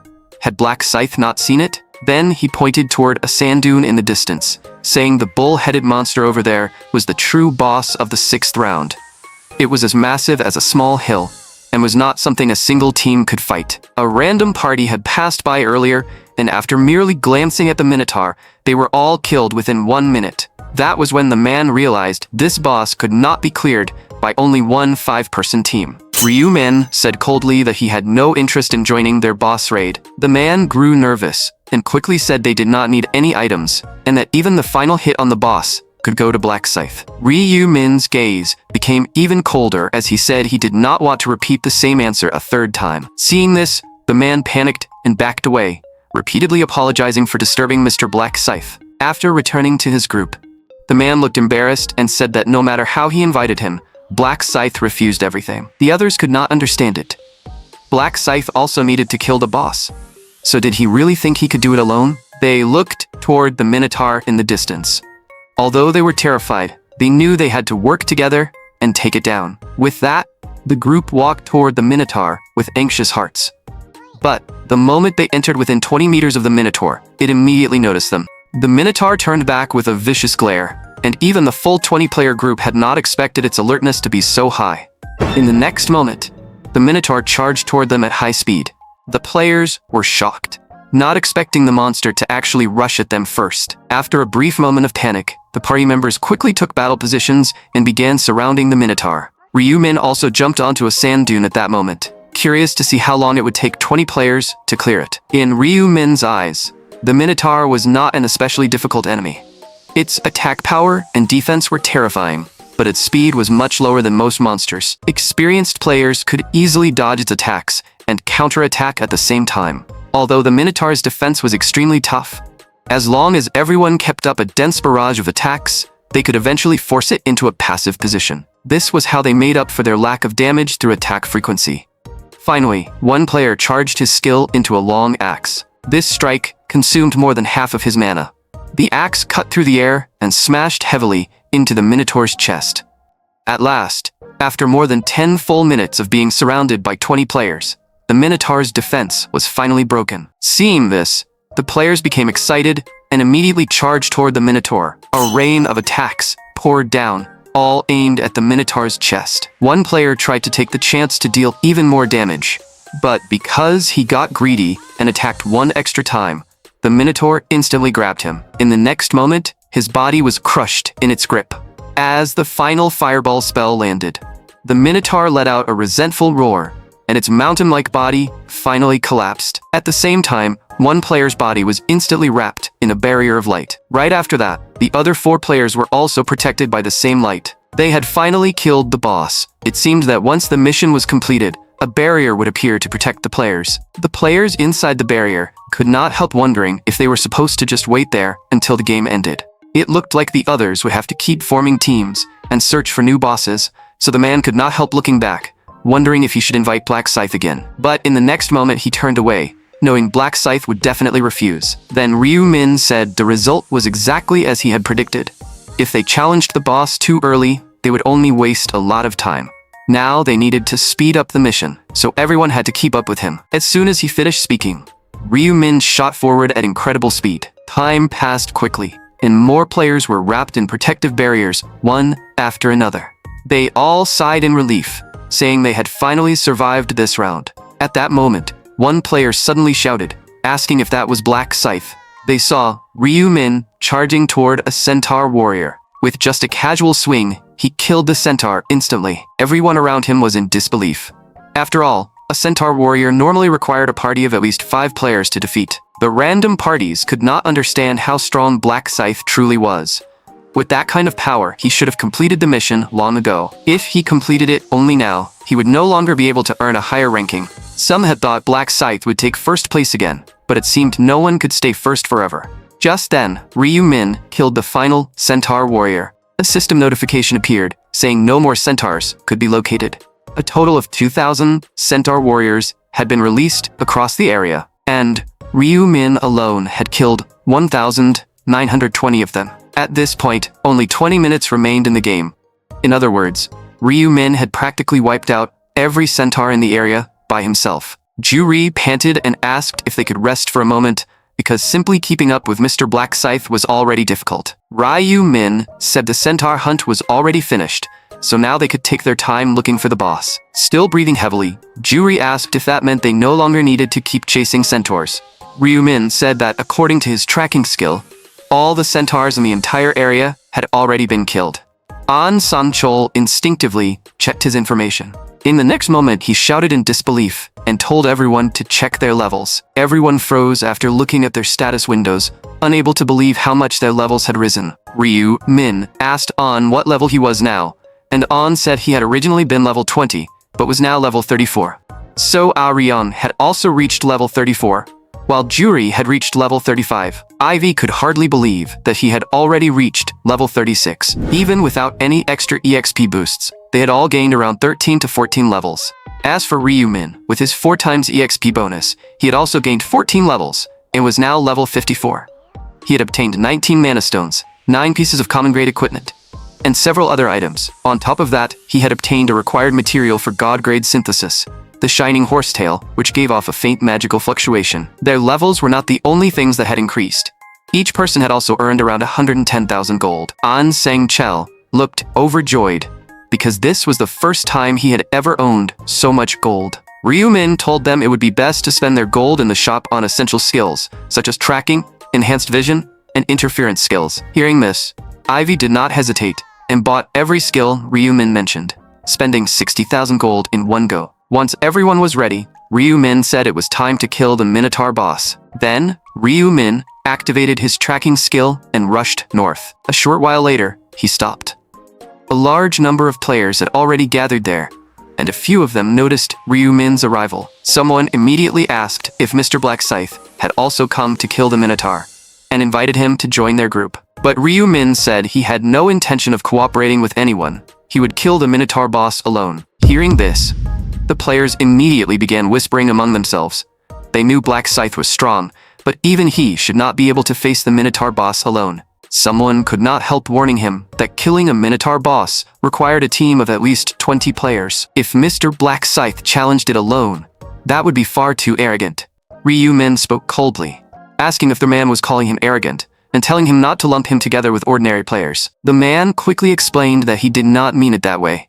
He only thought they would have a higher chance of success if they worked together. Ryu-min calmly said that in his eyes, there was no difference between one person and 20 people. It was like comparing one ant to 20 ants. In the end, there was no real difference. With that, Ryu-min gripped the Reaper's scythe and slowly walked toward the Minotaur boss. Juri called out to him worriedly, asking if Mr. Black Scythe would really be okay. Ryu-min said he would finish it quickly. Then, under everyone's gaze, he continued walking toward the boss. Even the players who had already completed the mission were watching Black Scythe's every move, wondering if he could really do it alone. Ryu-min looked around and saw that at least 100 people were watching him. This was his chance to prove his strength to them. If he killed the Minotaur boss as quickly as possible, they would fear and respect Black Scythe even more. Looking at the Minotaur boss wandering back and forth, Ryu-min began activating his skill. At the same time, the Minotaur boss sensed danger and turned its gaze toward Ryu-min. Ryu-min crouched slightly to build power, while the Reaper's scythe in his hand crackled with energy. Seeing this, everyone realized that Black Scythe seemed to be preparing some kind of skill. Ryu-min calculated the attack distance. The moment the Minotaur boss entered his range, he would release the skill without hesitation. The Minotaur boss roared again and again. Then it charged straight toward Ryu-min, as if trying to crush him completely. Ryu-min lightly stepped back with his right foot. Just as the Minotaur boss came within 1 meter of him, the Night of Death skill activated, and the Minotaur boss instantly lost all perception. At the same time, the Reaper's scythe in Ryu-min's hand finished charging, and Moonlight Destruction Slash erupted. Several crescent-shaped slashes shot forward. Even when the attacks reached the Minotaur boss, it still failed to sense the danger. In a single instant, Moonlight Destruction Slash lightly sliced across the Minotaur boss's neck. The Minotaur boss did not even have time to scream before its head was severed from its body. Everything happened in the blink of an eye. The surrounding players cried out in shock, unable to believe Black Scythe had killed the Minotaur boss in a single strike. The players watching were stunned. They could not believe the Minotaur had died just like that, and they had not even seen how he did it. But Ryu-min's expression did not change at all, because everything had gone exactly as he expected. A system notification rang out, announcing that he had defeated the Minotaur. He obtained 1 piece of bullhide and the Minotaur armor blueprint. Bullhide was a required material for crafting high-grade equipment, and the Minotaur armor blueprint was also a rare item. Ryu-min thought that if he sold these 2 items together, they would definitely fetch a good price. Ryu-min asked what was wrong with everyone, and his voice finally pulled them back from their shock. Ivy looked at him with worship in his eyes and said Mr. Black Scythe was basically his god. That fanatical gaze made Ryu-min feel uncomfortable, and he silently complained that he was not into men. At the same time, a barrier of light wrapped around Ryu-min and his team, The angel's voice slowly rang out from the sky, announcing that all teams that failed to complete the mission would be eliminated. Then it muttered that the trash should disappear. In the next moment, every player who had failed the mission was erased. Next came the pleasant ranking reveal. The overall first place was Black Scythe, and the area's first place was also Black Scythe. The moment the ranking appeared, the nearby players shouted in disbelief, saying their team had clearly been the first to kill a Minotaur boss. The angel sneered and asked what it mattered if they were the first team to kill one, since it had never said the ranking would be based on kill order. Seeing everyone's confusion, the angel explained that this round's ranking was based on the time taken to kill the boss. The true test of this round was how quickly players could kill the boss within the limited time, and Black Scythe killing it within 1 minute was already impressive. Hearing this, one player spoke up and said, Black Scythe did not seem to have taken 1 minute. The angel looked confused and asked if it was not 1 minute. It instinctively checked the ranking board, only to see that the time displayed was actually 1 second. The angel was so shocked that it could not speak. How was that possible? After a moment, the angel quickly hid its panic, realizing it could not show such an expression in front of these humans. Then, with a slightly nervous look, it said, it seemed this round's boss had still not been strong enough. At that moment, Ryu Min looked at the system notification panel in front of him. His rewards were an epic grade helmet selection ticket and a special overall area reward box. Ryu Min clicked the helmet exchange ticket without hesitation. The notification showed that he could choose one of 3 helmets. Ryu Min decisively chose the Hermes helmet. That was because the Hermes helmet had a special skill, invisibility. The cooldown for invisibility was 30 minutes. This would become a major help to Ryu Min in the future, although it could not hide sound.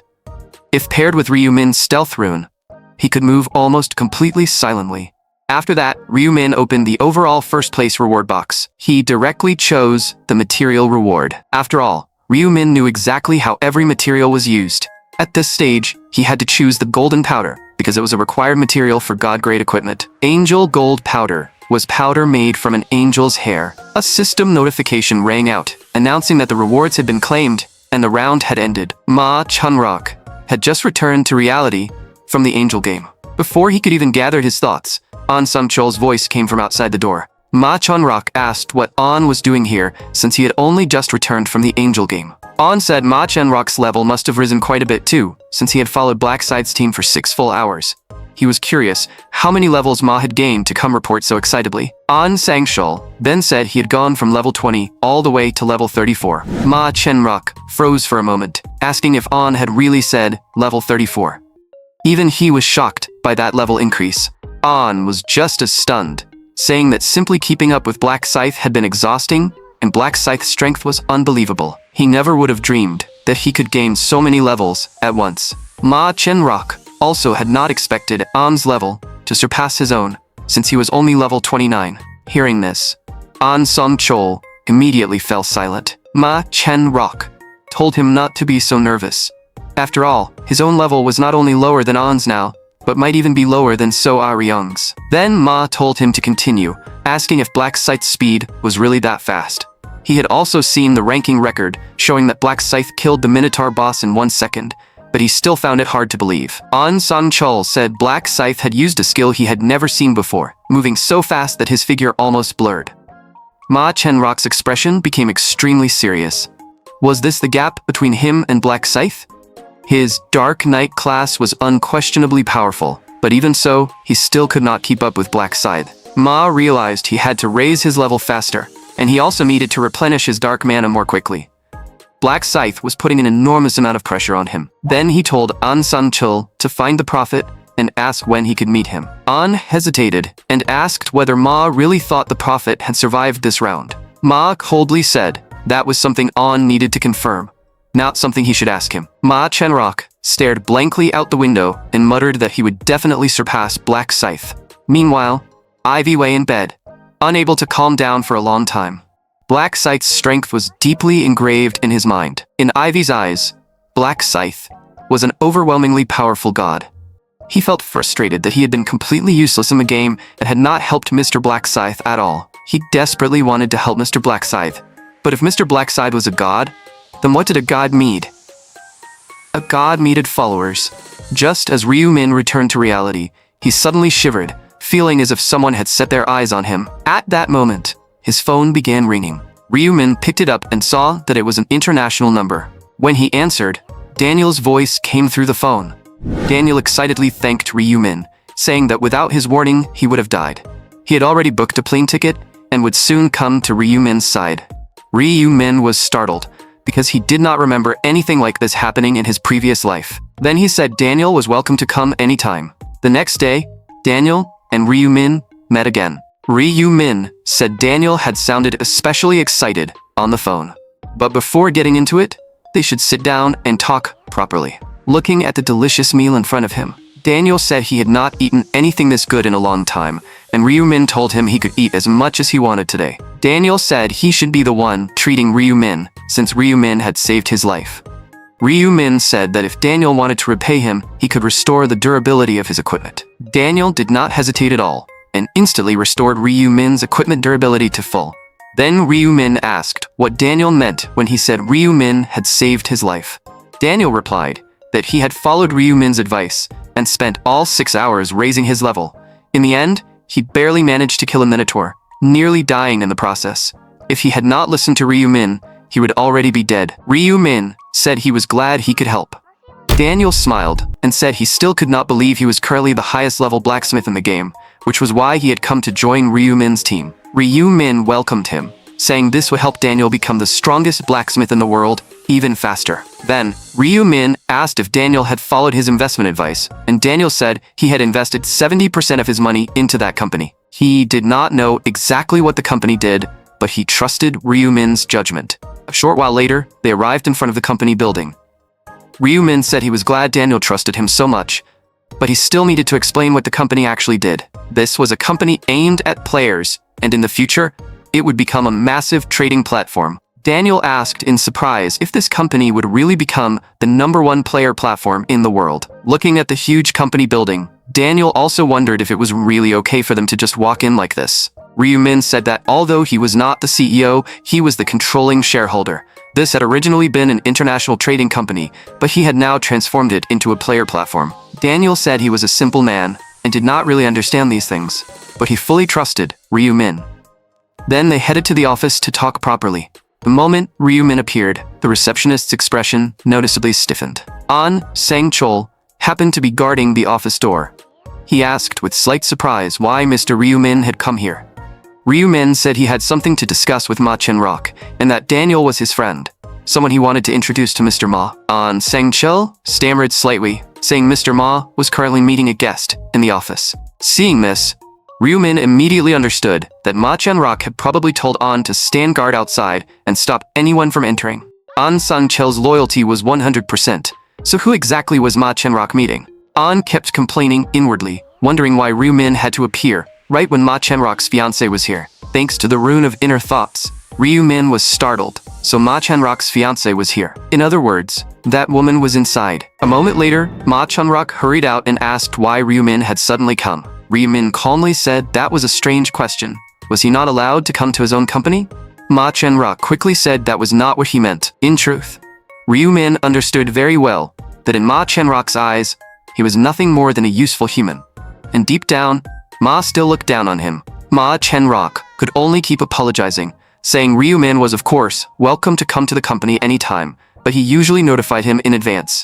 Ma Chen-rock introduced her as Christine and said she was a friend of his. But Ryumin knew that Christine's class was a hidden class, priest, and that her healing ability was fairly ordinary at first. In his previous life, she had also been the only player who reached the 15th round of the Angel game, together with Juri. Although the priest's healing ability was not that impressive in the early stages, once she reached level 60, she would gain a powerful skill called Life Rewind, which could revive a player who had died within the last 10 minutes. Ryumin had not expected to meet Christine here, and he immediately decided that he had to bring her into the 20th round. Hearing Ma Chen-rock introduce her as only a friend, Ryumin directly asked if she was really just a friend. Then Ryumin greeted Christine and introduced himself as Mr. Ma Chen-rock's business partner. Christine said this was the first time she had heard Ma Chen-rock had a business partner, and Ryumin smiled back, saying this was also the first time he had learned that Mr. Ma's fiancé was so beautiful. Ma Chen-rock was startled, realizing the prophet even knew Christine was his fiancé.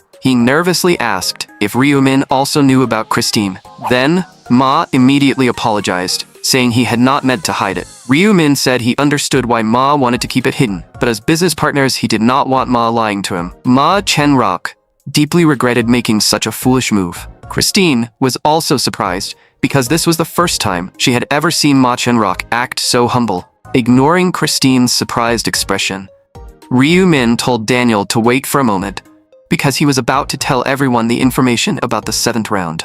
Only then did Ma Chen-rock come back to his senses and introduce Ryu-min to Christine, saying the man before her was his business partner. He explained that Ryu-min was not only a company partner, but also the person deciding the company's direction.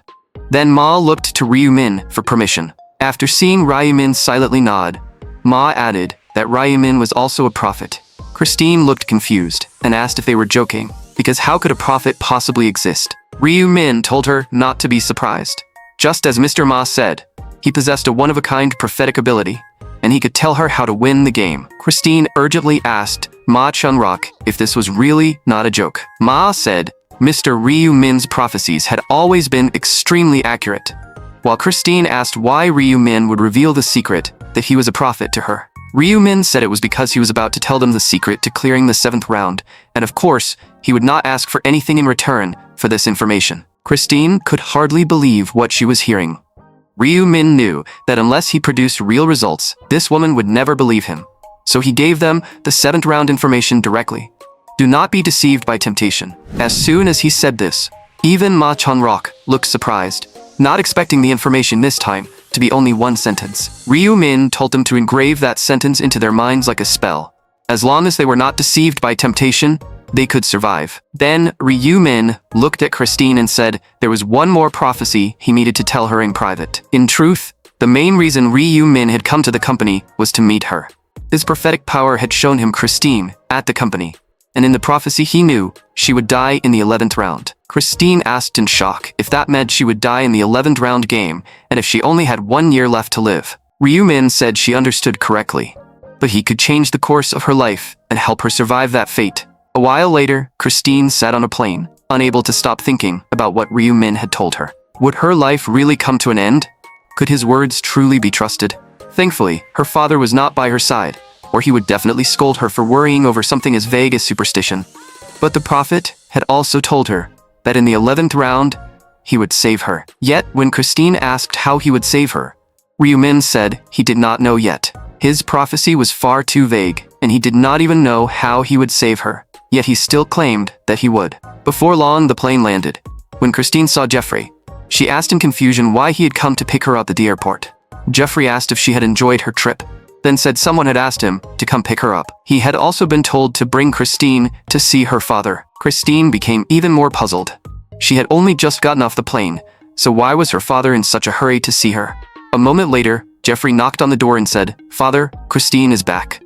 Her father asked Christine if she was satisfied with the trip and how Ma Chen-rock had behaved. Christine said Ma Chen-rock had acted the same as usual. He just seemed like he had something he wanted to say, but held back. Her father immediately asked if Ma had done something rude. After all, Christine was his charming daughter, so even Ma Chen-rock might have trouble controlling himself. His originally serious expression suddenly turned excited. Seeing this, Christine quickly denied it and said it was not what her father was imagining. Her father then asked if they had made no progress at all after dating for 6 months. Christine looked a little embarrassed and said they had no emotional foundation, so how could dating go that smoothly? Her father said he was only thinking of her future. Ma Chen-rock's family company, Ogen's company, had enormous international influence, and marrying him would bring her many benefits. Christine said she understood what her father meant, but she felt that Ma Chen-rock was hiding something from her, as if he still had some secret. Her father asked what Ma Chen-rock had been doing these days. Christine said he had been preparing some work projects, and even after becoming a player, he was still working on money-making projects. Her father said Christine was someone chosen by God, blessed with divine power capable of healing everything. Hearing this, Christine looked at the energy slowly flowing from her hand and wondered if this power truly was a gift from God. Her father said he was certain it was a blessing from God, and that Christine was truly God's beloved child. Christine said she had told him more than once that the angels in the game were not what he imagined. They were demons wearing wings. But Christine's father clearly did not believe that, and instead asked whether Ma Chenrock could skillfully use the power God had granted him. Christine said Ma had already reached level 29, yet despite that, he was working with someone else to build a player platform. And someone as arrogant as him even had a business partner. She did not remember the partner's name, that he was a prophet. He had told her the clearing information for the 7th round, and also said some things that could not be verified yet. Her father said that in this era, prophetic ability was an extremely valuable power. So why had she not tried to get closer to that man? Christine answered that it was because he said she might face a life or death crisis. As soon as she said this, Christine's father was shocked. Seeing how nervous he looked, Christine quickly told him not to worry. It was only a prophecy of unknown truth, and in the current world, anyone could pretend to be a prophet. So she was still only half convinced by that man's words. Her father told Christine that she needed to find more allies. Christine said she did not need to look for allies at all. Had her father forgotten? She was an area representative, and most players would protect her. Her father said that even so, she still needed to stay alert and take this seriously. Christine said she understood and would be careful. Jeffrey quietly watched his sister leave. In the next moment, Christine's father spoke in a low voice, telling Jeffrey that Ma Chenrock's business partner was a prophet, and that man had said his daughter would die. That statement made him very unhappy, so he ordered Jeffrey to monitor the prophet. If he found that the man was just a fraud, he was to send him straight to hell. Meanwhile, PCW was preparing to hold a meeting. A man smiled and said Miss Yami had arrived quite early. As soon as he finished speaking, the notification sounded, announcing that the chairman had entered the room. Then the man said the two of them had arrived right on time because the meeting was about to begin, and the topic was selecting players to join PCW. He asked Yark if he had any suggestions, then said he had selected 30 applicants this time, ranked from highest level to lowest. Those 30 players would need to be tested, and in the end, only the 5 most qualified would be chosen to enter management. The next topic was that the US Congress was currently searching for a new candidate, and the candidate chosen by the US would likely restrict PCW's development. So they needed to consider how to deal with that person. These were the 2 matters the man wanted to inform them about. The next morning, Ryu Min had not expected the Players World trading website to become so popular. In just one night, tens of thousands of people had already registered, and many had listed their items for sale on the platform. Looking at all the special materials on the platform, Ryu Min knew it would be much easier to obtain crafting materials in the future. The materials currently available were already enough for him to craft 3 unique grade pieces of equipment. Then, Ryu Min began choosing the items he needed, and mana stones were currently priced at only 200,000 gold each. In the next moment, Ryu Min bought every item he needed without hesitation. 2 days later, Ryu Min's younger brother muttered that his brother had seemed extremely busy lately. But the moment he opened the front door, he froze in shock, because there were packages piled up everywhere. Seeing this, Ryu Min calmly told him not to make such a big deal out of it, because these were all things he needed as a player. His younger brother looked at him in disbelief, and asked if he really needed that many. Before long, a large pile of gemstones was stacked in the living room. Ryu Min thought that this many gemstones should be enough for synthesis. 15 low-grade gemstones could be combined into one highest-grade gemstone. A moment later, all the stones began to glow. System notifications rang out one after another, announcing successful synthesis again and again. At this point, Ryu Min had synthesized every type of gemstone to the highest grade. Now, all he needed to do was socket them into his equipment. He started by embedding the red gemstone into his weapon. A system notification appeared, saying damage had increased by 16%, and the socketing was successful. The Hermes helmet gained 32 strength, while his clothing gained 43 luck. A short while later, every gemstone had been fully socketed. Ryu Min's visible stats were now all around 200, and if he combined his rune bonuses with Dewey's buffs, his stats could reach around 2,000. When the final gauntlet was equipped, another system notification rang out, saying he had equipped 7 types of highest-grade gemstones. The Rainbow Effect activated a hidden attribute. Rainbow Aura increased all abnormal status resistance by 50%. Ryu Min smiled faintly. With all his resistances added together, his abnormal status resistance had now reached 82%. In other words, he now had an 82% chance to reduce abnormal status effects. Even Ryu Min found it hard to believe that he had monopolized nearly all the gemstones on the trading platform by himself. He clearly remembered that in the later stages, gemstones would be driven up to 20 million each. So while it was still early, he needed to fill every equipment socket as much as possible. Then he looked at the remaining items, planning to organize them properly once he reached level 60. Since he had such a huge advantage through the trading platform, he had to pay even more attention to special materials. In the next moment, shock appeared on Ryu Min's face. Because he had found Immortal's skin, a required material for upgrading legendary grade equipment.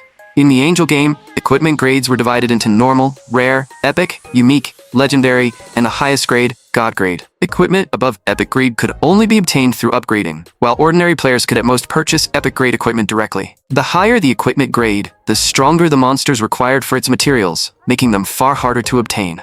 Ryu Min could not help wondering if someone at this stage had really obtained a legendary grade material. With suspicion in his mind, he clicked to buy it. Immortal's skin was a drop from the 5th round orc boss, but its drop rate was pitifully low. Had this person really killed an orc boss and happened to obtain this rare item? In the next moment, Ryu Min suddenly remembered something. Could the person selling this item be that guy?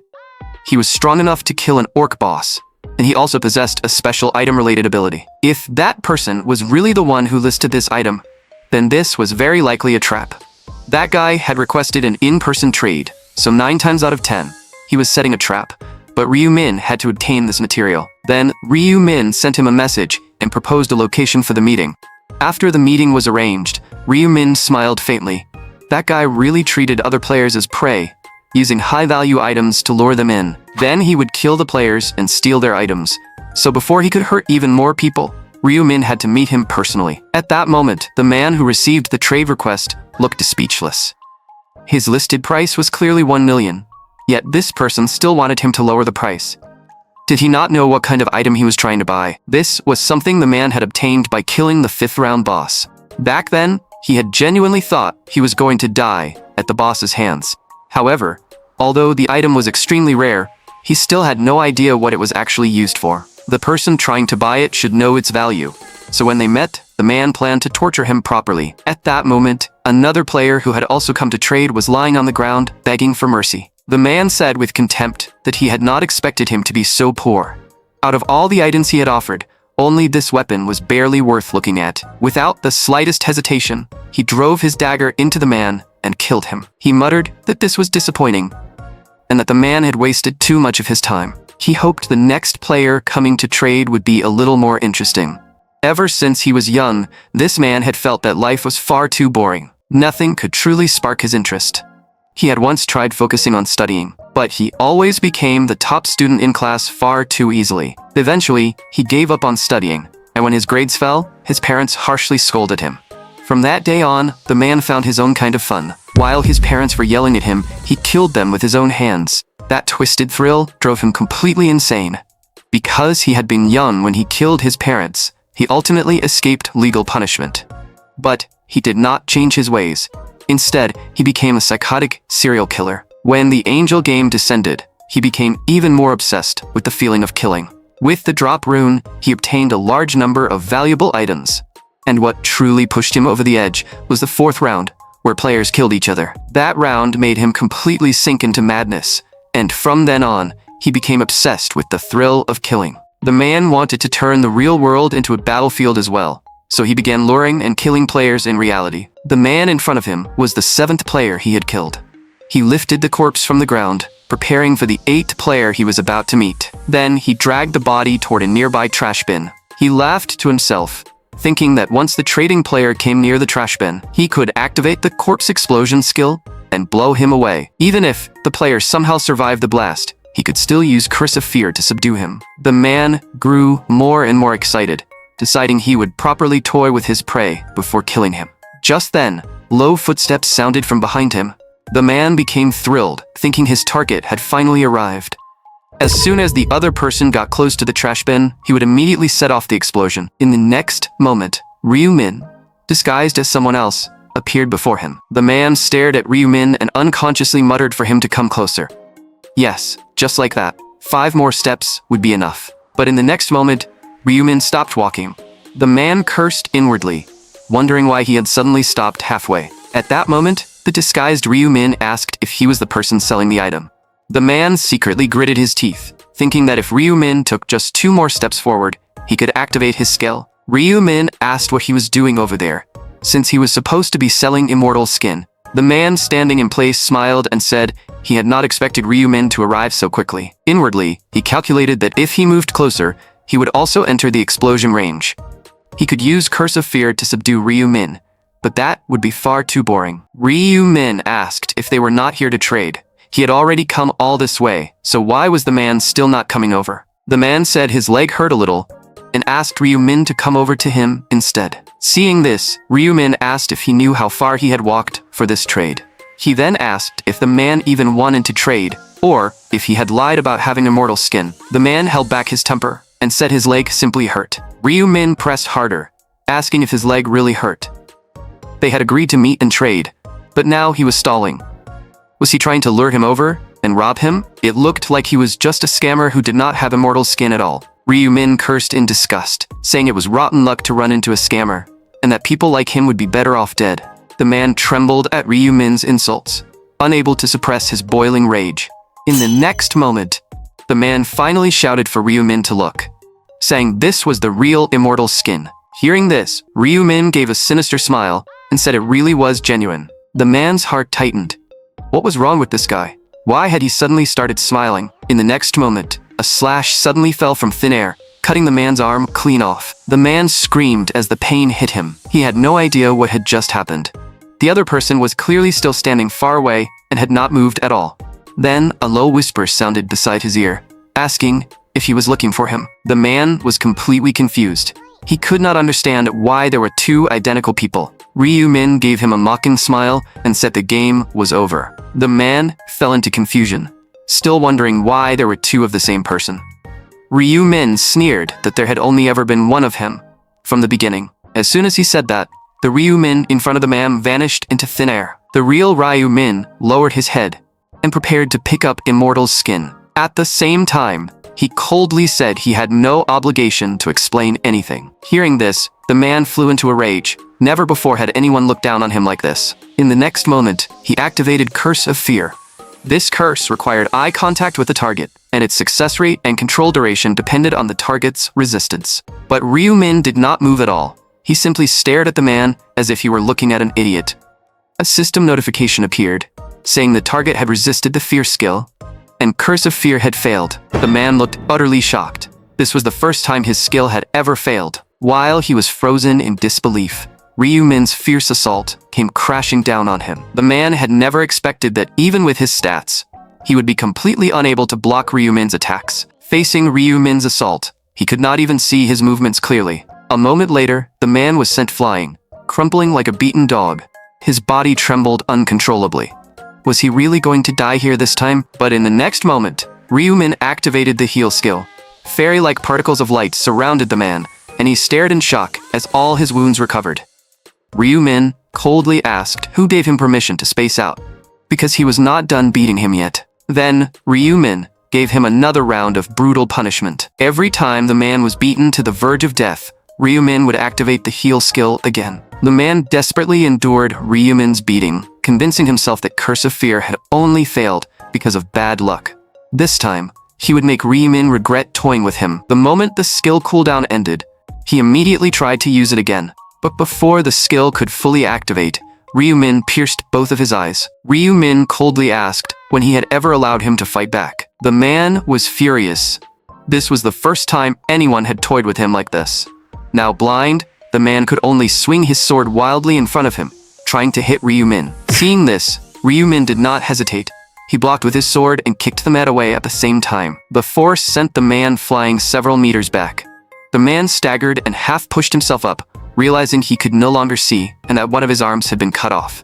At this rate, he was definitely going to die here. Then he suddenly remembered the corpse bomb hidden near the trash bin, and a crazed smile appeared on his face. Even if he died here today, he would drag Ryu-min down with him. In the next moment, the man shouted and activated the corpse explosion skill, causing the entire alley to be swallowed by violent energy. The loud explosion immediately drew the attention of the people nearby. Seeing the alley in complete ruin, the bystanders wondered if an explosion had just happened. A nearby police officer on duty said it was probably just a gas stove explosion. Meanwhile, on a small building not far away, Ryu-min stood quietly. Ryu-min thought he had almost let that guy die in the blast. The man's name was Ju Sung-tae, and in the Angel Game's overall rankings, he had always hovered between 2nd and 3rd place. His game ID was Foolish Guys, and Ryu Min still needed to make use of him. That was because he possessed the extremely useful Drop Rune. The Drop Rune could increase item drop rates, but if Ryu Min simply let him go, he would definitely keep killing people. After thinking it over, Ryu Min still used the heal skill on him. He also healed the man's blinded eyes. However, Ryu Min had no intention of restoring his limbs. As long as Ju Sum-tae was alive, his soul could still enter the Angel Game. But without his limbs in the real world, he would be far less of a threat. A short while later, the man woke up in a daze. He looked around, remembering that he had clearly detonated the corpse bomb. Then, he saw his severed arm and right leg. The man immediately screamed for Ryu Min to come out, demanding to know what he was trying to do. Just then, he noticed a note beside him. The note said that without his limbs, he had no use at all, and Ryu Min did not even feel like killing him anymore. In other words, he was worthless trash. The man gripped the note tightly, trembling uncontrollably with rage. Not only had Ryu Min blocked the corpse explosion, he had even insulted him by saying he was not worth dirtying his hands over. Just how much did that bastard look down on him? He would definitely make Ryu Min pay. Meanwhile, at the Empire Hotel, Juri said this was the most delicious food she had ever eaten, and Ryu Min smiled, saying he was glad she liked it. Then Ryu Min said he would spend a little more time with her today. Juri looked slightly surprised, because this was the first time he had ever said he wanted to spend more time with her. Ryu Min said he had actually wanted to stay by her side like this for a long time. Juri spoke with a hint of resentment, saying he had already postponed their dates several times, and lately, he had been getting busier and busier. Ryu Min thought that he really had been busy lately, with both the PCW meeting and the website shareholder meeting. But there was a more important reason he had postponed his dates with Juri. Recently, someone had been watching him. Ryu Min knew that person was Jeffrey, a level 28 assassin, and the one who ordered Jeffrey to monitor him had to be Christine's father, Craig. At first, Ryu Min had not noticed anyone following him. He only discovered it by chance after using detection magic. But he could not see the person with his naked eyes, which meant the other party was either an assassin or had an invisibility skill. Jeffrey thought Ryu Min had not noticed him, so he had let his guard down. From the day Ryu Min discovered him, he began secretly counter-tracking him. The moment Jeffrey released his invisibility, Ryu Min recognized him and even eavesdropped on his phone call. From that call, Ryu Min learned that Christine's father was concerned about the prophecy he had given his daughter. That was why Craig had ordered Jeffrey to monitor him at all times and determine whether Ryu Min was truly a prophet. And at this moment, Ryu Min was on a date with Juri. Juri asked in slight surprise if the information for the 7th round was really just to avoid being tempted. Ryu Min said yes. All she had to remember was, do not be deceived by temptation. The 7th round mission would be extremely difficult for ordinary players, and it was also a round with a very high elimination rate. Ryu Min needed to protect these people and bring them all the way to the 20th round. He had to help them survive as much as possible until they reached the final stage. Looking at Juri in front of him, Ryu Min spoke seriously and told her they should survive together until the final round. Hearing this, Juri blushed slightly and softly nodded. Several days later, the Angel Game descended once again. Everyone stood in place, nervous and uneasy as they waited for the round to begin. The Angel announced that this round had only a little over 400 players left in the area. Since the reduced number of players made the game far too boring, it decided to merge the areas again. As soon as it finished speaking, the ground began to shake violently. Areas from every direction started joining together. In the end, they formed a much larger area, and a system notification appeared, announcing that the area merge was complete, with the current total number of players at 4,992. Then the Angel said this was finally a stage worthy of the winner's game. Since the area merge was complete, it was time for them to choose a new area representative. As soon as the Angel finished speaking, several rays of angelic light appeared in the sky. Ryu Min understood that the Angels were discussing the selection rules for the new area representative. He needed to become the area representative again, because that would give him another chance to use the area representative equipment. On top of that, this round's side mission could reward him with the Mental Barrier Rune, a rune he absolutely needed. The Mental Barrier Rune could perfectly resist the skill used by that woman from PCW. So Ryu Min had to obtain both of these rewards. At that moment, the Angels were discussing the rules for choosing the area representative.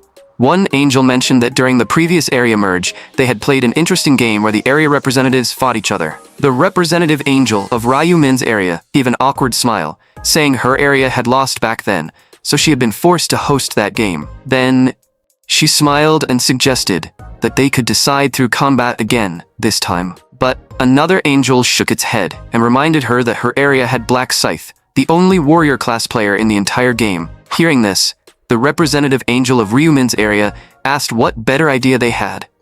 Black Scythe was far too strong, so the other angels definitely would not allow combat to decide the area representative again. One angel suggested that since this round's mission had nothing to do with raw strength, the first player to clear it should become the area representative. It asked Priscilla what she thought, and the representative angel of Ryu Min's area could only accept it with a helpless expression. A short while later, Priscilla announced that they had decided on the new method for selecting the area representative. The first player to complete the mission would become the new area representative. Then, a system notification announcing the start of the game rang in everyone's ears. The mission panel appeared in front of the players immediately. Everyone was stunned. Why was the main mission hidden? Had the game made an error? The angel said this was not an error because the 7th round was originally a hidden round. The players shouted in panic, asking how they were supposed to clear the mission if they did not even know what it was. The angel coldly said that how they cleared it was not its problem. Either way, the information for this round had been delivered and the game had begun. In the next moment, the countdown started. Many players began complaining, saying these angels really treated them like toys and were becoming more and more arbitrary. Although everyone was dissatisfied, they had no choice but to start searching around. Just then, someone greeted Ryu Min, saying it had been a long time and asking if Mr. Black Scythe had been well. Ryu Min looked at everyone and asked why they had gathered together. An Song Chel said they had simply run into each other, then respectfully called him Mr. Black Scythe. He asked if Ryu Min knew the exact mission for this round, and Ryu Min asked why he would ask him that, saying he only knew this round was a mystery for now. An Sang Chol then said he had information about the 7th round. Ryu Min's voice turned slightly cold as he asked how An knew that. An did not notice the change in Ryu Min's attitude and said he had heard it from the prophet. Hearing this, Black Scythe's expression turned completely cold.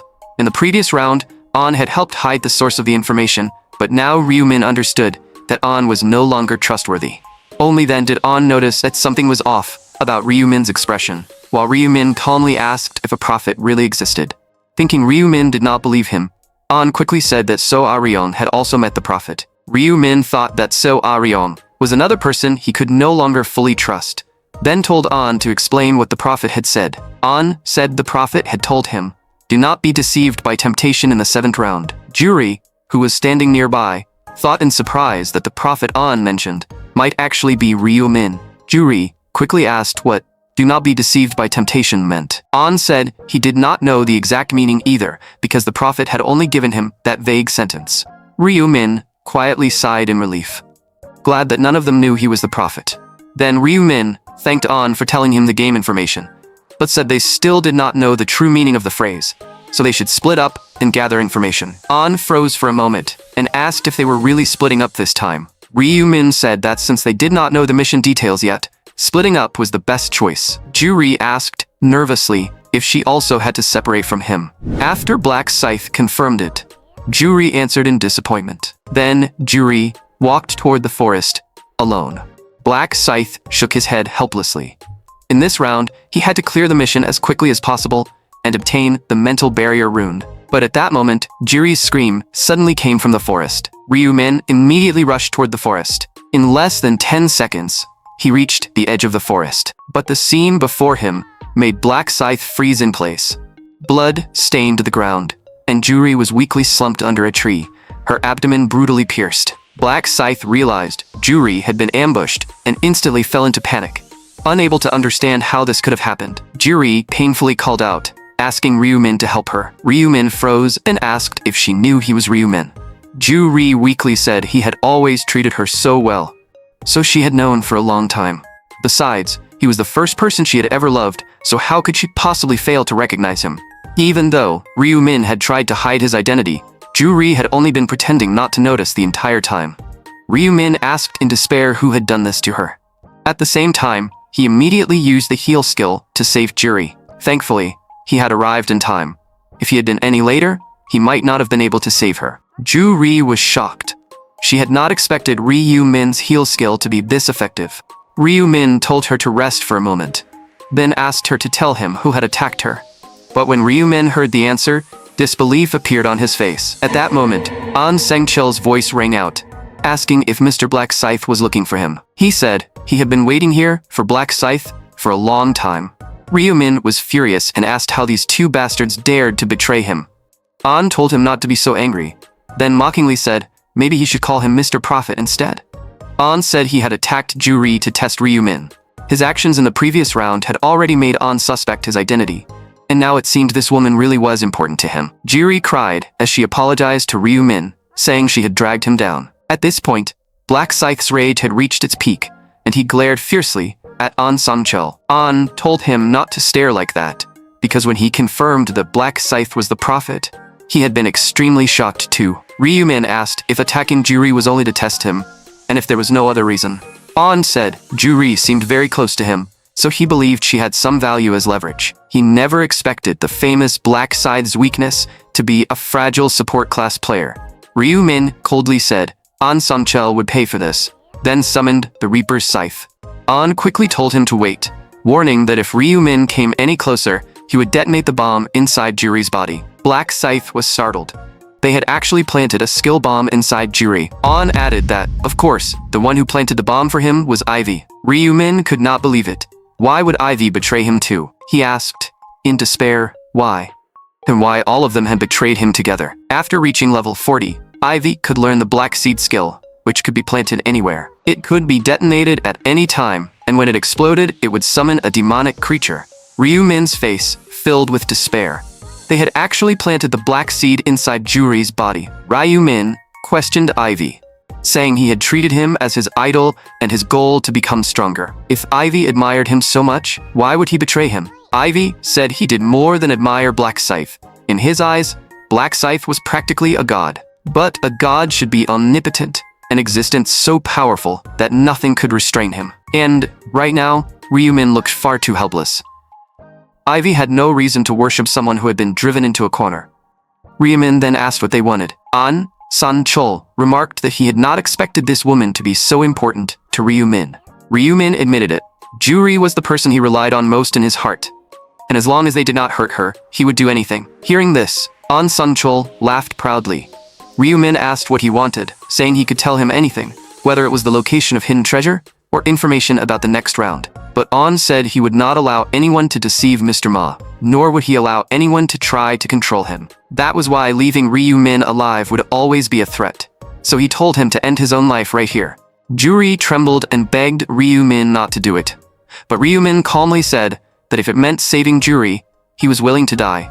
Then he told An to keep his promise, raised the Reaper's Scythe, and drew it across his own neck. Ju-ri screamed in despair, desperately trying to stop him. In the next moment, Ryu-min's body collapsed like a puppet with its strings cut. In his final moment, Black Scythe thought that as long as Ju-ri could be saved, that was enough.